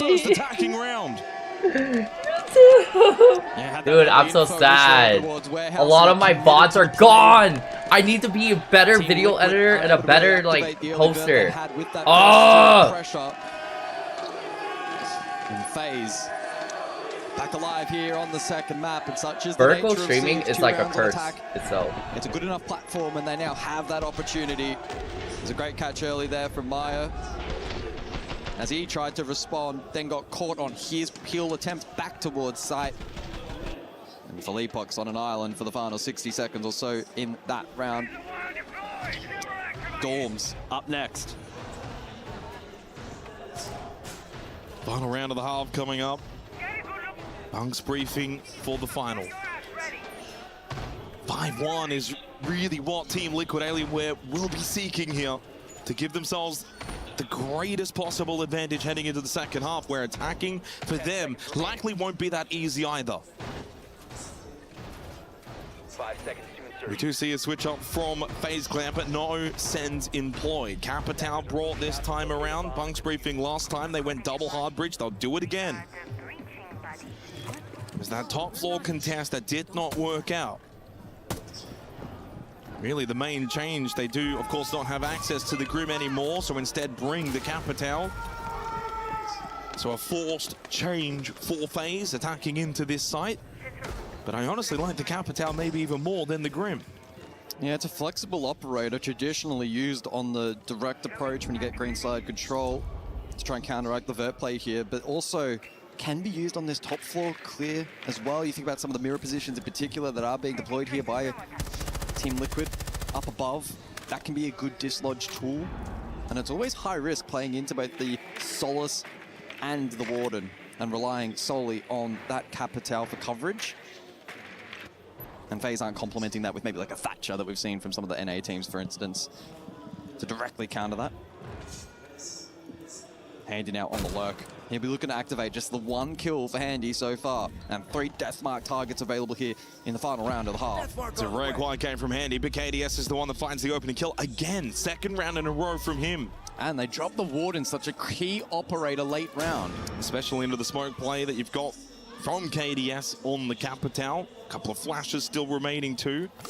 Deathmark activated from Handy, and it will be on to Maya. Maya needs to be so careful. So careful. He's now a key part of the defensive unit for Team Liquid in identifying and denying plans. Oh, what a shot from KZ! Breaks the barricade and finds the head of Cyber. Brings it back 4v4. Another Deathmark, this one onto KZ. Target. Vidiking just sits inside a bathroom as Handy now pushes in front of him. They edge a little bit closer. Clearing out this top floor. It has pushed Team Liquid back to the north side of the map. Maya shut down from Souls. It's been a really good half from Maya, but plays no further part. What do they do now? Do they go back to site Team Liquid, or do they continue to contest up above? This now puts them in such an awkward position. They do have green stairs control though, so they have the ability to go up and down how they see fit. It'll be hatch drop play from FaZe, but green stairs still in control for Team Liquid Alienware. There is little time left as well. Vidiking has to start making his way towards the site. They go for the 2-1. KZ briefing with that Nitro. 30 seconds for FaZe. No more gas babes remaining for Philippox. Early Nitro cell from KZ. Doesn't get anyone. Spots a headshot onto Handy. Huge kill from KZ. More pushing towards his location. The site now still defended by Team Liquid. Makes it very difficult for Vidiking to find a plant opportunity as KZ defends the site again. It's only Souls left. He's got no time, no kit. Even with that kill, it's Team Liquid that make it 5. Team Liquid makes it. Oh, can you believe it? What a response from Team Liquid, and a lot for FaZe to now discuss in the halftime break. I'm sorry, guys. I got a lot. Like, there'll be times where I'm just super happy and super great, but then there'll be times where I'm like, dude, there's so much work. I was just given like 10 to 6 more things to do, and then now recognizing that my bots aren't even like saving, I don't know how I feel about myself. I don't know how I feel about myself. And especially like, dude, the freaking, the freaking vertical streams are killing me. Because they're not saving it. But I'm using vertical. Why though? Do I have a lot of vertical people? I don't even know what that means. I meant to say, do I have a lot of vertical viewers? I don't really have a lot of vertical viewers, do I? Mas e o Vault ali da janela do banheiro que eu tô abrindo? Oi? Que eu abro as duas janelas do banheiro, lembra que a gente mudou e coloca o airdrop? Mas o JV tá jogando do teto ali, se eles derem não vai dar nada, tá ligado? O cara não vai pular lá fora. Tá, e você quer que eu ligue pra quem? Pro KDS. Eu acho que ou liga pro KDS ou liga pro Vini Júnior. Tá bom. Eu acho que eles vão ficar um pouco fodidos. Aí, guys, eu acho que no mergulho a gente pode começar com um 3-1, que eles vão estar um pouquinho mais em choque, se pá, não? Ou vocês pode ser. Acho que é uma boa. Acho que é uma boa. Ou vocês preferem a full domínio, tipo assim... Um 3-1 tá jogando bem, acho que vale a pena. Um 3-1, só vamos ficar atento com os caras que tem que preparar as coisas bonitinho. Mesma coisa, eu acho que a gente também começa com a... Aí, ou a FUD verde ou um 3-1. Aqui pode... I hope the discoverability is working. I hope you guys are discovering me, and you guys want to follow me, and you guys want to show me love. And 9 from Maya, they've been the star contributors. On the flip side for FaZe, a decent heart from Souls, KDS as well, having some big moments. Interestingly enough, in that half, guys, Protect my channel, pal. Opening kill advantage to FaZe Clan. Only converted one of those. They got 5 opening kills. This is why we multi-stream. YouTube, I love you. YouTube, showing you love. We love you, YouTube. It has been maybe the one weakness for FaZe up until this point at the Esports World Cup, and it's rearing its ugly head here in the second map between these two. As it feels like we creep closer towards that third and final map. Yeah, but don't discount FaZe. Going defense now, and what we saw from their defense back on Fortress, Lair can very much follow the same script. But for Team Liquid, it's a different proposition now. With 5 rounds already banked, you only need one more, guarantee overtime. You know, there's a good opportunity for them now to get us to that third map. But yeah, FaZe are not going to be easy to push over. They're at death's door, but they haven't gone through it yet. Monty, Grim, Kaid, and the Wumai are the bands. Master R6, no surprise, will be the first side choice. Hey, okay. I'm here for you guys. Eager to jump back inside of the server. In terms of FaZe and their band selections then for this second half, pretty typical. Monty is their most banned attacking operator. And Grim as well has seen a couple of appearances on the side of Team Liquid Alienware, the Kaid and the Wamai combo. That for them will be a little bit left of field. The Kaid is their most banned, but typically, in fact, this will actually be the first time the catch is taken out of play as well. Normally looking at the Azami, Smoke, Mirror, Warden. So a small change up for them into this second half.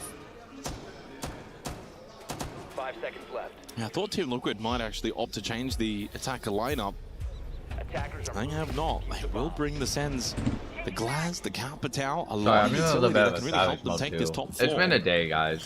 And if they're bringing Sens to top floor as well, guys, if we get Bunk's briefing, they'll probably look for maybe a Sens play as well. Wait. So the comeback begins now for FaZe, though, so they go defense. Expectation is certainly for them to win a couple of rounds in a row and claw this advantage back. It's been a very, very defender-sided series across both Fortress and Lair.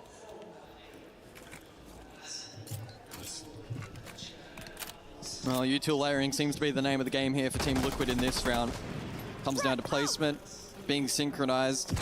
Forget it, it makes sense. My brain is just like the same objective. Is this a direct R6 this is going to be aggressive now. Philippox couldn't quite get the flash to connect, so they can't play off for the blitz immediately. The ROU, of course, obscuring that left side of the vision. Philippox getting a lot of information. Now goes pistol! Catches What? What? What? Start for Team Liquid, What? but KZ has now been finished off by Handy. Won that 1v1 battle. That's JB92 crazy. still outside of the window. Maya, by the What? way, into the hallway. Pops one of the What the smokes. heck? Doesn't find anything. Pistol B Inside win? of R6, Philippox should get this The plant pistol's down OP. successfully. Will manage to get it. Holding in the window was JV. Got 2 crucial kills. It is an absolute statement from Team Liquid. One of the top rounds you'll see on that side from an attacking this team. is They go crazy. 6-1 This is gonna get wiped last round. Destined. That is quality attacking siege. What? Team Liquid not concerning themselves with the map clear or the util clearance. None of those shenanigans are required. And ROU deployed for Philippox blitz front line, and he did his job wonderfully well. Stayed alive with that first tick of damage, and then critically, a massive shot right here. Had to land the kill onto Cyber, does exactly that. And whilst he was then on a bit of an island to the mid portion, you had the glass on the back hit, you had coverage from the window outside. He had to be patient, was then eventually able to go for the plant, force movement from that phase defensive unit. And Team Liquid looking really, really good here on Lair. 1 round required, and it's Border on the other side. I mean, that is just a really, really good set play round. That's when the strategy and the workshopping that you've done throughout the last couple of months comes and pays dividends in a match such as this. On the verge of a 7-1 victory on Lair. The perfect response, really, to 7-0 loss on Fortress. It's one of the not far off it. stranger El Clasicos that we've seen, but maybe Border will be close. Because it seems as if we should be getting there. We'll get all 15 rounds in the final map, surely. Wow, I hope so. Very different map too, the way that Border's going to play. Oh, yeah. But not giving up on FaZe yet. You'd be foolish to write off the back-to-back SI champions. Defense lit, not impossible to go on a run. Saw that from Liquid in the first half. This Liquid team looking far stronger on Lair than what we saw from them on Fortress. And a huge showing as well from Maya. 10-3, KZ 12-3. They've got 22 kills combined.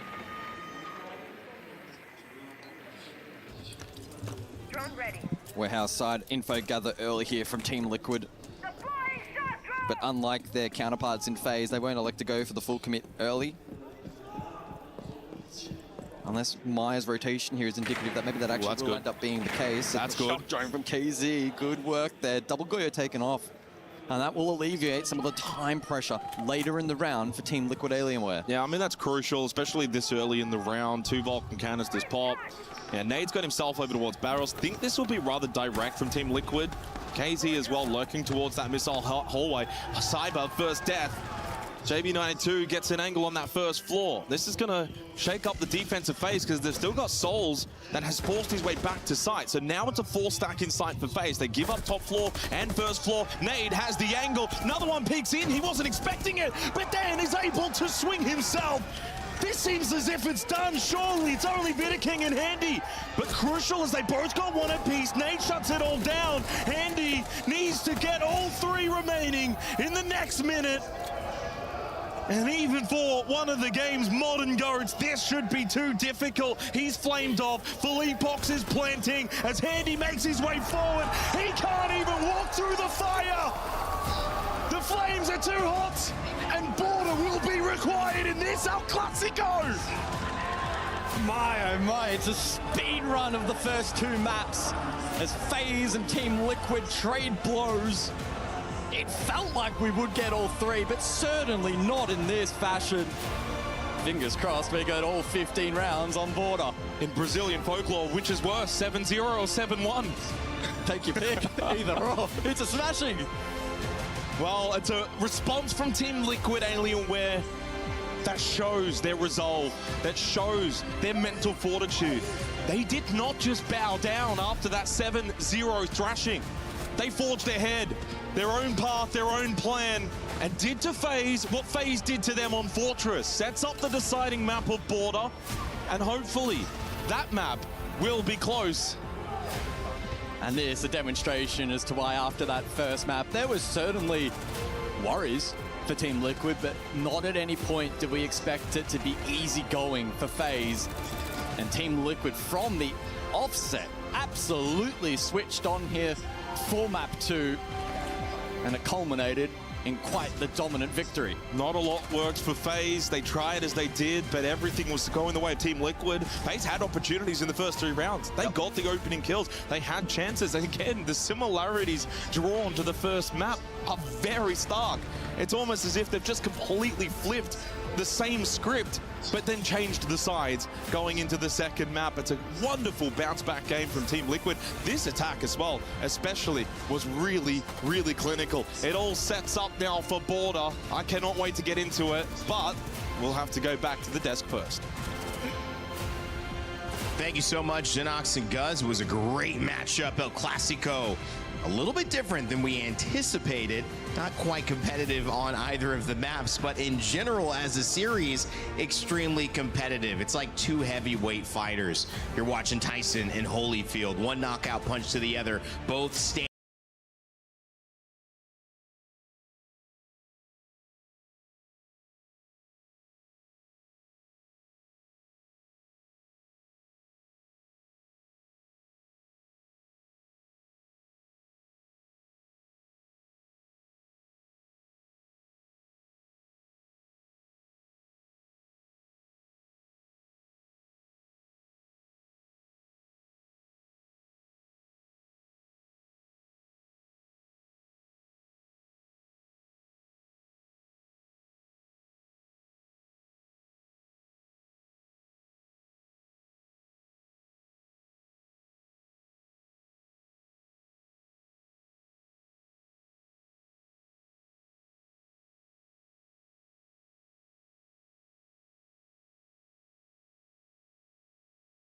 I think it's just a momentum. I feel like you saw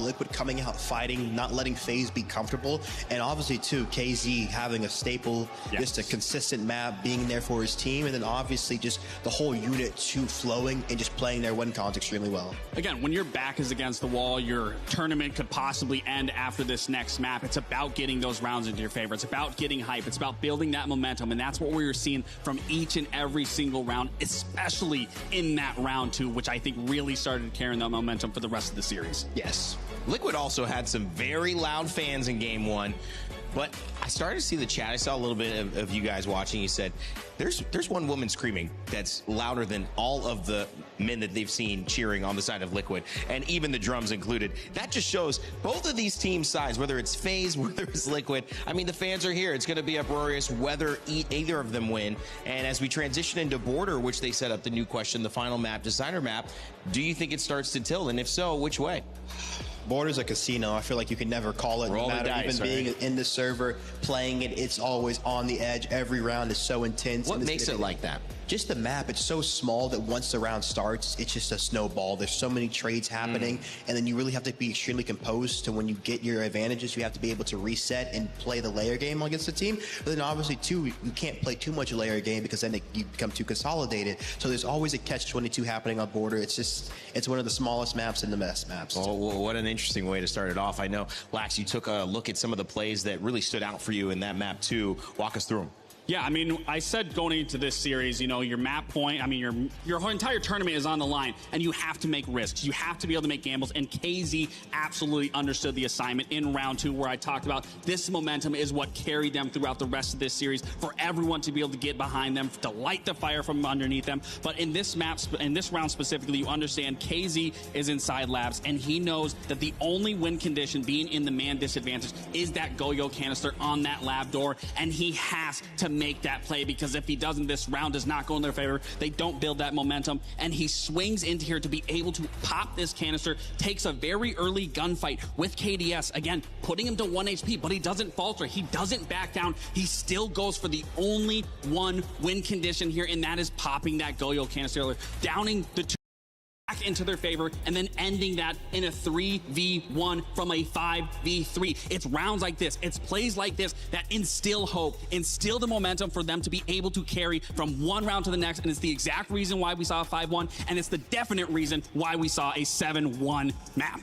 you can see a little bit of flush or two from FaZe. 5v3, you need to make sure you have that flame cleared. You have the time, you have the vertical, you can make that pressure, or even if there's a flame there, you can plant in a different spot. Just really going through the motions and making sure what they're doing makes sense. We think coming into this, I mean, were FaZe caught a little bit off guard by how strong Liquid responded? Maybe that's why? I mean, knowing them, you know that Liquid, they're a team that's not going to back down. They have a lot of fiery players, so I feel like FaZe known. They should have expected them to just come back with that fight, and they just weren't ready for it. I was gonna say, even when you look back at SI 2023, I mean, FaZe realistically could have been the three-peat world champions. But if you remember in that series, that W7M roster, the same 4 players on that team fought tooth and nail from a down 6-1 deficit and was able to constantly bring it back. So I'm sure when you're in moments like these for the side of FaZe, it kind of rings back into your head like, oh, we've seen this before. Now they're gaining the momentum. Now it's gonna be so important for FaZe to understand where they went wrong and how they can switch the tempo and swing the map into their favor. I like the dice roll analogy. I like, you know, just kind of the cards coming up maybe on in your favor. What game do you play? If you're somebody who loves a little bit of poker, maybe a little bit of, you know, rolling with blackjack, whatever it is, what game do you try to go for? If it's the side of an aggressive tempo, trying to get those early trades, what do you try to do if you're FaZe to close it out after you were in the lead and now you're tied and going to border? I feel like for FaZe, they don't need to skip their steps on the attacking side, making sure they're actually applying the pressure and putting Liquid on the back foot.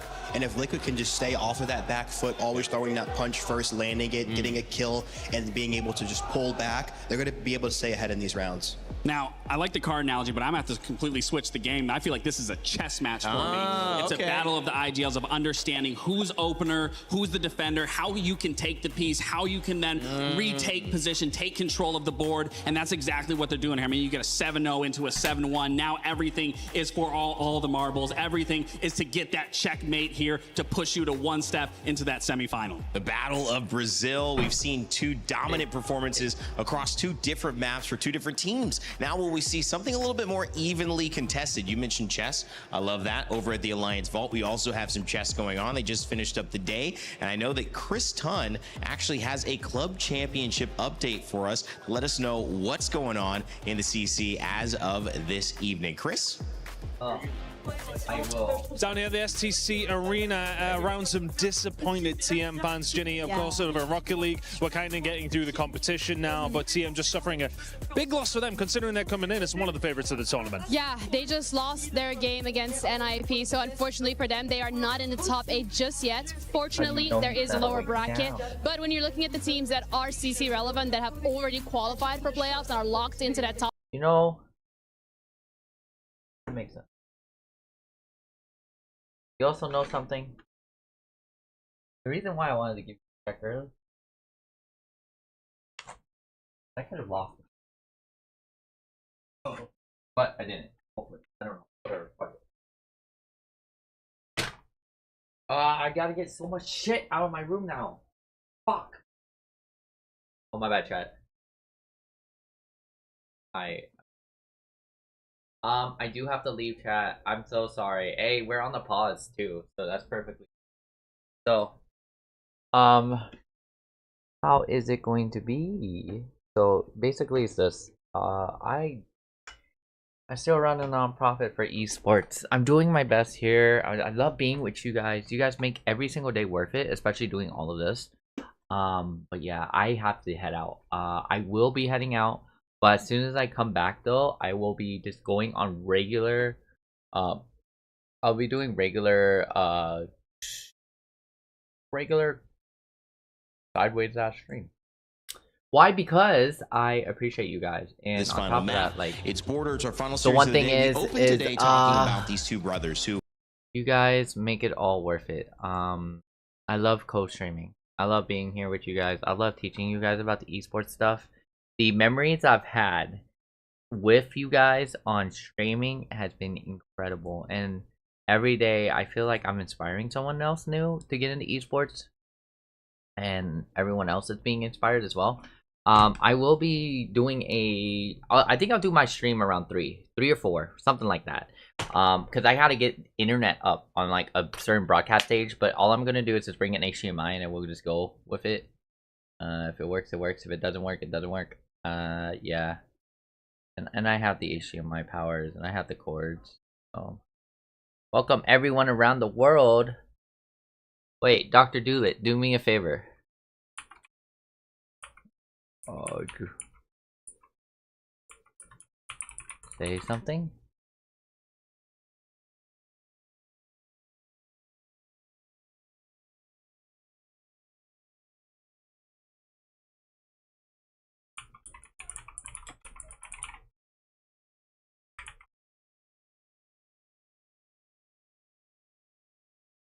Are we even still sharing chats? I don't even think we're sharing chats, are we?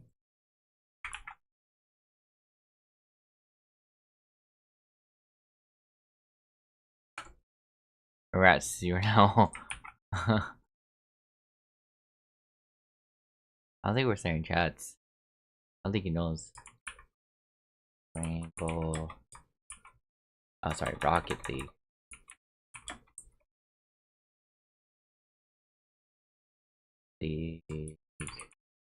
Oh, I don't think we're sharing chats. We're co-streaming, but we're not sharing chats, are we? Oh, I have not done that. Okay, sorry. I did not do that before. Okay, there. So let's try it one more time. See, now we're sharing chats, which is kind of crazy. There he is. Okay, bet. Congrats. Congrats, Dr. Doolittle. You've been made a mod in my chat. Congratulations. W. Alright, now. W, you're not mod. We have modded him. He is now mod in chat.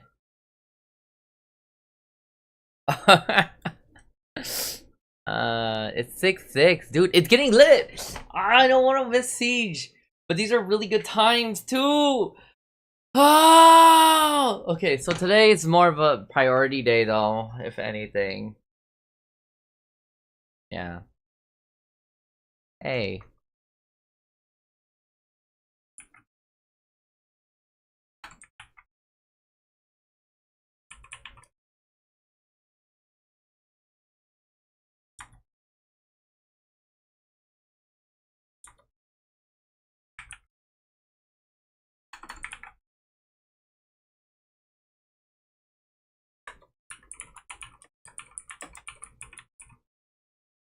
So we got Rainbow Six Siege, we have all this. Okay, yeah, so it's basically I gotta go now. I'm so sad. I have to go. I don't want to leave you guys, but one of the best things is that having breaks, having limited amount of time with you guys, make every single moment afterwards makes it worth it, because then it's like you guys know that I'm here and I'm here to come and support. I'm just gonna. We're not gonna do the meetup stuff. I gotta take this copy and I gotta paste it to Discord. To the cord. Locking on Dr. Doolittle stream. YouTube, thank you again. YouTube, I love you guys. Honestly, I love YouTube a lot. So I'm going to be triple down investing in you guys. I promise you guys. It's gonna take a while though. It is going to take me a hot flipping year. I have so much to do, but I want you guys to know I appreciate every single one of you guys. You guys make my life super blessed, and I will see you YouTube later. So thank you.